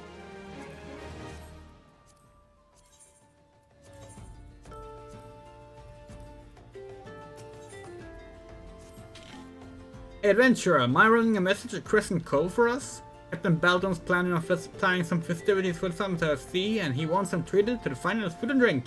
Nothing but the best for our distinguished guest today. Head west and south to the Wedge, and tell Raph that he's to deliver a bounty of fresh fish to Horizon for the feast. Okay. Can do that. So we're talking about 11 and 14. Have anyone played the forgotten Final Fantasy MMO? The one that's no longer available?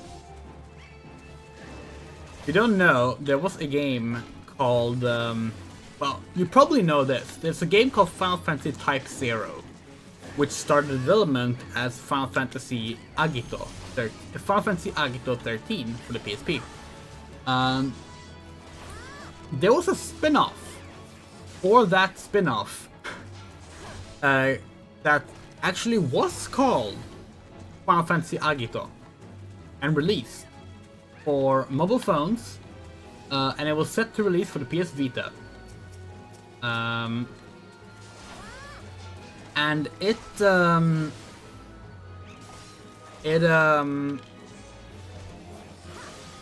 ran for a short while. It was then taken down for the sake of being relaunched. It was going to be relaunched as Final Fantasy Type 0 Online. And we believe it did go online briefly, but only in Southeast Asian territories, under the name Final Fantasy Online. We played it briefly. It was okay.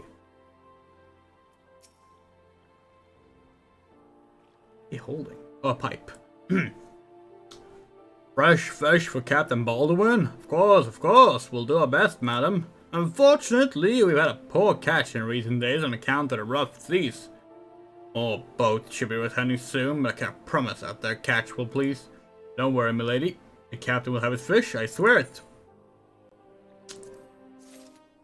Thank you for the sword. Hold on, we need to do this. Easily do this.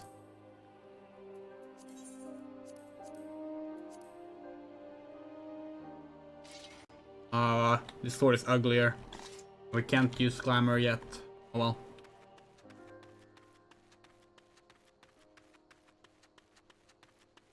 We did start streaming some Final Fantasy XI earlier this year. We stopped doing it because we didn't really enjoy that stream that much, and we want to stream Final Fantasy XI at some point. We need to figure out a way to do it in a way that's enjoyable for us. This we are enjoying. This is really fun. We think the stream is fun. It's not as fun as the Baldur's Gate streams have been, because it's been a bit too much micromanagement of things so far. But overall, yeah, we're having fun.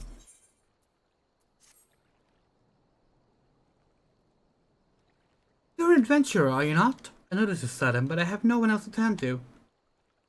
Last night, a gang of bandits from the Quiver of Mouths were in their cups, and I overheard them discussing their plans. It seems they come to collect gemstones stolen from copperbell mines.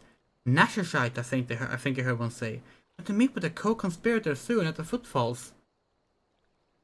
What did you say? Illicit exchanges and shadowy dealings? The brass place cannot abide such malfeasance.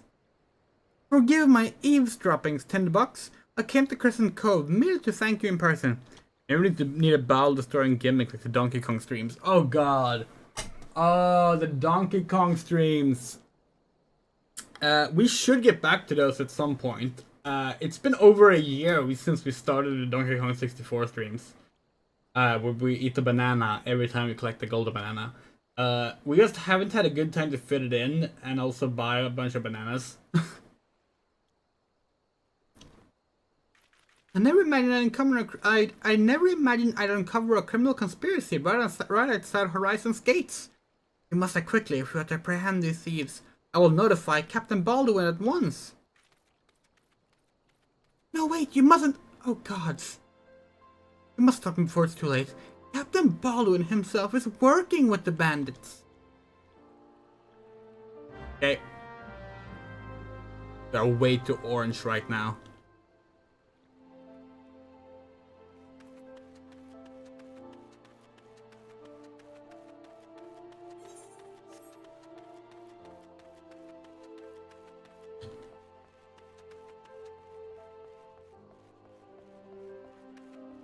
This is the second of the 3 solo duties you have to do before you finish up the opening storyline. We think we will probably finish up the opening storyline tonight. Maybe even do the first dungeon. We'll see. We have to stop this dungeon search. Oh, sorry, guild hest search. Hold on. Hunting log.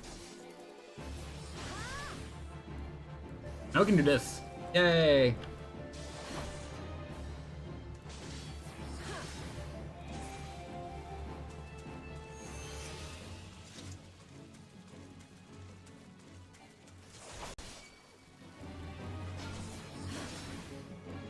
Wait, why is Provoke there? Provoke should be there.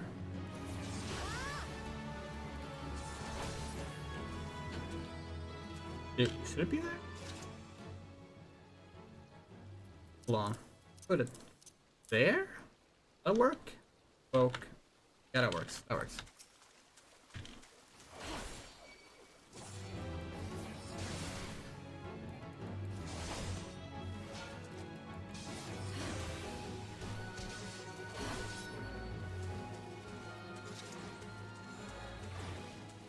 Neat. Okay, let's do the next solo duty.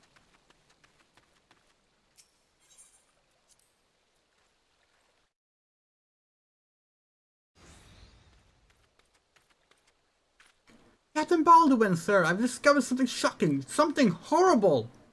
Crown has been stealing gemstones from a couple of mines and... Wait, those gauntlets, those boots, why, you're one of Quiveron's men. Sir, that man is a thief and a scoundrel.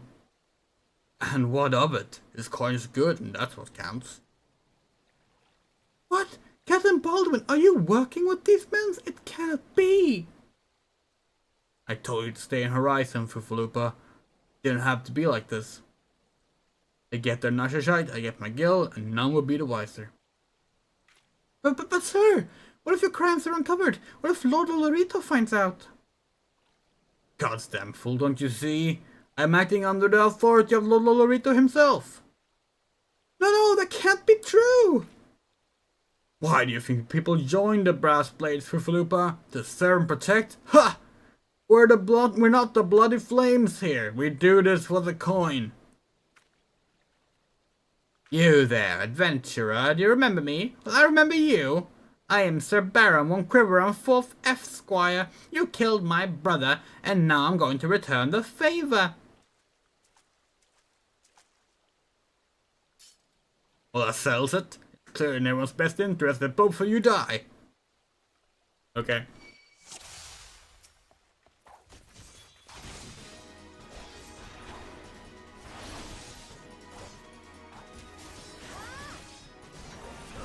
Why, Captain? Why? I trusted you. It's nice that these get little. They're stronger than I thought. It's nice that these characters get little like avatars next to their messages these days. They're new. They first appeared in Endwalker, we think. Damn you both! You're ruining everything.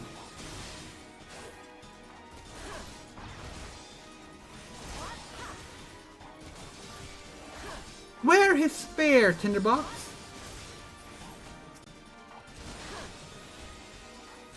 These duties are so easy these days. Oh, we need to kill those two? Okay.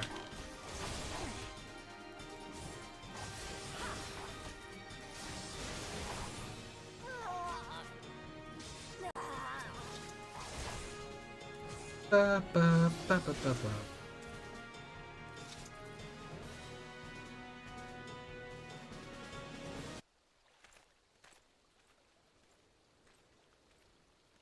That's enough, Baldwin. Your partner is dead and your plans are undone. You have no reason left to fight. Stay out of this, Leofric. I don't take orders from you. I may have spared your life before. If you interfere, I will not show you mercy. And what mercy will he show you, I wonder? You who have done so much in another man's name. What are you blathering on about? Every fisherman in Crescent Cove know about your meeting, you arrogant fool. Quiveron's men couldn't keep their mouths shut. Imagine Lord Olorito's surprise when he learned that the rank-and-file brass plate was using his name to advance a personal agenda. No, 7 hells, but I'm a captain, he wouldn't. I was once a captain too, remember. We both know what happened to me. Well fought, boy. Done the brass blades of the rose proud. Captain Leofric, Captain Baldwin, he said that Lord Olorito... Lord Olorito wouldn't waste his time on a small-scale smuggling operation. This is all Baldwin's doing. What else did he say? That all our brethren know better. That each and every one cares naught but coin. Huh. Their excuses to justify his schemes. Aye, we're not shortage of greedy sods. Some who probably sell their own mothers to slavery if the price was right. There are men like you, Fufalupa. Men good and true, whom the small folk respect. Why give you the dagger? The brass blades of the rose need a leader with honor. You're the most honorable man I know. Captain! Thank you for all the help, Tinderbox. The captain now will escort Captain Baldwin back to Horizon. Pray visit me in town when next you return. The fucking rosy cheeks, it's like they had to go all the way. Cool. We can do this again. Oh, instant pop! That's what we like to see. Let's go!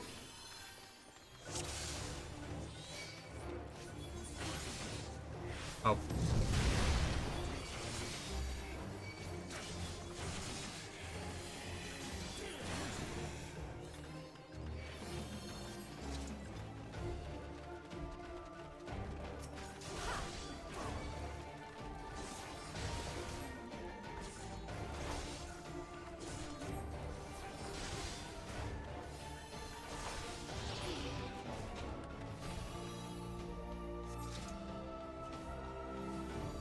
Oh, oops. Enemies left.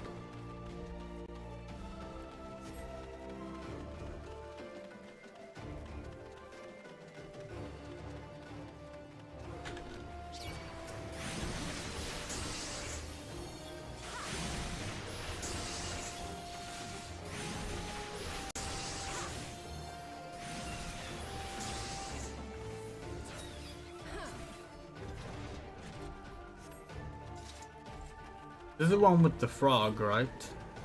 Yeah. The one with the frog. There are other ones with frogs too.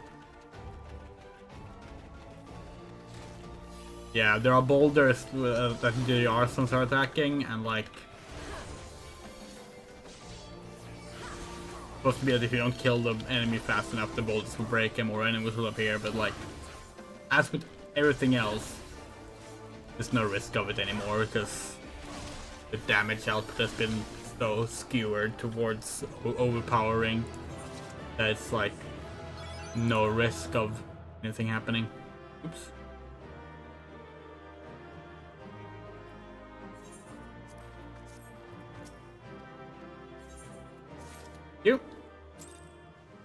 You play accommodations, nice.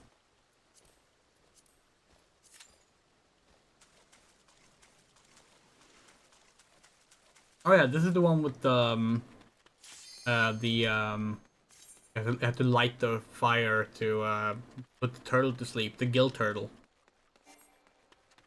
See, we know our gill hests. One of your companions was a Twitch streamer. That's fun. Who was it? I guess the names don't show up here. Oh no, there, Twitch TV, Rogue LFG.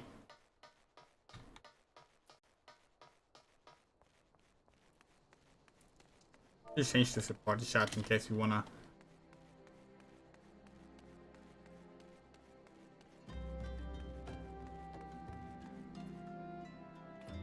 Should we go say hi?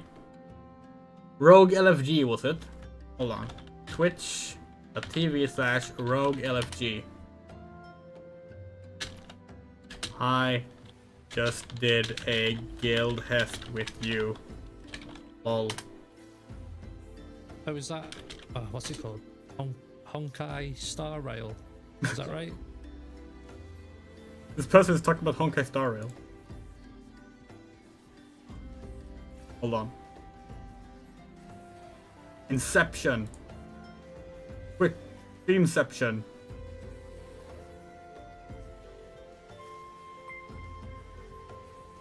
Honkai Star Rail. Thank you very much for the follow. I appreciate that. Yeah, I might give Honkai a go. Oh, they don't have an on-screen chat. They're doing mental roulettes. Cool. Good for them. Fight, fight, fight, fight. Okay. What were we doing? Welcome back, Tinderbox. So much has happened. Captain Baldwin has been arrested and stripped of rank, which means the Brass Blades of the Rose no longer have a captain. Until a new one is designated, I've been ordered to serve as acting captain of the Horizon Garrison. But doubtless this is only a temporary arrangement. I will do my utmost to represent my brother and protect the people of Horizon. Thank you, Tinderbox, for the service to the Sultanate. You are a true hero. Thank you for the antidotes.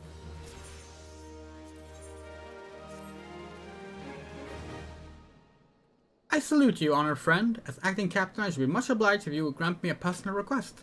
In our efforts to ascertain the full extent of the former captain's corruption, we have been poring over his personal correspondence. Our search unearthed a sealed letter addressed to a man named Owen. But he is one of the Sultan's sworn elite. I can think of no reason why he should have any dealings with Baldwin. We now know that the former captain was consorting with a coalition of criminals. Could it be that Owen was too? The letter may well serve as evidence of their collusion, and so I dare not tamper with it myself.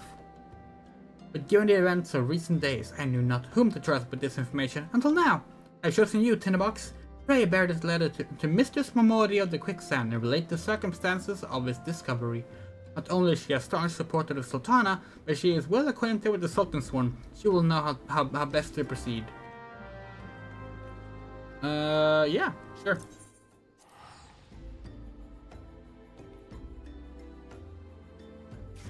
But like the Hoyoverse stuff if I didn't have all the FOMO shit. Oh yeah, like if like Honkai Star Rail, Genshin Impact, Zenless Zone Zero, and all these things, if they weren't like free to play gacha shit, we would love them. We used to play Genshin, like there are things about it that we like, but we just can't. We can't. We're too easy prey for it. Cause yeah, FOMO hits hard, and we feel a need to like spend money we shouldn't spend on things. Like, it's always so predatory. If it was just a regular fucking game, you bought it once and you got all the stuff, that'd be a very different thing. If it was a monthly fee for the online stuff, we can understand that, but like, yeah. Ah, Tinderbox, it's been too long. Dalanan tells me you've been keeping busy in Horizon. I didn't know that. I'm grateful for everything you've done for the people of Ulda. Even though you've seen the seedier side of a city, you continue to help your fellow man. Believe me, the folk around here love you for it. What is it? Look like you got something to say.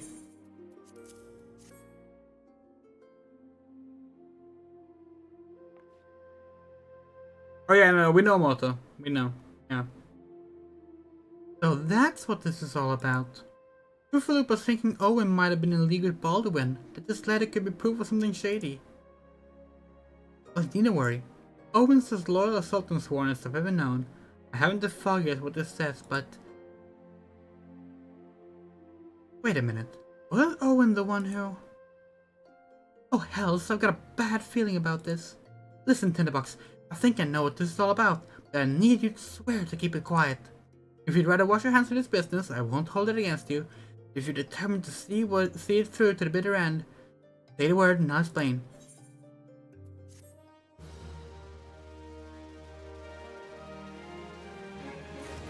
Yeah, let's check something. Can we die stuff already? No, we need to unlock dying. You do that in the fucking quicksand. We could probably go do it. We do that? We probably should do that. Can I count on your discretion, Tinderbox? If so, listen closely. Yeah. Oh, we finally get to talk about this on stream. We wanted to talk about this on stream for 11 years. This quest, during the beta testing of REBORN, this quest was infamous. We will explain why when we get there.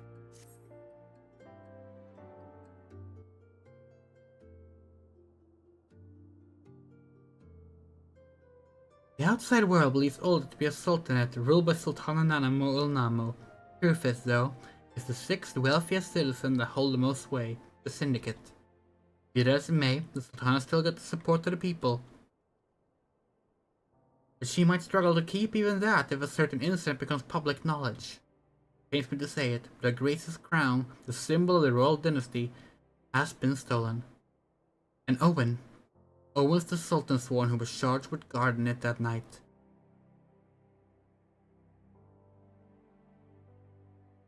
I bet anything this letter was written by the bastards who made off with the crown. It can't be a coincidence that the man we know have been fraternizing with thieves had a letter for Owen of all people, at this of all times. You need to take this to the man himself, Tinderbox. Tell him Momori sent you, and that it concerns a lost heirloom. If it looks as though the fellow needs help, I want you to lend it to him. The future of a fair city may depend on it.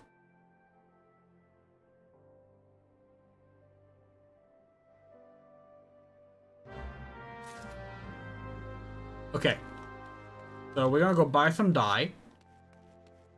And then we're gonna go unlock the dye quest. And dye all our gear gray. And then we're gonna do this quest, because this is... We're now at the end of the old opening story. After this, we get let loose into the larger world, and where we can do the dungeons.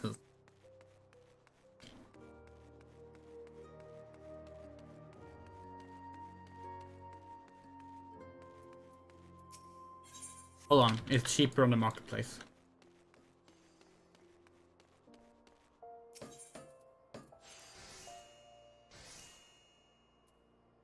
Oh fuck, they only sell them in... Okay, no, 3 of them. Buy those 3. Wait, 9 per... Yeah, that's still cheaper. 3 pieces won't be enough. Buy a regular one.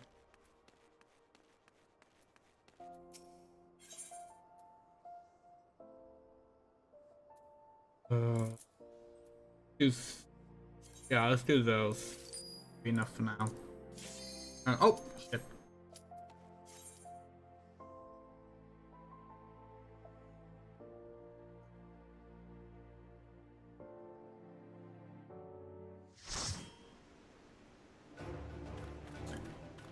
Yeah, so in this one, you need to guide this turtle when it's at half health.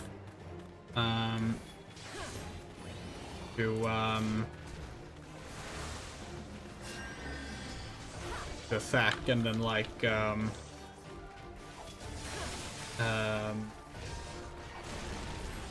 light that sack on fire so that these like sleeping herbs get lit on fire and it falls asleep.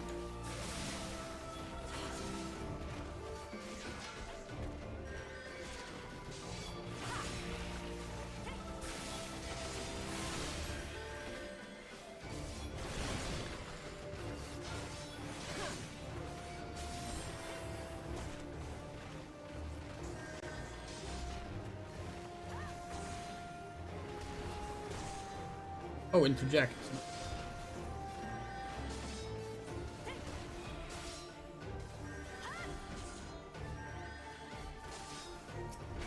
Alright, you need a fire sprite. Okay. Yeah.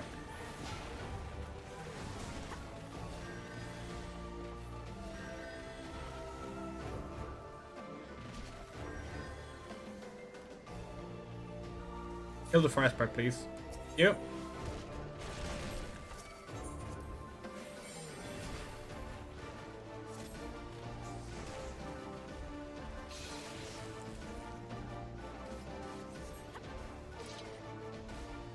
Done.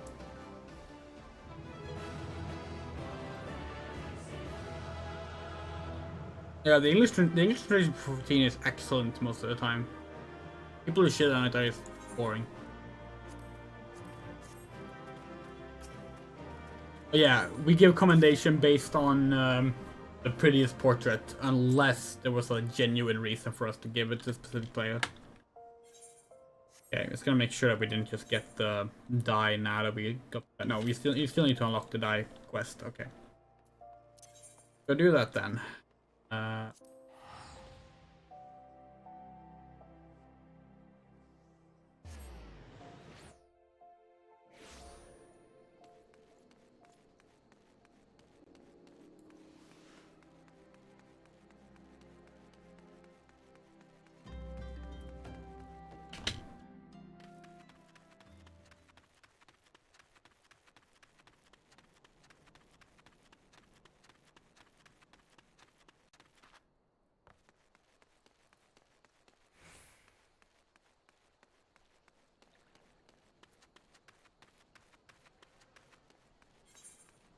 By the way, we should point out that, like, it's really nice that we have a high FPS, even though we're running 2 OBS instances right now.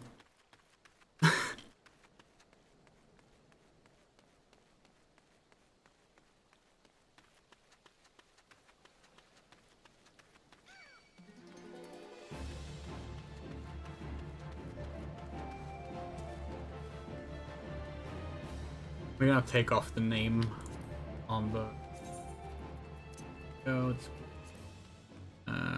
Targeted.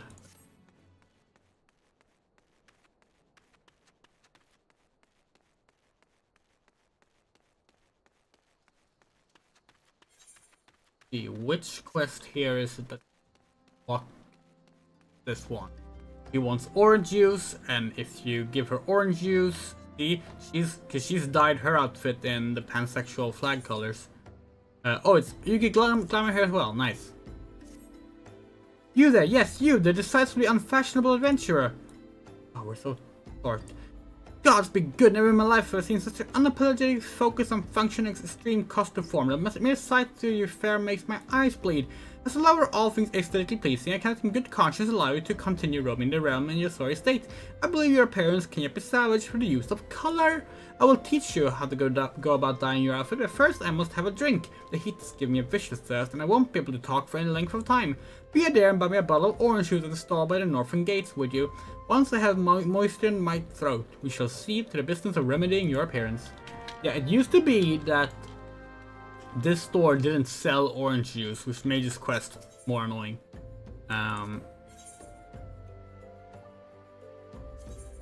We actually carry around a bottle. We carry around a stack of 99 bottles of orange juice on our main character. That's our go-to level up gear, level up thing, just in memory of this. Pray tell, have you brought my orange juice? Lest you have forgotten, the merchant sells can be found just inside the northern gates.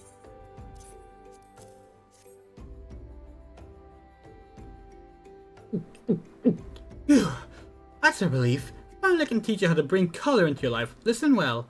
There are handy items called colorants, which allow folks to dye their outfits with variable rainbow colors. These colorants are so simple to use, adventurers have no excuse to be fashion unconscious. Lest you worry that dyeing will affect your garment's precious properties, you may rest assured it will not.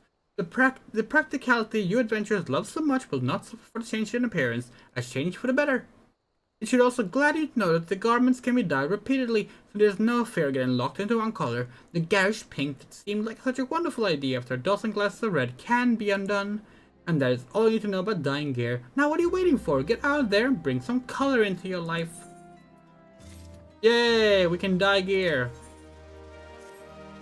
Oh dear, dear, dear, this will never do. My sense of aesthetics simply won't allow it. How can you go out dressed like that? My dear, if only you'd spare a thought for style and coordination. I hope your garb holds up to your scuffle because there's little else going for it. That's it, I've made up my mind. From this day forth, I'll take it upon myself to save you from any more fashion disasters.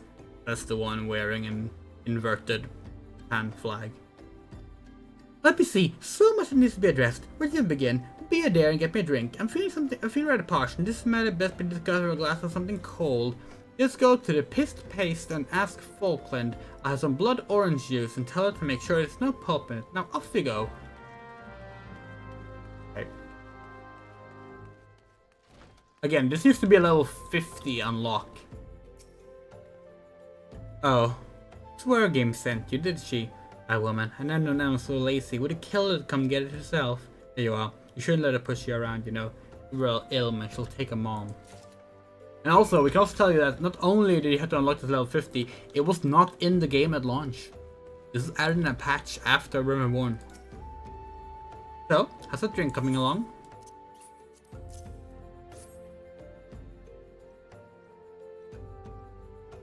Oh, delicious! Nothing better on a hot day. Some say I have expensive taste, but life's too short to settle for second best. Of course, this extends to my choice of wardrobe too. Now that I'm feeling refreshed, shall we get started? Oh, do you know, dear, you'd look a lot less drab if you knew how to apply glamours. What's a glamour, you ask? Well, they use a glamour prism as a catalyst to project the image of one item onto another. It's just an illusion, mine, but very convincing. That means the original object stays essentially the same, it just takes on a new appearance, that's all. Remember, if you fancy a change, You don't have to stick with the same glamour. Just apply another one on top, or use a glamour dispeller to return the object to normal.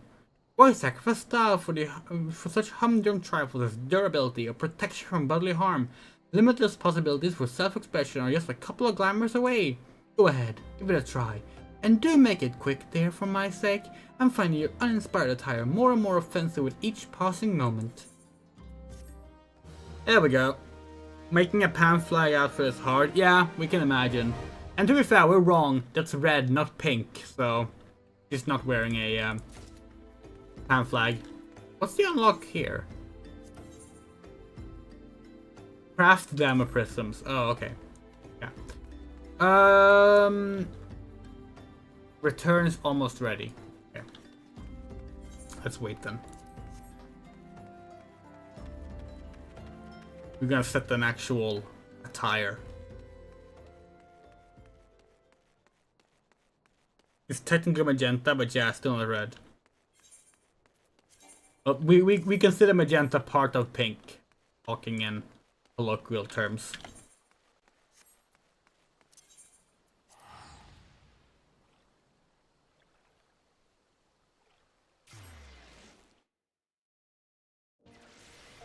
We didn't know it was actually specifically magenta though, not fuchsia.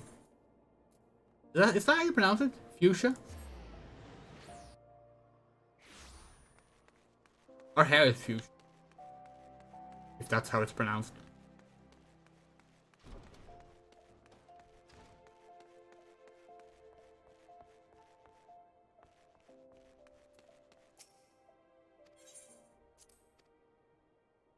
Magenta's not a color because magenta doesn't exist.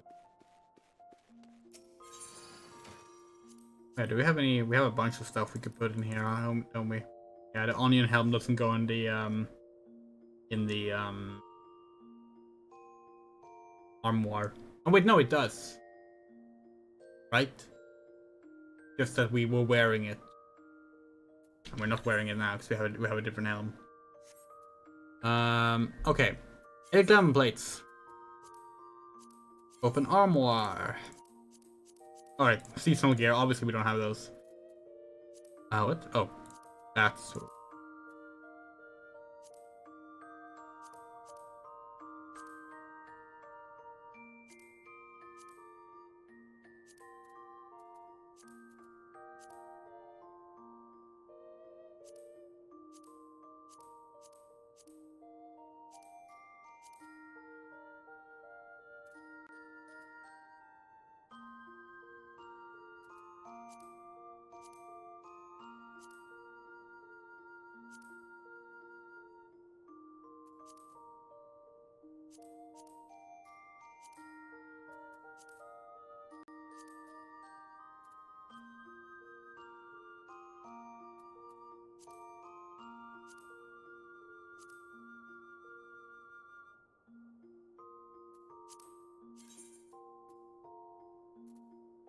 Would be die 2, right?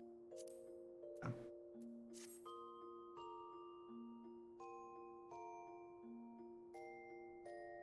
Fuchsia.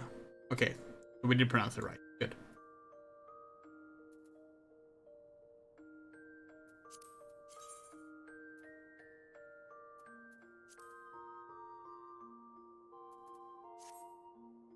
No.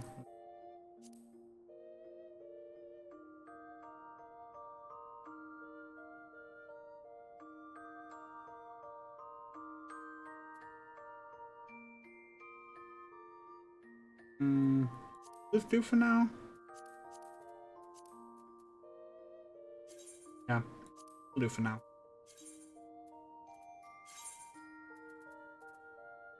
We want to get like bandage wrappings for the hands. I think that does exist, because that's what the actual D&D character in the box wears.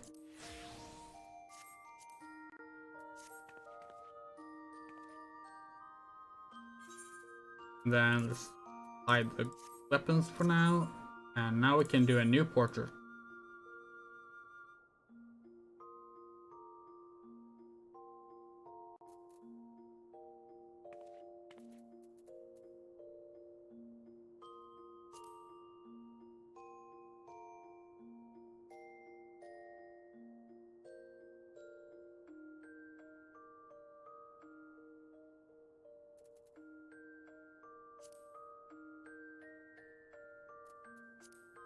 gorgeous.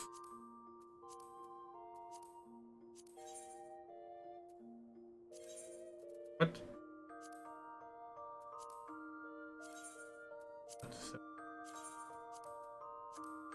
Gorgeous. A search comment. Not an actual sprout. Just a new. No, we don't need to tell them that. You can write something instead.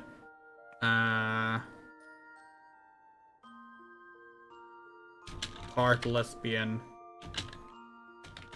Part lesbian. All lesbian. It's not even readable. Whatever. Okay. Nice. Are you gonna with the entertaining weirdo options in this playthrough too? What do you mean?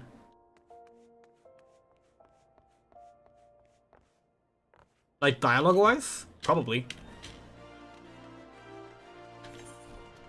We'll try to stay in character.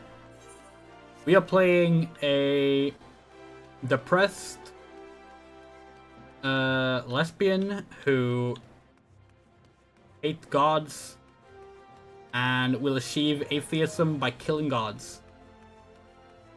Those things are set in stone. And anything else is whatever we feel like as we play.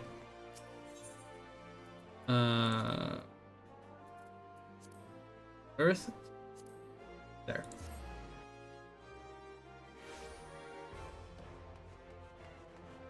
This is genuinely, by the way, was the outfit we played most of Endwalker in. Although we had it dyed differently, obviously. And actually, like, what we did then was like we had like we think it was like a dark blue or dark purple. That's generally what we put Flora in. Dark blue. And then when we got to the end where something cool happens, I'm not gonna spoil it. And we were about to face like the final part of the game, we changed it to a metallic white jacket, and it looked really cool. How much do you know about the dialogue options in Dragon Age Origins from the overall tone? No idea. No idea. We played like, we want to say like maybe 2 hours of Dragon Age Origins, and that's it. We haven't seen someone else play through it. Heart of the Sworn lies beyond. State your business. Or yeah, lost heirloom. Proceed.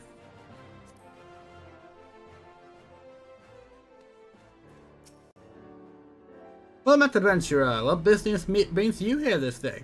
A letter? Very well, let's see it.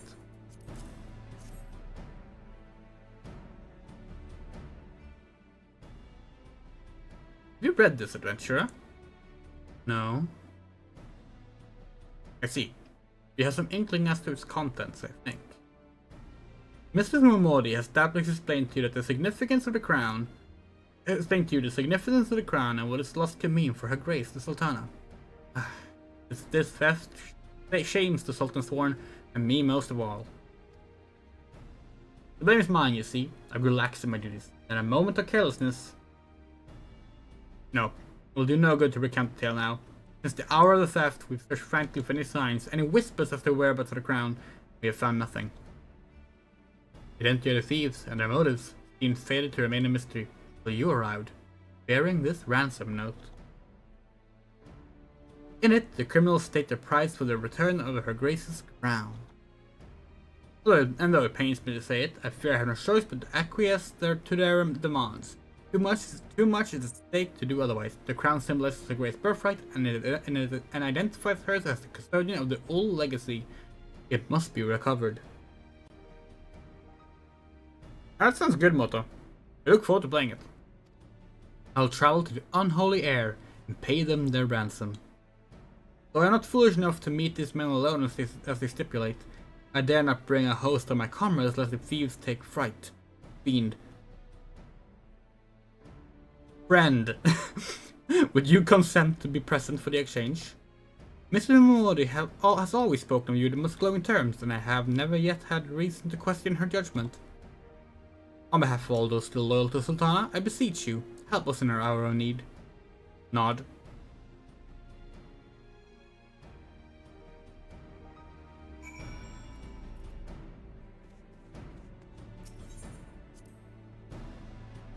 Speaking of Dragon Age Origins, we're kind of surprised that EA has not announced like a Dragon Age collection of what's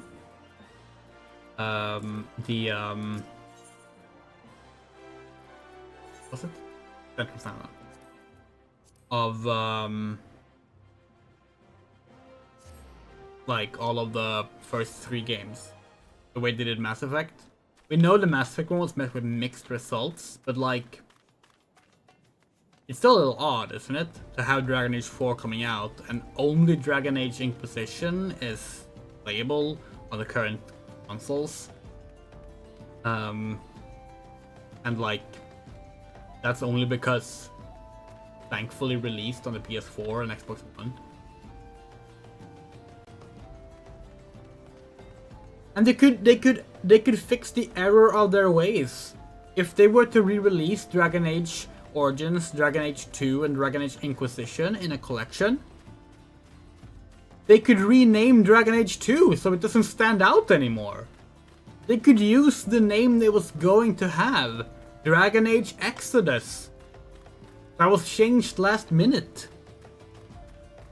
It would look much better as a series. We hate when something stops using numbers midway through.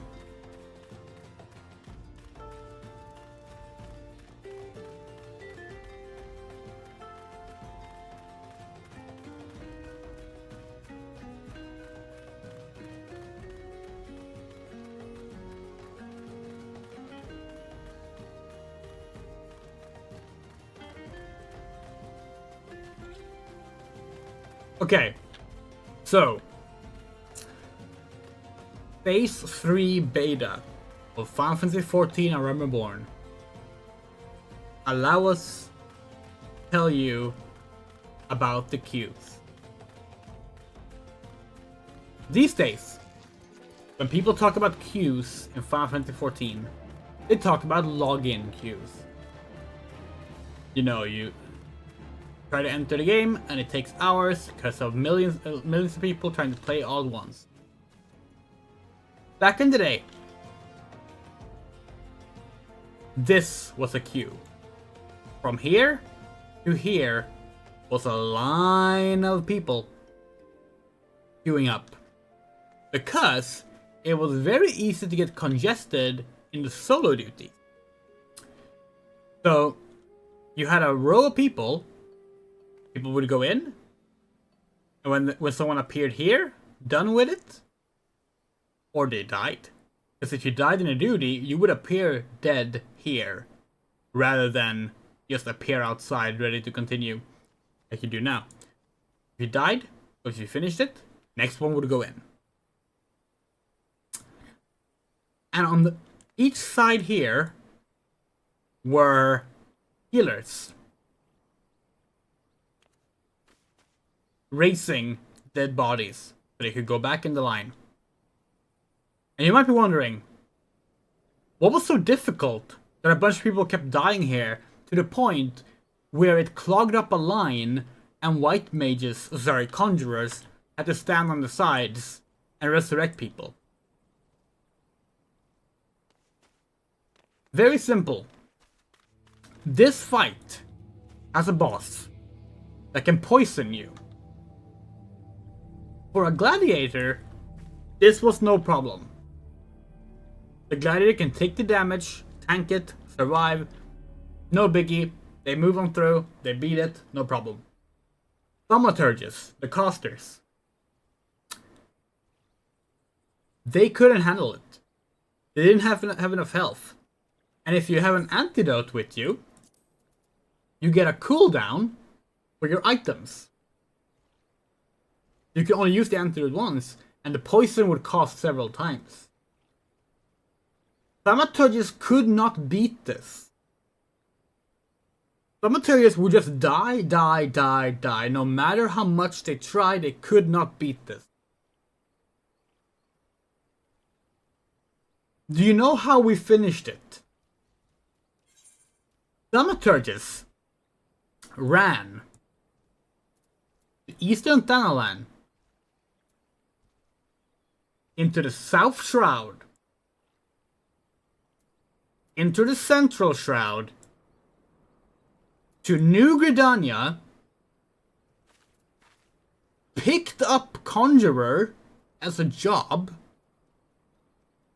leveled it enough to where they would unlock what used to be a thing. It used to be, instead of roll here, there would be cross-class traits. That way you could cast Cure as a Thaumaturge and heal yourself. And then they could beat this solo duty. People were complaining on the forums about this being too difficult for Thaumaturges. And gladiators would respond, "What are you talking about? It's easy." It was really frustrating. These days it's easy. That's what it used to be like.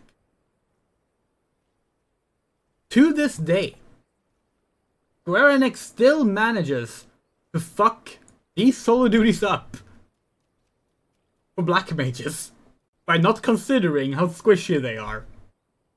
It's been 11 years and they still have that problem.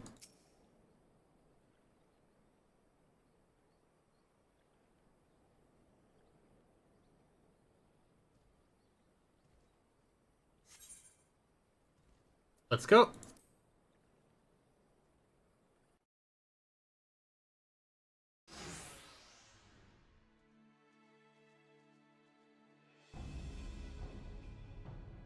I've come as agreed. Now, show me the crown. Aye, you'll have your precious crown, once we've been duly compensated. You think me a fool?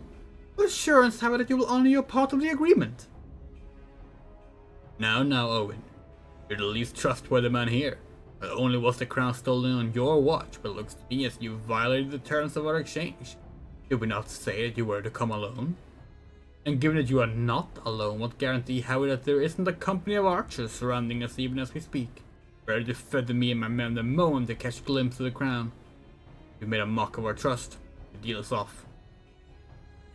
Wait! Here's your payment, as promised.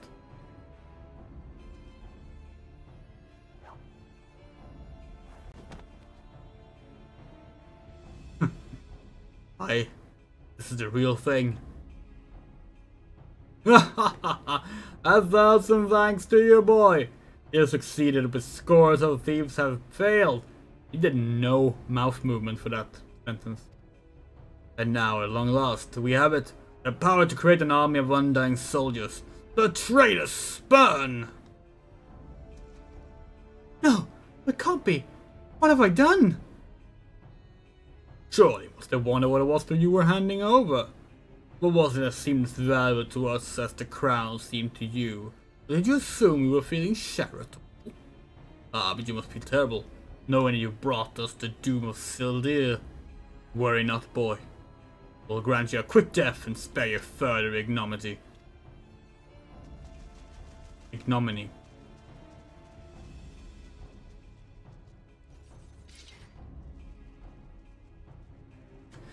There's too many! Tinderbox, run! Run while you still can! I will do my duty.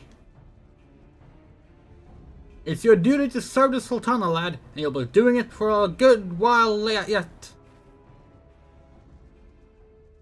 Papa Shan! Sultan Swan! Put these thieves to the sword and secure the crown!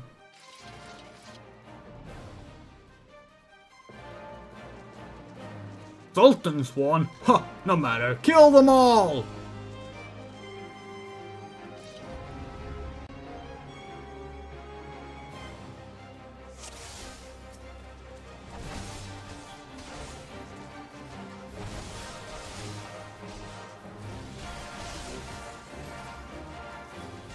As you command, Master Papashan, with me, Tinderbox!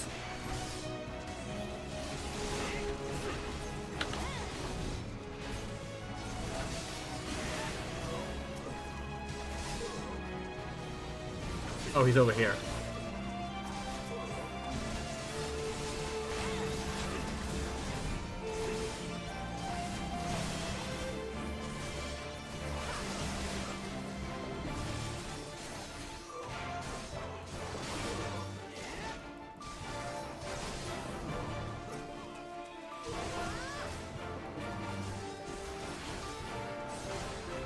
Stand your ground, Sultan Sworn.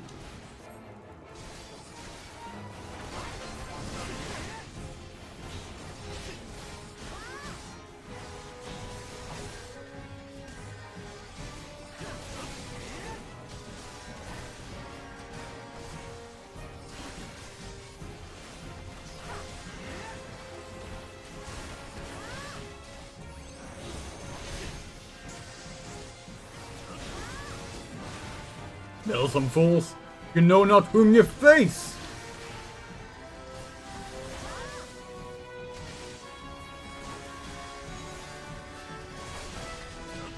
Hearken to me, denizen of the abyss. Slay these interlopers and feast on their soul. Yield to be slain, thief, I will not ask again! Is that a void scent?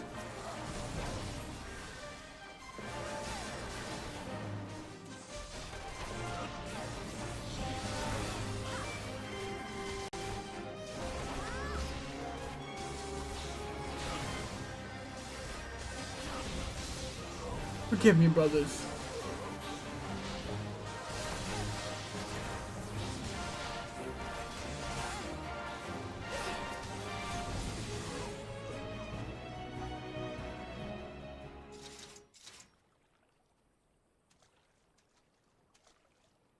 Master Papashan, but why? How? General saw you sneak into the vault, so when he suspected something was afoot and ordered us to keep an eye on you. Flame General? He ordered you to look after me? Master Papashan, more of them to the north. After them, Sultan Swan, they have the crown. The slot sought only to delay us.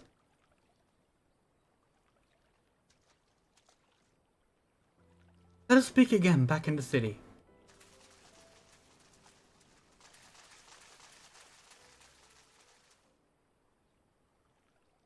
Here we go.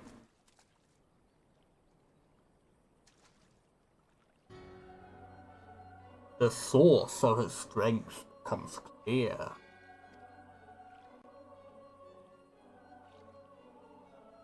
You may have bested the golem, but you will not fare so well this day.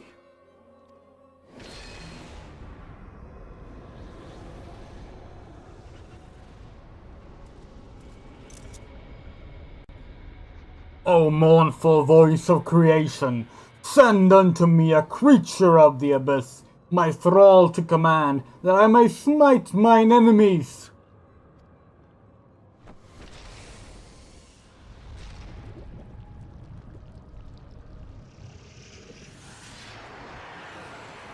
Yeah, this void scent was the one that could cast poison.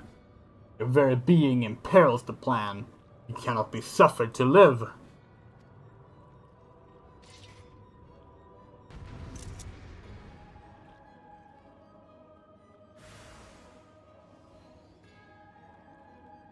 We don't even know if it uses poison anymore.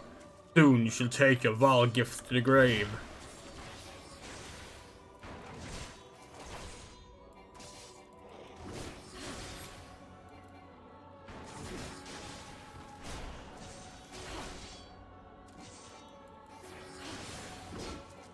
Whence springs this preternatural might? Wahaha! Rife of venom eats its way through your veins. Yeah, there's the poison.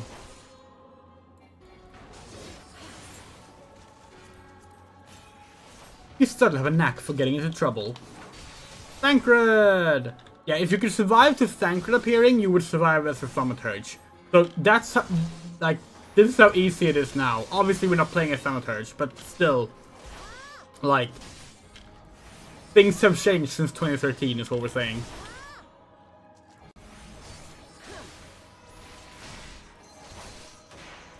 No mortal should possess such strength. God, saying that at this level. Keep it up, Tinderbox, we almost have him.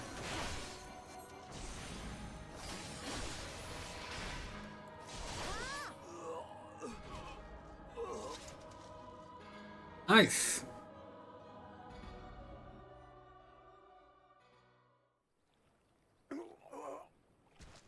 Oh, but the wisdom of the paragon should be brought low by mere mortal.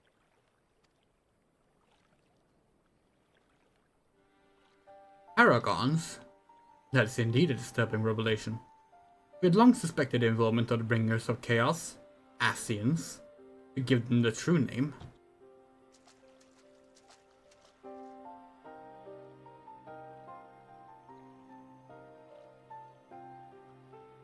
We could not be sure how they were responsible for the recent disturbances until now, if the Sultanate needed any more enemies.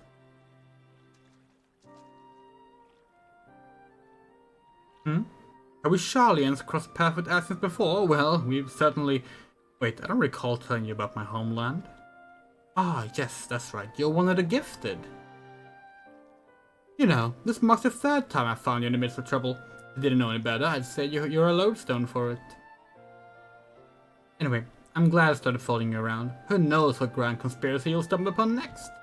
I jest. Had I truly been watching your every move, I wouldn't have taken so long to intervene in your latest altercation. But all's well that ends well, eh? Our masked friend is no more, and while I very much doubt we've seen the last of his kind, his demise will likely grant us at least some respite. And on that note, I must away. Until next time, Tinderbox.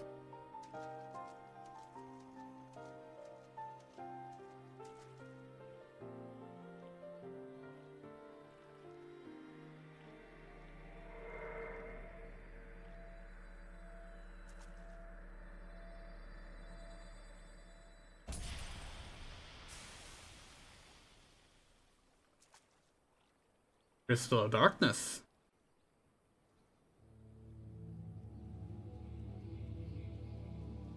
Or rather, we mean, what could that have been?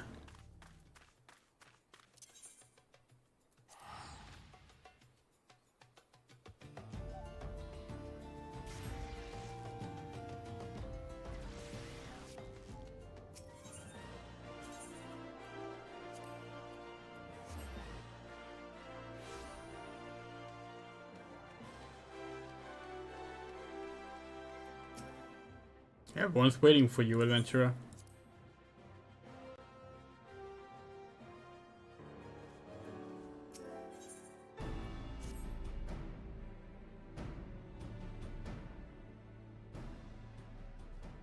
Does it surprise you to see me dressed so, Tinderbox? I was once a Sultan's one, you know.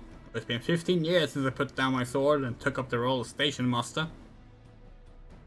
It is a capacity in which I am no less proud to serve, lest you doubt.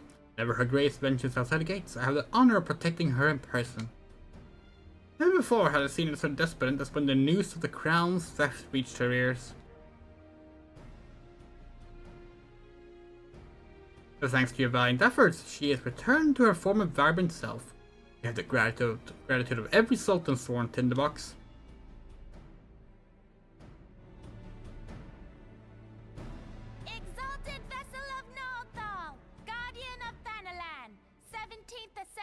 The throne of Uldar, Her Royal Majesty Nanamo Ulnamo presides. Long live Nanamo! Long live Glory Nanamo! to the Glory Sultana! to the Sultana! Forever may she Forever reign! may she reign! They regaled me with tales of a champion amongst champions, one whose tireless service to the crown merited the highest honor we might bestow.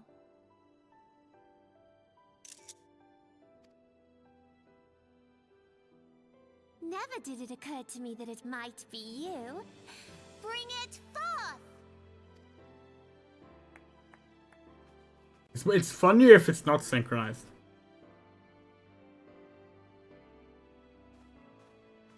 Betokening our gratitude and esteem, I, Nanamo Ulnamo, Sultana of Uldar, confer upon you this gift. Raubon? Your Grace. See to it that our champion is my personal guest at the banquet. As you command, Your Grace.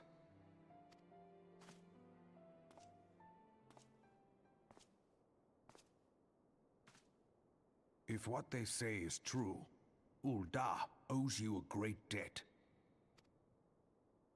I am Raubon al-Din. With the consent of Her Grace, I oversee the affairs of the Sultanate. Brave souls are few and far between in these times, I count my blessings when I find one. Her Grace invites you to join her at the coming banquet. I trust I will see you there. An honor! Indeed. Come, hero! Until then, for the sake of her grace and the glory of the Sultanate, may you walk in the light of the crystal.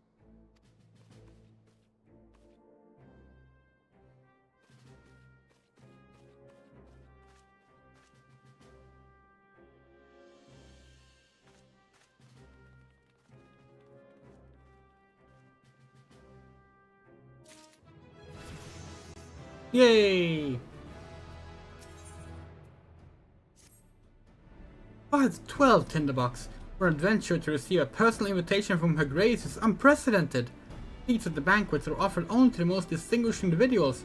You will be dining with some of the most influential people in Ul'dah. There are, of course, certain protocols that must be observed. I am no authority on them. Fear not, however. Mistress Momodi has long been responsible for familiarizing foreign guests with our customs. Pray return to the quicksand and speak with her. She will tell you all you need to know.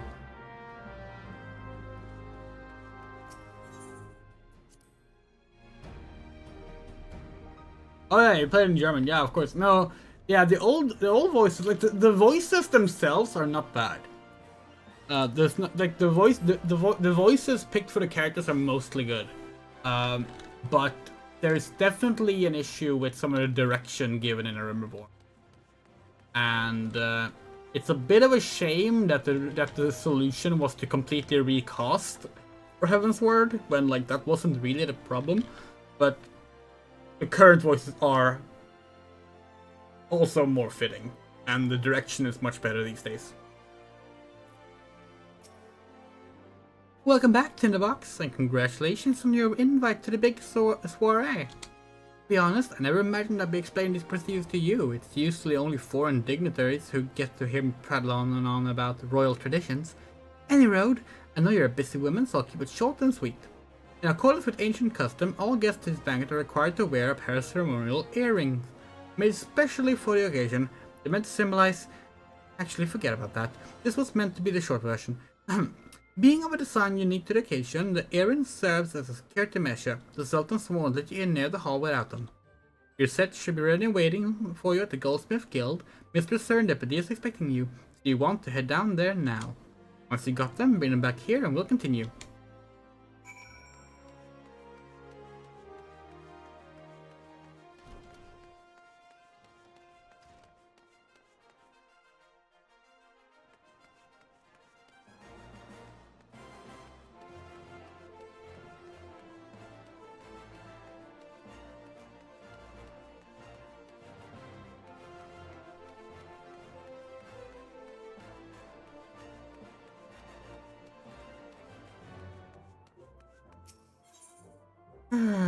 There. You know, one thing that Final Fantasy XIV makes good use of, the fact that there are different, like humanoid races of very different sizes, means that it's not as noticeable that the world is a lot larger than it's supposed to be. Like, almost all doors are much larger than they should be. Like, no one is that tall, for example. And this is a common video game issue. Well, issue, it's not really an issue. It's just common in video games that the world is a lot larger than it's meant to be because it's easier to move about in and design the game that way.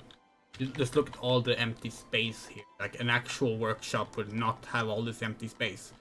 But it works better because there's such a huge variety in sizes of the various characters. Wow. You didn't get that. Our voice just said no. Greetings! Is there something I can help you with? Tinderbox, your earrings are right here. I crafted them myself. I'll have you know. I think you'll be very pleased. In case Mrs. Amori didn't warn you, the box is locked, and I'm not permitted to give you the key. The final safeguard, see? Only designated individuals are authorized to distribute the earrings to guests. In this instance, the person in question is none other than Mrs. Momodi, and you will need to ask her to open the box on your behalf. Pardon the inconvenience, but the Sultans won't take your great safety very seriously. Yes, Serendipity is great. We'll see what crafting we do on this character. Maybe we'll take up goldsmithing. It'll be fun. Right now it's MSQ focus, so that's what it's gonna be. And yeah, we also intend to do all the raids, but that'll be when we deem them a good fit. Picked up your earrings yet, Tinderbox? Sure have. Let me just. Well, now looks like Guildmasters outdid herself with this pair. You'd best take good care of these errands. If they fell into the wrong hands, gods only know what might happen.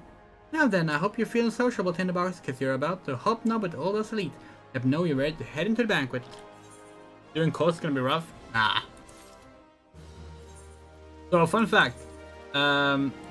These earrings, you can't sell them, you can't put them on the market, and they're also kind of useless. You can't discard them. It's like you will just forever have these earrings take up space. Same thing with this Uldan ring. This is it, Tinderbox, your big debut in Uldan High Society. Banquet is being held in the Fragrant Chamber. Head over to the Royal Promenade and Bartholomew will show you in. Oh, but be sure to put on your earring first, or he'll send you packing. Right, well I reckon that's everything. Try not to let all the pomp and ceremony get to you. Just be yourself and you'll be fine. We should set auto skip on for voiced cutscenes. We enter the cutscenes. It's annoying to have to click when there are voices guiding us.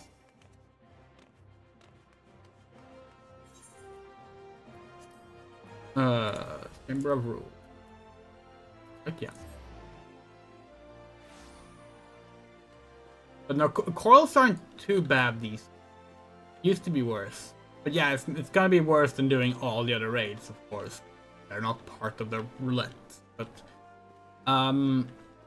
we'll manage. We'll manage. We'll figure something.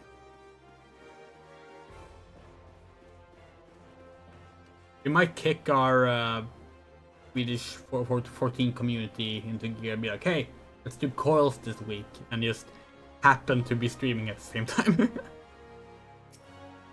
Banquet hosted by Grace the Sultana is to begin shortly. Attendance is by invitation only. Please make way for arriving guests. We are honored to receive you, my lady. Please proceed inside.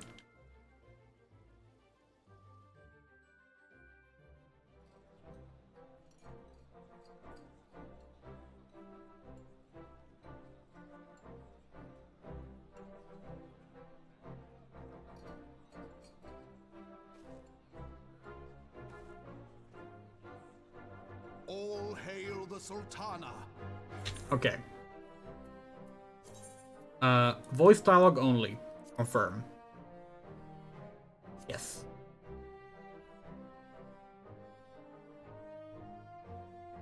Your Grace. Raubon? You're welcome, Moto. That's a nice screenshot.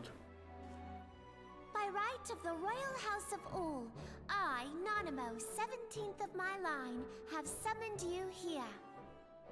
We are graced this day by the presence of a hero to Ul'dah and dear friend to the crown. Look at all the gold. It's so shiny now. It didn't used to look like that. I give you our champion.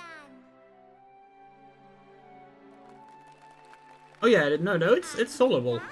I bid you enjoy. It didn't used to be though. Like 2 of them that was difficult to do solo. But yeah, we've done solo coil as well. Not to spoil your appetite, but Ul'dah is hardly so bountiful as this meal would have you believe. While we gorge ourselves, children starve in the streets. Nor can her grace do aught to help them. She is thwarted at every turn by those on the Syndicate who derive their wealth from the workers' poverty.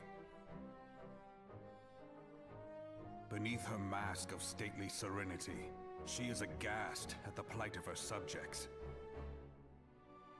But there will be no hope for the masses until the crown is restored to power. I am truly grateful for all you have done for Ul'dah, but there is so much more to do. That light, what is it?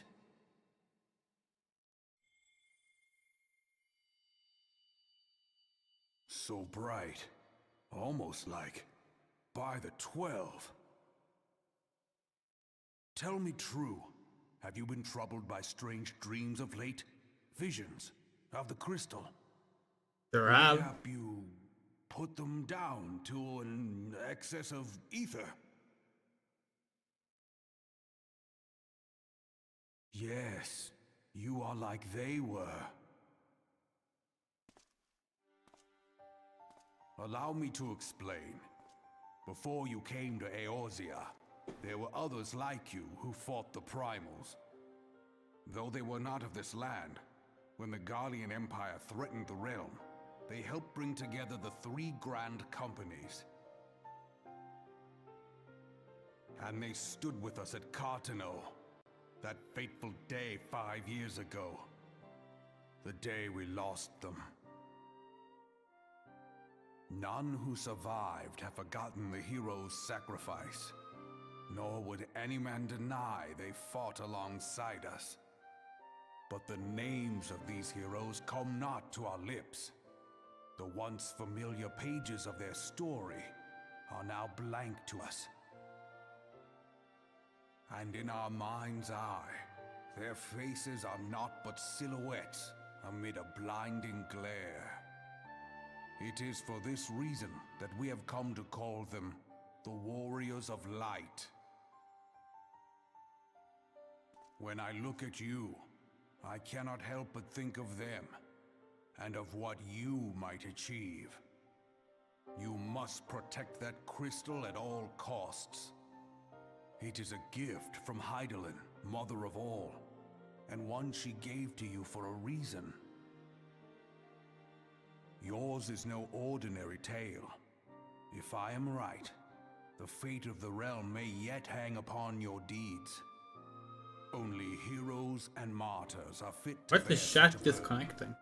Let us pray you are the former.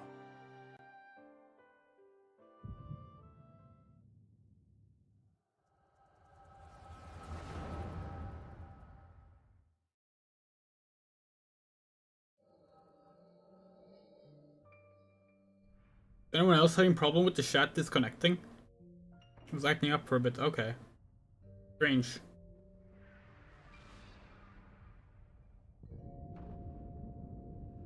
Ah, Dalamud.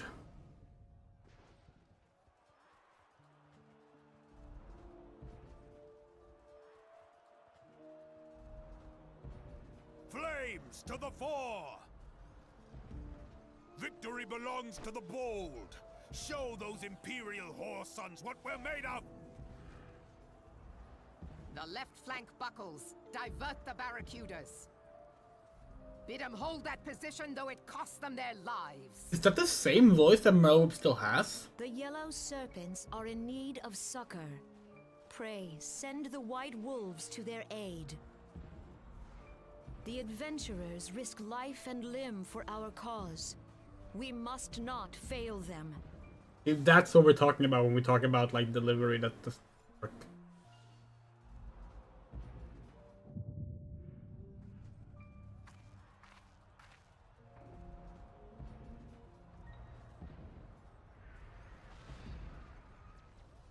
Is aught amiss? No, it is nothing.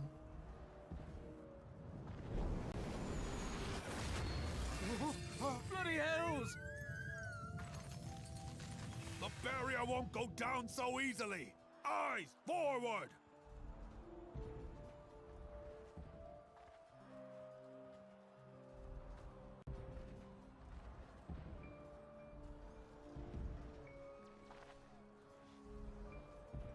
We are being watched.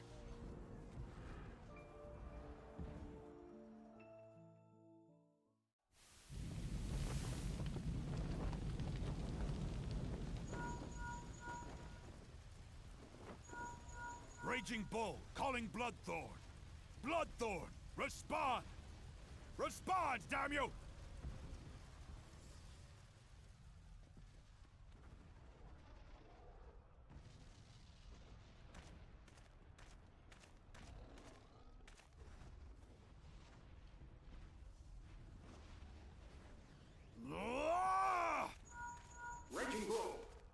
Mad Snake, respond. God, is this scene? This is Raging Bull. What news? We're surrounded by a blaze. There is no way out. God preserve, what is that thing? What's going on? Speak to me! God damn it! We cannot hold much longer.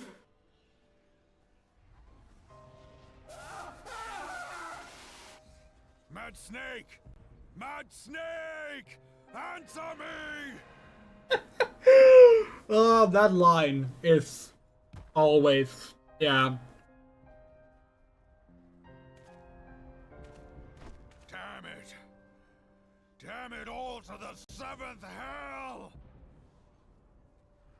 What of the barracudas? Can they not be reached? Sorry, Admiral. Shell's not working. What of our own? I cannot say, my lady. That monstrosity appears to be disrupting our communications. We must keep trying. Call till they respond. Yes, my lady.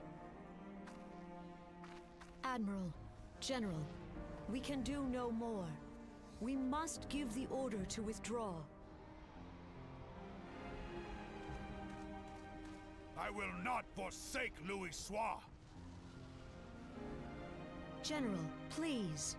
Victory may belong to the bold, but there will be no victor this day. You know this to be true. Let us not sacrifice lives in vain. The adventurers fight bravely, but to no avail. Let them withdraw, and let us be the ones to stand with Louis Soir.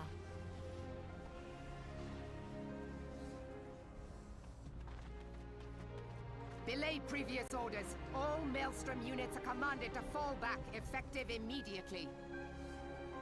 Give the foreign levy priority. Let the main host cover their retreat and bring up the rear. Damn it! Relay the order. All flames are to withdraw. I don't care if our link cells are useless. You still have a working pair of legs, don't you? Well, use them, you bloody half-wit!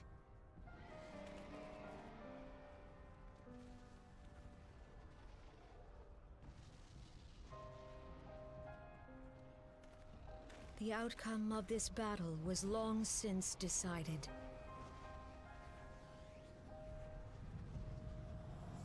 Better to retreat now than risk a massacre. That effect still looks really good. Like the Bahamut This dark, stifling fire is presence. just like really good. Who or what?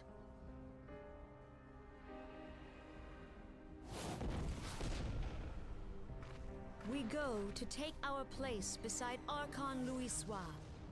To your positions.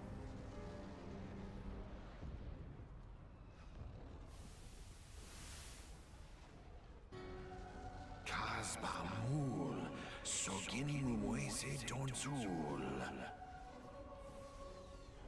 Logalo, Asawad Daken Bet Mubut. In Japanese, that's Char's voice actor, by the way. Char from Gundam.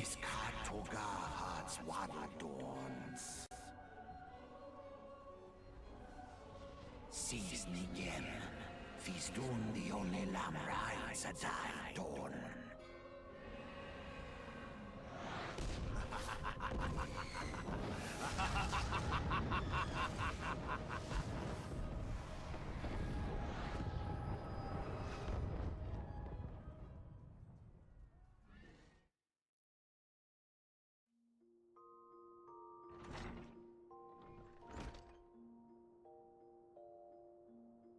How are you feeling, Tinderbox?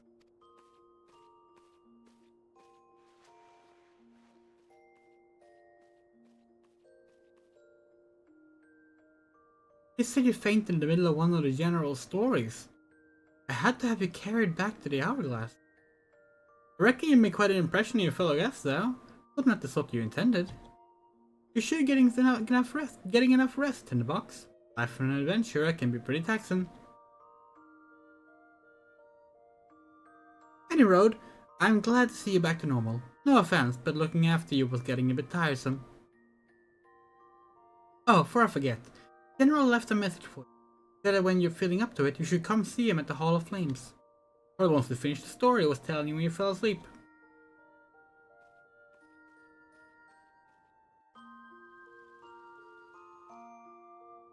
Oh yeah, this is the first time you are actually forced into the inn room.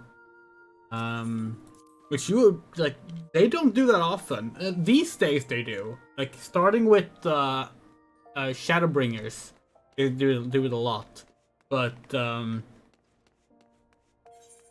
before that, it was very uncommon for them to actually force you into an inn room.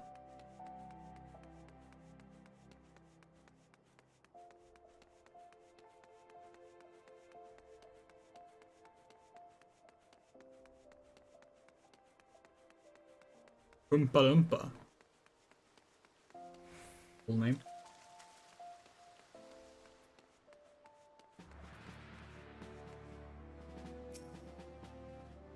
I've been waiting for you, Tinderbox. Trust you are fully recovered. Good, because there's much work to be done. Work that I would have you do. Okay, now we can put on our actual earrings again. Where are our earrings, by the way? We thought that Ara had earrings on the horns, but we don't see it. Is there only specific earrings? Huh. Listen well, Tinderbox. It will take some time to explain.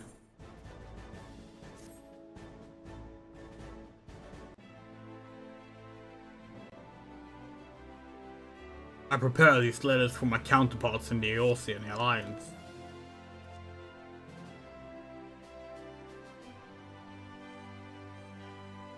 "5 years ago, we looked on, powerless, as our brothers and sisters were taken from us as Cottonau, first by the Gallians, then by the thrice-damned Primal, called forth by their treachery.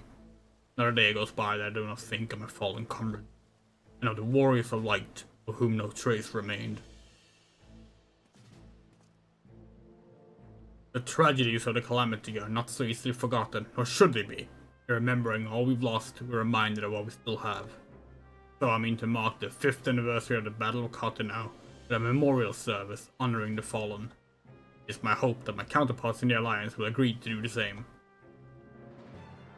And I would have you bear my words to them as my personal envoy. Why you? Because your deeds mark you out as the nearest thing I have to a warrior of light. I can think of none more worthy of the role. The question is, will you accept it?" Nod. "Then it is agreed. We will yearn to Gridania and Limsa as my official representative. Now, that's a great many miles to travel. I've neither time nor patience to wait around while you do it on foot."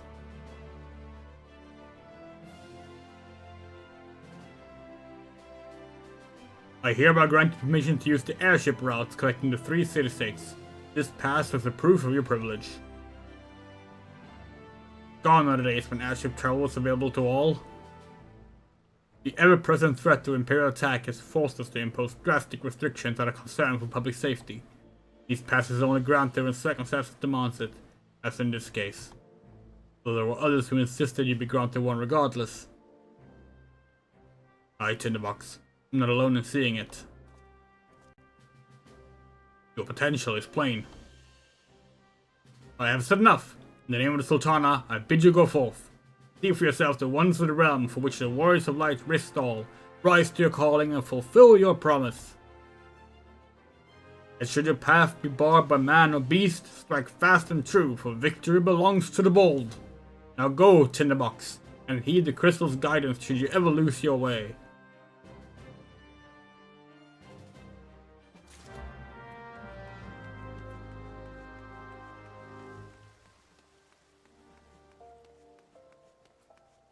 Hey.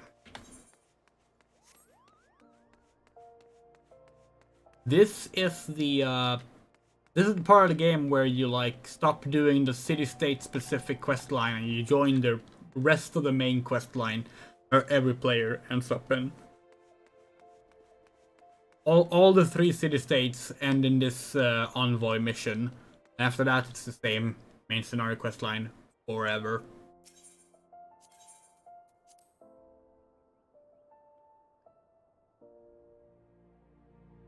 Which is by no means a bad thing, by the way. We don't mean to suggest that it is.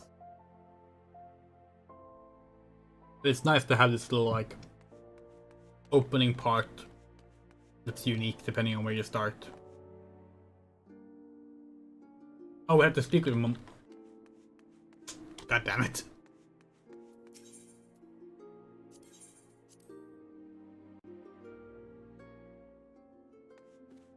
Oh.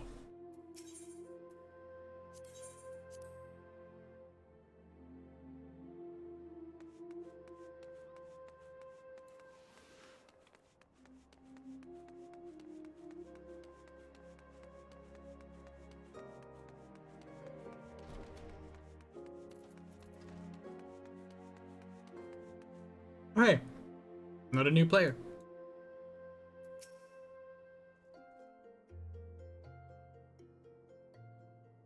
Ah, back from your meeting with REBORN, are you? What did the big man have to say? Is that a fact? Personal envoy of the Flame General himself. You'll be bearing the great man's words to the leader of the Alliance, will you? And by airship! Bugging me, that's an honor and a half it is. I can't think of anyone who deserves it more. I'm proud of you, Tinderbox, I truly am. Now, I dare say REBORN told you this, but not many people get to go on airships these days. In fact, most folks go to their graves having never once seen the Ocean from above. Poor buggers shuffle off to meet fall, having never even known the blue skies of Lim's shimmering seas. Or the myriad greens of leafy Gridania. Not you, Tinderbox. You'll see those sights and more, and everywhere you go, you'll find fascinating folks with fascinating tales to tell. People you meet, the place you go, savor those experiences, for they are priceless all. Saying that, it'd be remiss of me if I didn't remind you to be careful out there. Ul'dah ain't the only place beset by troubles, as you'll discover when you visit Lim's and Gridania. Truth be told, I might well be exactly what the General wants you to realize. I think he knows what kind of woman you are, Tinderbox. And what kind is that, you ask? Why, the kind that can't resist sticking their nose in other people's business, of course. And don't you ever go changing. Safe travels, Tinderbox. I'll see you when you get back. So amazing to name the god so they can make a pun with balls. If only it was in that order. It's not. False balls is something that Cody Fox started with, and Nullfall was named long before that. Oh, is this the dancing quest? Yeah, it is. We'll do that some more time. Now, why did we go to Mogul?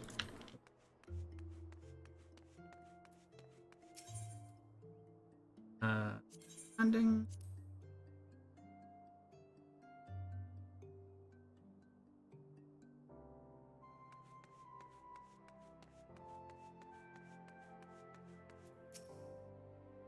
Greetings, madam. This is the reservation counter of passengers traveling to Lim Salamanca. If I'm not mistaken, you are the Flame General's envoys, Tinderbox Morning Dew, yes? Highwind Skywiz is at your service. Will you be flying with us today? Yes.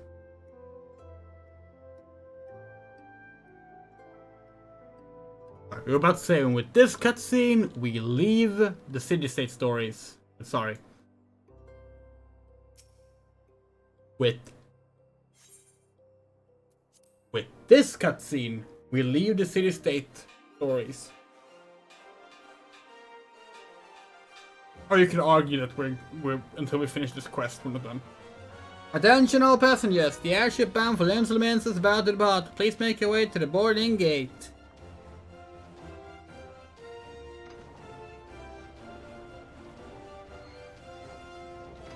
Wait, really?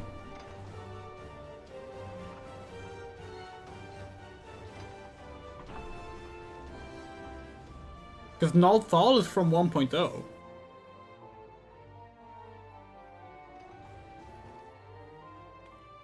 We thought Koji Fox didn't join until... Oh no, maybe he was there. Oh, yeah, no. Okay, fair enough, we're wrong. Momori! Oh, look, all our friends saying goodbye to us. And the Final Fantasy theme song playing for the first time. Da da da da da da ba da da da da da. When we first met beneath the Sultan tree, I sensed there was something unusual about her. I wonder if they will feel the same. Yeah, if people didn't notice, the lady we met at the start of the game that we saved was the Sultan.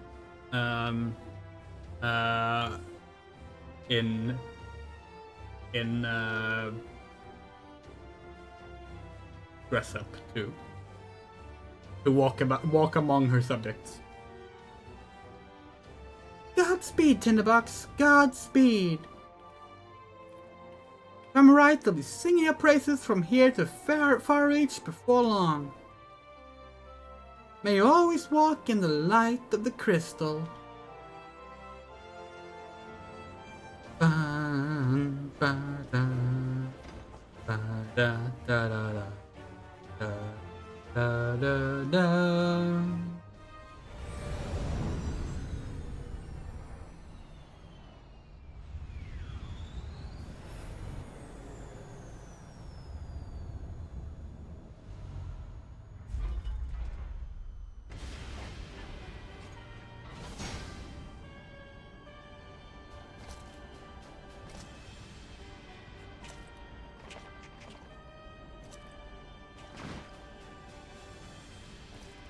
Is this pre-rendered? We've never realized that before. It has been 15 years, but the bitter taste of defeat lingers still. 15 years since the Imperial fleet set course for Mordona, led by the Egrios, mightiest of all vessels.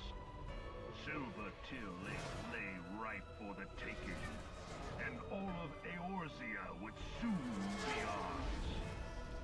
Or so we believed. But an innumerable host of dragons met us that day, at the heart of which flew the great Midgard Zormer. Though we succeeded in slaying that lord among worms, the dread serpent's defeat was bought at too high a price. Our invincible flagship was lost, and all hope of victory with her. So ended our glorious conquest. Yeah, and we saw it when we looked at the 2010 version's opening cutscene. Now we're in game again. A blighted realm, riddled with false gods. Twice now it has eluded the Empire's grasp. For all the destruction it wrought, even Meteor, the great sin, failed to yield us control over it. And for this failure, the realm has sunk deeper into depravity. It is twisted beyond all reckoning, rotten nigh to the core. Yet, it must be saved. Only Garlean rule can bring order to Eorzea. It falls to us to deliver the misguided masses from their ignorance. We are of one mind, Lord Van Balthar.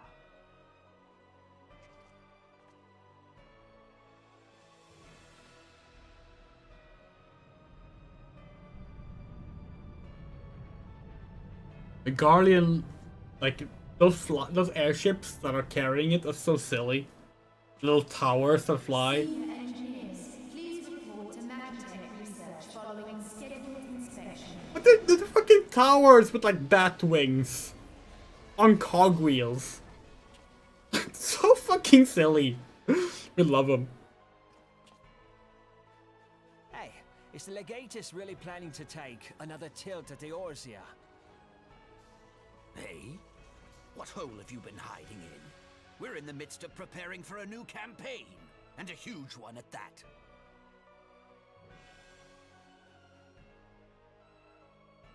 But I thought the Emperor had given up the Western lands for lost after Carteneau. What could the Legatus possibly hope to gain by acting alone? I sense you harbor certain doubts over the wisdom of the Legatus's plan. Nero! My lord! Please, call me Nero. Tell me, where were you born? Othard, my lord. Alamigo, my lord. Ah, codename Hummingway, I presume? I don't know what you... Silence. Your denials will not change your fate. I assure you, Frumentarium sees all. This guy right here. This guy right here is the best. Motherfucking Nero. God, this dude. This dude.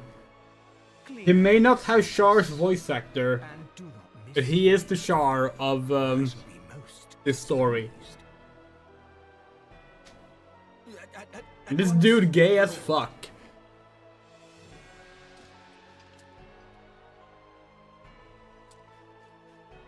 Garland, soon you will be made to know the true power of Magitech.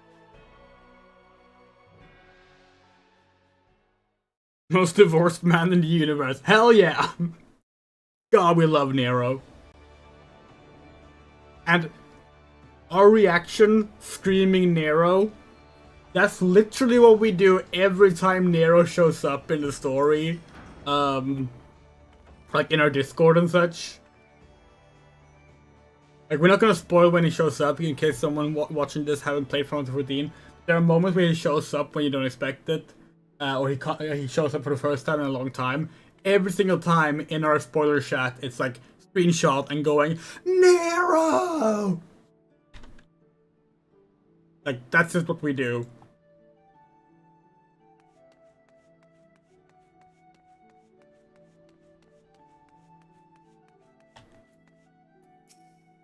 Ah, you must be the envoy from Ulda. Welcome to Limsa Mensa, madam. Admiral Bluffiswin awaits your arrival.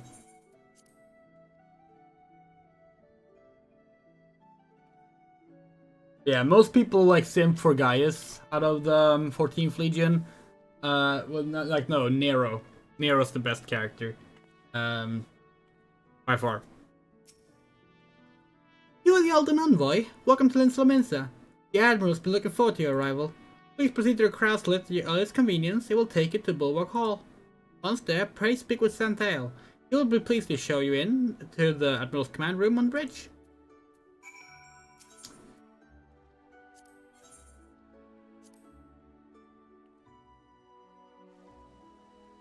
Okay, let's grab the Aetheryte.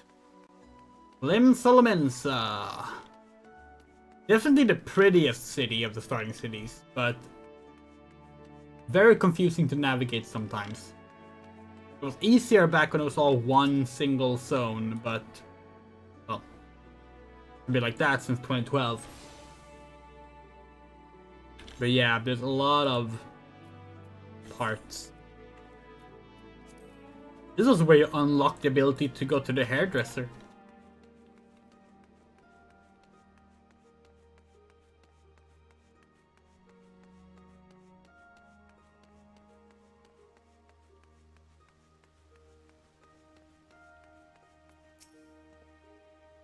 Greetings, madam, and welcome to our fair city. If you will permit me to examine the seal and the missive you carry.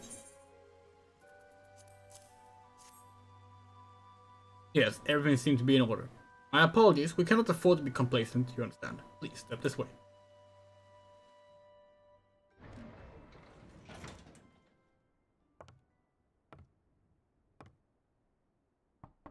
Enter. We're so tiny. So the silver-tongued merchants send an adventurer to speak for them. It appears the Uldans place great faith in you. This way.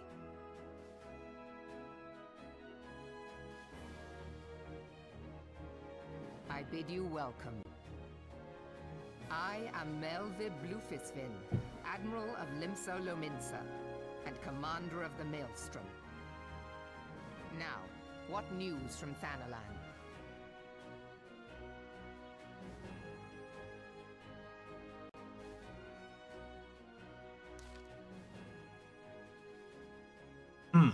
A memorial service to honor the fallen.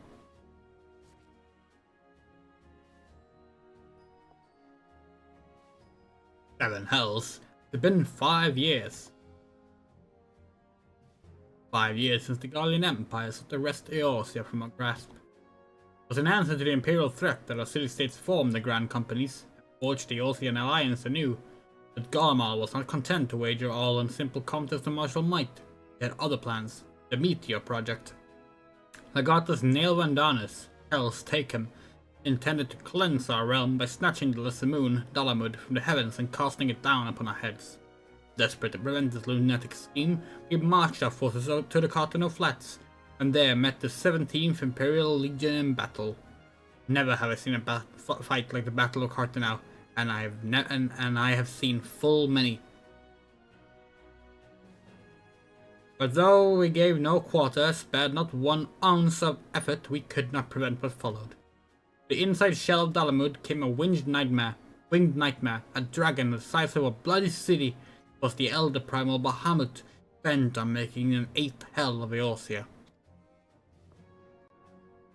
In the space of a breath, the legions of the Empire were set aflame, while our own armies fared little better. It was as if the whole world was burning. Words cannot well describe the scene. Yet, by some miracle, few among us were spared. Even as I steeled myself for death, a blinding white light enveloped me, robbing me of my senses. When I regained them, the dragon was gone, and the still smoldering land was warped beyond all-knowing. Were Archon Louisois still with us, he would doubt to shed some light on these unfathomable happenings. Alas, he is not, and I fear we will want for his wisdom in the days to come. While our nation struggled to recover from the devastation, the beastmen called forth the damned primals to torment us anew. Unless we put aside our differences and rebuild now, our foes will catch us unprepared. And I speak not only of the beastmen. Do not imagine that the Empire has forsaken its claim on Eorzea.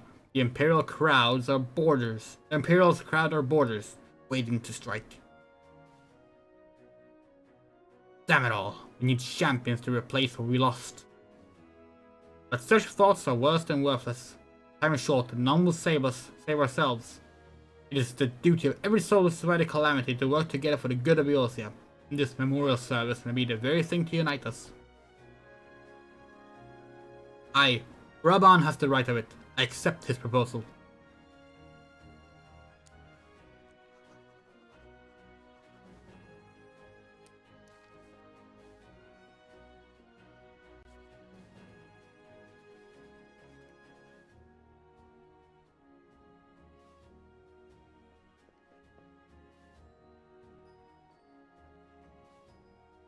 Your duty is done here, adventurer. I will see to it that the Flame General receives my reply. You travel next to Gridania, yes? Pray give my regards to the elder Seedseer. Oh, and tell her the wolf has been sniffing around the stables. Private jest, and one in poor taste. I would have you tell it all the same. Fare you well, Tinderbox. May the Navigator guide you on your journey.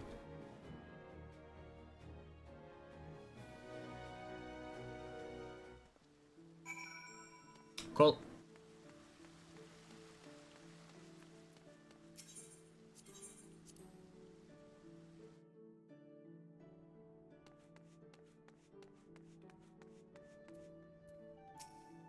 Greetings, madam. This is the count of passengers traveling to Gridania.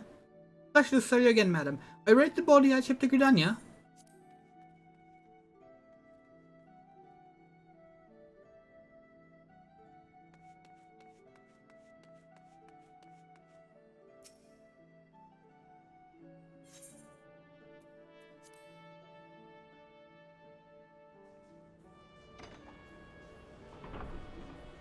So we leave again. This time we don't get the fancy Final Fantasy theme song and people waving us goodbye.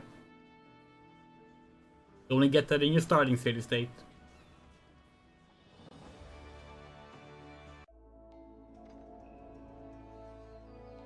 God, the loading times are so short now that we're on a good computer.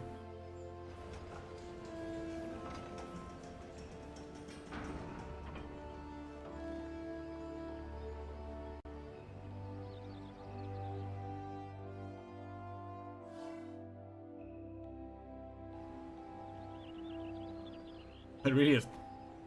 It places your Rikers in front of a fucking column. Like the Jenny Nicholson Star Wars hotel description of the dinner show. Okay.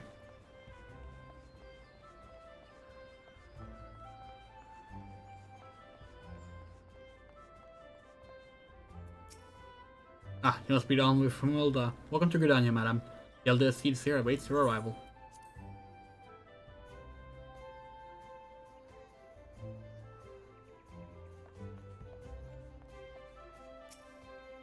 Greetings, good madam. You are the Uldan envoy, are you not? I have received instructions to assist you. Pray make your way to the city proper and identify yourself to the conjurer at Nofika's altar. She will admit you to the lotus stand where the Elder Seeds her await.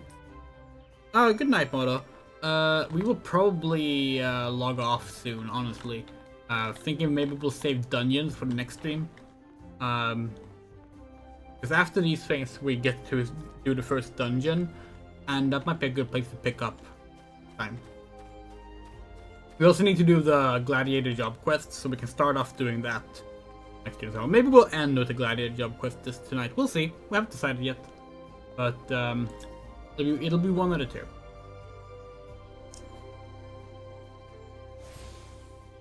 After all, we have a stream tomorrow as well. We're playing Baldur's Gate tomorrow, so gotta. Whoa.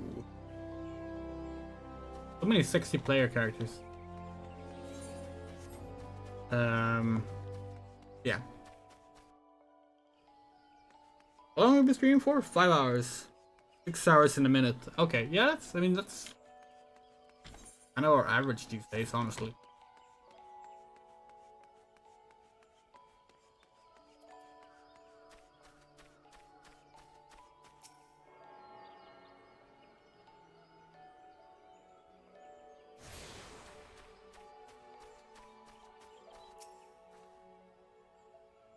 You are the Elden Envoy.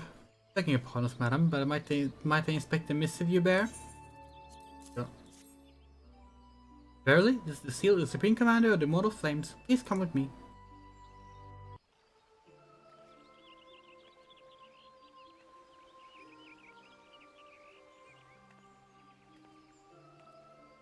So you are the Uldan Envoy.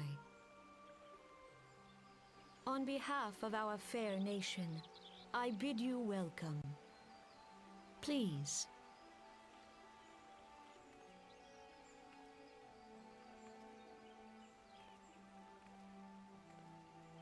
Allow me to introduce myself. I am Khan-E Senna, Elder Seedseer of Gridania, and leader of the Order of the Twin Adder, our nation's grand company. I understand you bear a message from the Flame General.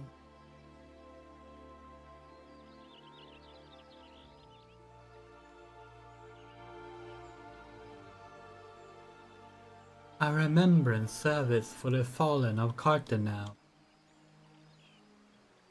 Pray tell me, adventurer, what do you know of our conflict with the Empire? It would seem my counterparts recounted the tale in some detail. That is well. A message from the Admiral. A wolf has been sniffing around her stables. I see. Well, I shall be pleased to provide her with such counsel as I am able. But first, friend of my friend, I will tell you more of the Garlean threat. For the greater part of its history, Garlemald was not even among the most influential nations in Nilfgaard, the northern continent. However, innovations in the field of magitech some 50 years past helped to raise it from the depths of its obscurity. Emboldened by this technology, it set about subjugating its neighbors, swiftly absorbing each into its ever-expanding territory. And when all of Ilsabard lay within its grasp, it turned its ravenous gaze upon Eorzea. Yet Garlemald's transformation did not come out by virtue of magitech alone. Its success owed much to the consummate leadership of its first and reigning emperor, Solozos Galvus, the man who built an empire in his own lifetime. Yet he has lived long, and after more than 80 winters, it is said that he grows frail and ever more prone to illness. If rumors are to be believed, the matter of succession has destabilized the imperial court. This would explain the empire's relative inactivity in recent years, which has granted us much needed time to rebuild. Yet we cannot allow ourselves to become complacent, for Garlemald still maintains a presence in Eorzea, in the form of the 14th Imperial Legion. Commanding this great host is Legatus Gaius von Bersar, a man whose ambitions are well known to us. So long as he breathes Eorzean air, none of us may sleep easy. The calamity wreaked such devastation upon the realm that it has been all we could do to nurse our wounds. Never mind rebuild our defenses. Simply put, we do not have the strength to repel the Empire. To add to our woes, the Beast Tribe continue to summon their primals, whose very existence is a bane upon the land. Each nation is beset with its own primal problems.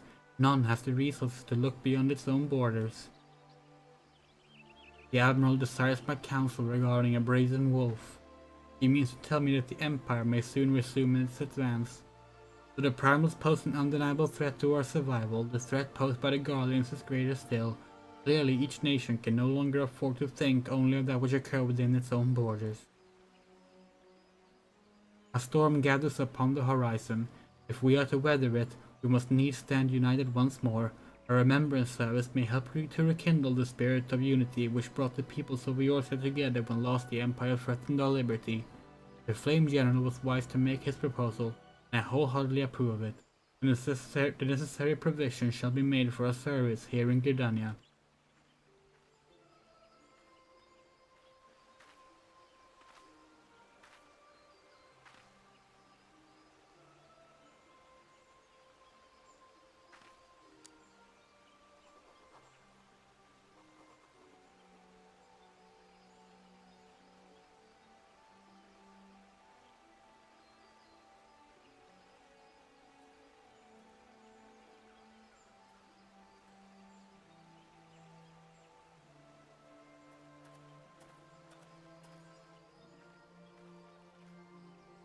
Your work here is done, my friend.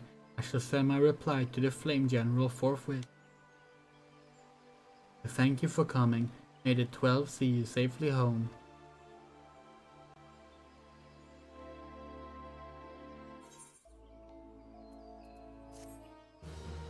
Yay! Yeah, so now we have officially joined the mainline quest line. And now we have also gotten our first minion, so now it's not too bad for us to just summon a random minion like this. Oh, we got Zidane. Gilgamesh. Chocobo Ship Courier. Not gonna have anything summoned right now. A prayer meeting with the Elder Seeds here went well, my lady envoy. Correct me if I'm mistaken, but did you not also deliver a message to Admiral Merlwyr Blofuswyn of Limsel Minsa? While you were there, did you happen to meet Balderon, the proprietor of the Drowning Wrench? Gregarious gentleman, always happy to help his fellow man. Well, I'm told he has a task for a capable adventurer. I know not what the task entails, but I dare say a Flame General's personal envoy would make a fine candidate. If you're interested in learning more, pray speak with Balderon at his establishment. Yeah. Okay, so this is the first... Oh, actually, no. This is not the first. The next quest is the first dungeon. What we're gonna do now is we're gonna go walk around and grab all the Aetherytes. And after that, we might sign off for this. sure yet. We've had fun. This has been a fun stream. Hopefully y'all have enjoyed it as well. Streaming an MMO is interesting. Obviously, we've been doing mainly single-player stuff now. Only the guild tests have involved other players. But starting next stream, we're actually gonna have to do some dungeons. And we did consider doing duty support for all the dungeons, and we might still do that for the first playthroughs because it's kind of fun to see the NPCs in the dungeons, especially later on when the big name characters start joining in. But we haven't decided yet. We'll see, because we will see dungeons over and over again as we level and such as well. As we said, we do want to, like, this is not just going to be a strict, here's the entire main scenario quest line played through with nothing else. Like, we're gonna level different things, we're gonna do some side content and stuff like that. This is our streaming character from now on. So like, when we stream 14, we will be playing as Tinderbox, and when we play casually, we will play on our regular character. So whatever we feel like doing on stream, we will do through this, and we think it'll be fun. We think it'll be a lot of fun, and hopefully we can get people in to join in on joining that, and we can like do dungeons together and stuff like that. YouTube chat is broken again. That's great.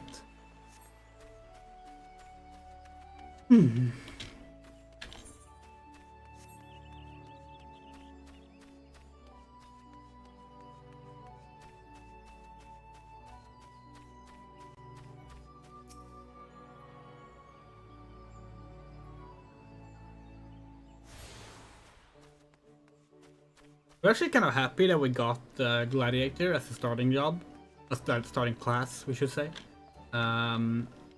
Like, initially we were like a little bit sad. We thought it might be fun to do Arcanist, but the more we think about it, like, we do like starting in Ulda, and we already play caster on our main character as our main job, so like, nice to be able to do something else. And it's been a while since we did Gladiator and Paladin. It used to be our secondary job, like the one we would switch to when someone needed a tank. But that was a long time ago now, so like, we haven't even leveled Paladin to 100 on our main.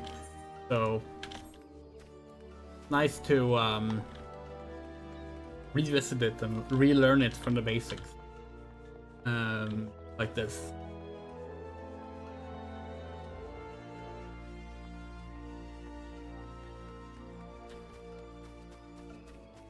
We're also very happy with how the character turned out.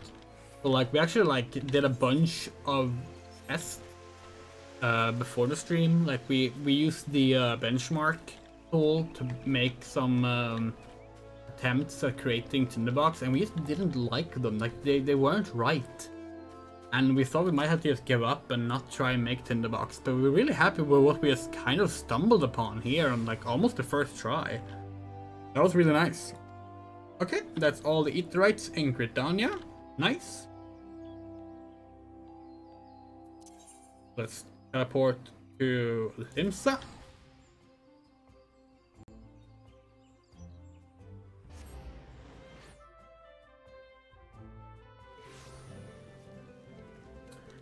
Okay. One there, there's one there, there's one there. 3 on this. Easiest thing would be to, yeah.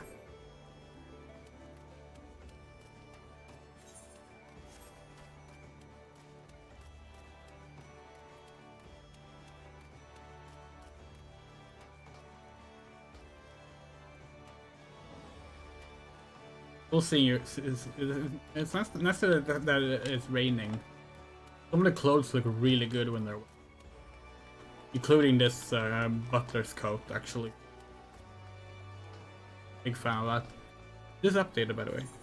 It's not.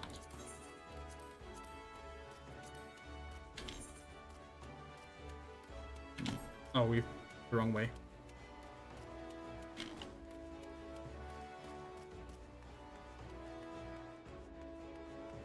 this the right way?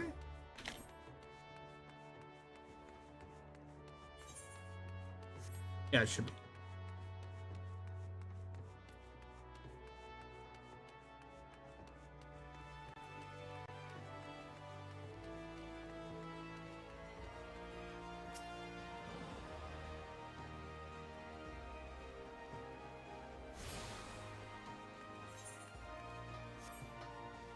Girl Fisherman's Guild. Fisher is probably one of the things we're gonna do as well. We really like doing ocean fishing. It's like for a while it was like the one thing we did on 14 where we just log on like every 2 hours and we do ocean fishing. Nothing else. It was great. Really enjoy ocean fishing.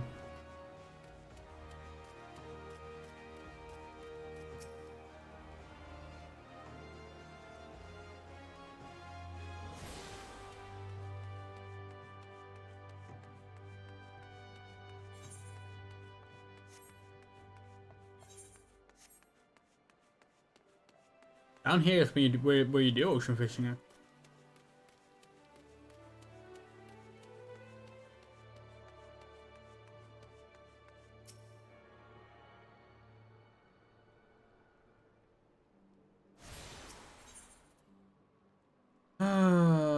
Okay.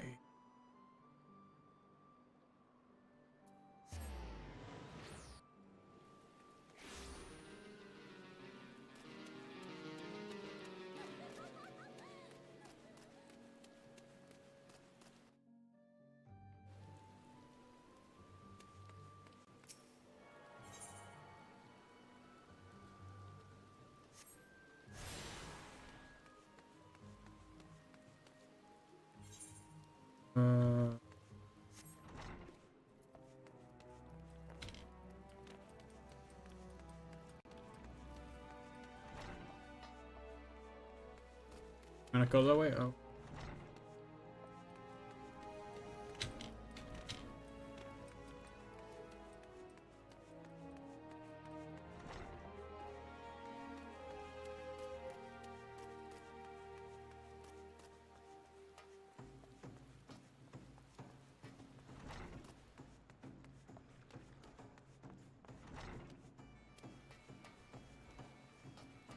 Ah, the Musketeers Guild.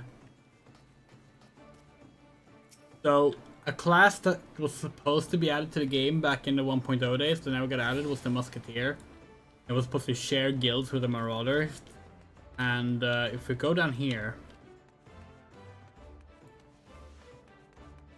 This is a well-known thing, but it's fun to show it off. If we go down here, we can still see Musketeers. Here they are. They're handguns.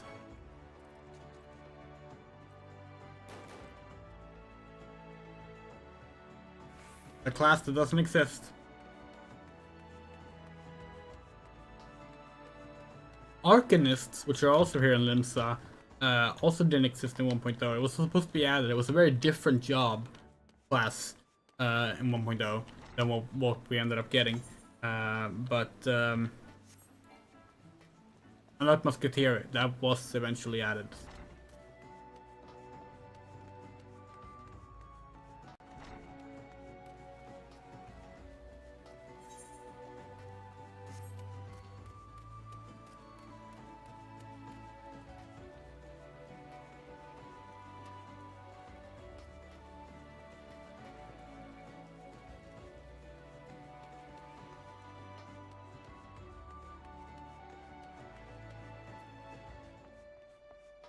Oh, actually no, hold, wait.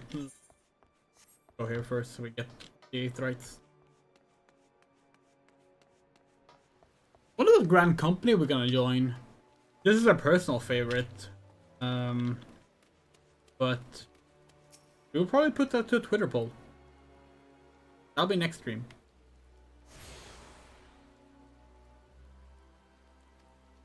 There we go.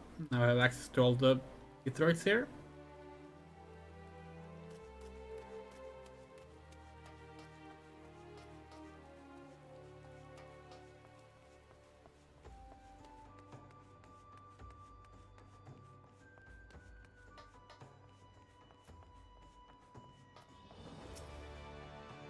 Welcome to John Wench. Sit wherever you like, lass. I'll be with you in it. Hey. I am Badron, alright? Who's asking? Ah, I get a job as a cable of Wench, you say? Oh, you're bloody right. Just you're fairly warned though. This ain't no job for the faint of heart.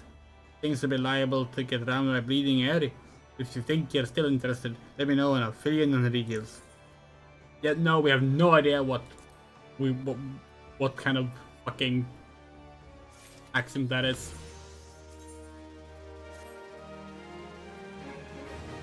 You know what? This is not a bad look. Let's just dye it grey. Oh. Wait, no, that's not good. It only has one dye channel and that looks... Ugh, fine, it'll do. You can go with that for now.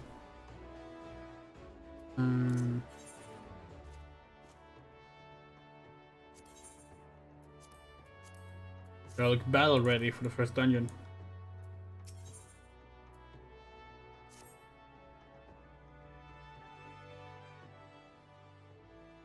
Well, thank you for taking the time to help me out.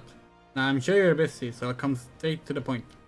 Word that some suspicious looking buggers have been sneaking in and out of Stasha Shigrot. I need a trustworthy start to head up the north for a report and find out who they are and what they're up to. Don't sound like much, I know. If it weren't so long as the fishback pet pirates paid us an unwelcome visit, and folks are feeling a bit nervous. If you would permit me, Master Balder, I should be happy to elaborate. Well, if it ain't the Chief Yellow Jacket himself, what the orders rare honor, Commander Reina. Help to make sure me patrons are behaving, are you thirsty? I think it's like a Popeye voice we're trying to do. It's not really working. Neither. In fact, I was informed that you had requested an adventure to assist me in my investigation. I came to offer what information I could sift from recent reports. Over the course of the past moon, there have been several sightings of an unfamiliar vessel off the coast of Valeport in the vicinity of the Isles of Umbra. The information came to my attention no more than a few weeks after a squad of my own soldiers had completed a routine patrol of the region, the Stasha Secret included. The search revealed little, save that a family of Curls had taken up residence in the caves, nothing to concern us in short. In light of recent developments, however, it would seem wise to search for Stasha again. With the Sahagin testing our defenses daily, I'm loath to assign the task to the limited force at my disposal, lying stretch as it is. Just accept the services of a competent adventurer to conduct an investigation in our stead. Any aid you can offer in this matter will be greatly appreciated. Then it is settled. Stasha is located in western Lenosha. For more detailed instructions on how to reach the place, please consult Vimelpa. He can be found at the ferry docks in the lower decks. Yeah, the man. Good luck to you, lass.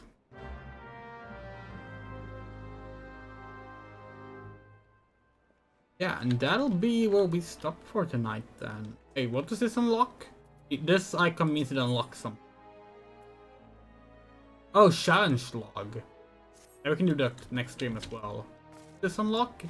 Sightseeing log maybe? No, that's okay. That's the hairdresser thing. Okay, cool.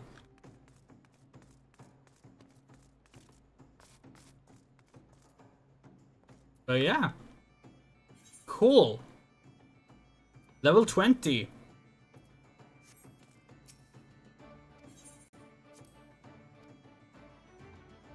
It's fast these days. You would not get level 20 in 6 hours of casual playing through the story back in 2013, we'll tell you that much. Yeah.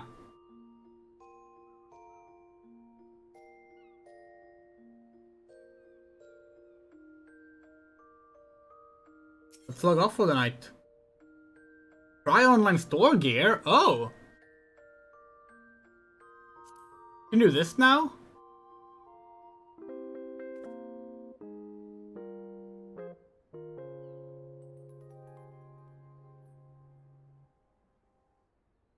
How does that work?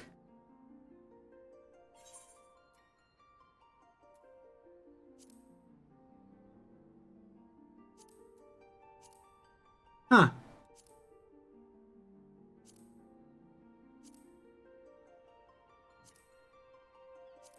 That's fun.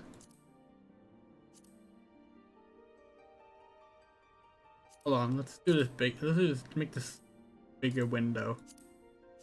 There we go.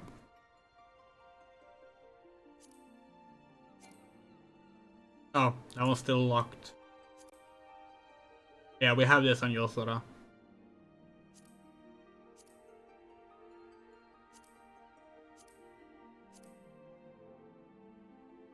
Oh, we might need to get this. If it's dyeable.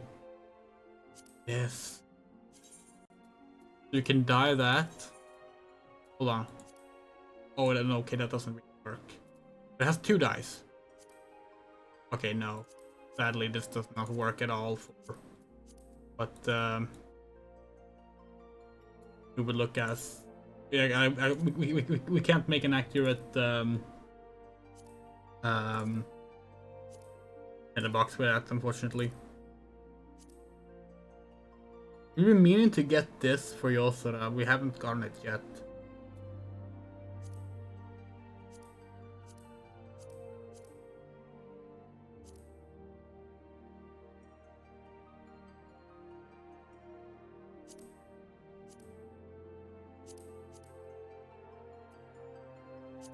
Can we get the try on screen? We can dye it.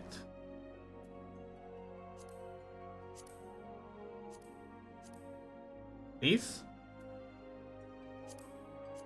It worked earlier.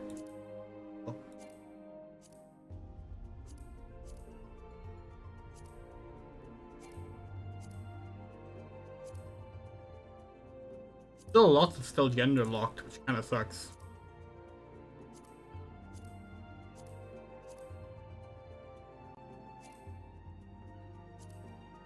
Well, that's cool. We hadn't seen the dream thing stuff before. Oh, there it is. Okay, so in this one, the coat is one, and the wings are different ones. That would almost work to make the actual design that in the box has in our D&D campaign. Okay. We're logging out. Good night, Tinderbox.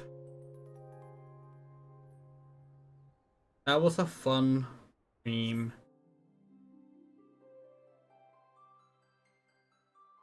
Okay. Thank you so much for watching. We had a lot of fun. Hopefully you had a lot of fun as well. We're gonna try and get another Final Fantasy 14 stream in this weekend, maybe. Otherwise, we'll see when it fits well to do them. We have a bunch of spooky games coming up for Halloween as well. And of course, Baldur's Gate 3, gotta finish that. Preferably before the the new Dragon Age comes out. And also we have Life is Strange games to finish still. That's also coming. Before we leave, we would like to give a very special thank you to our wonderful supporters.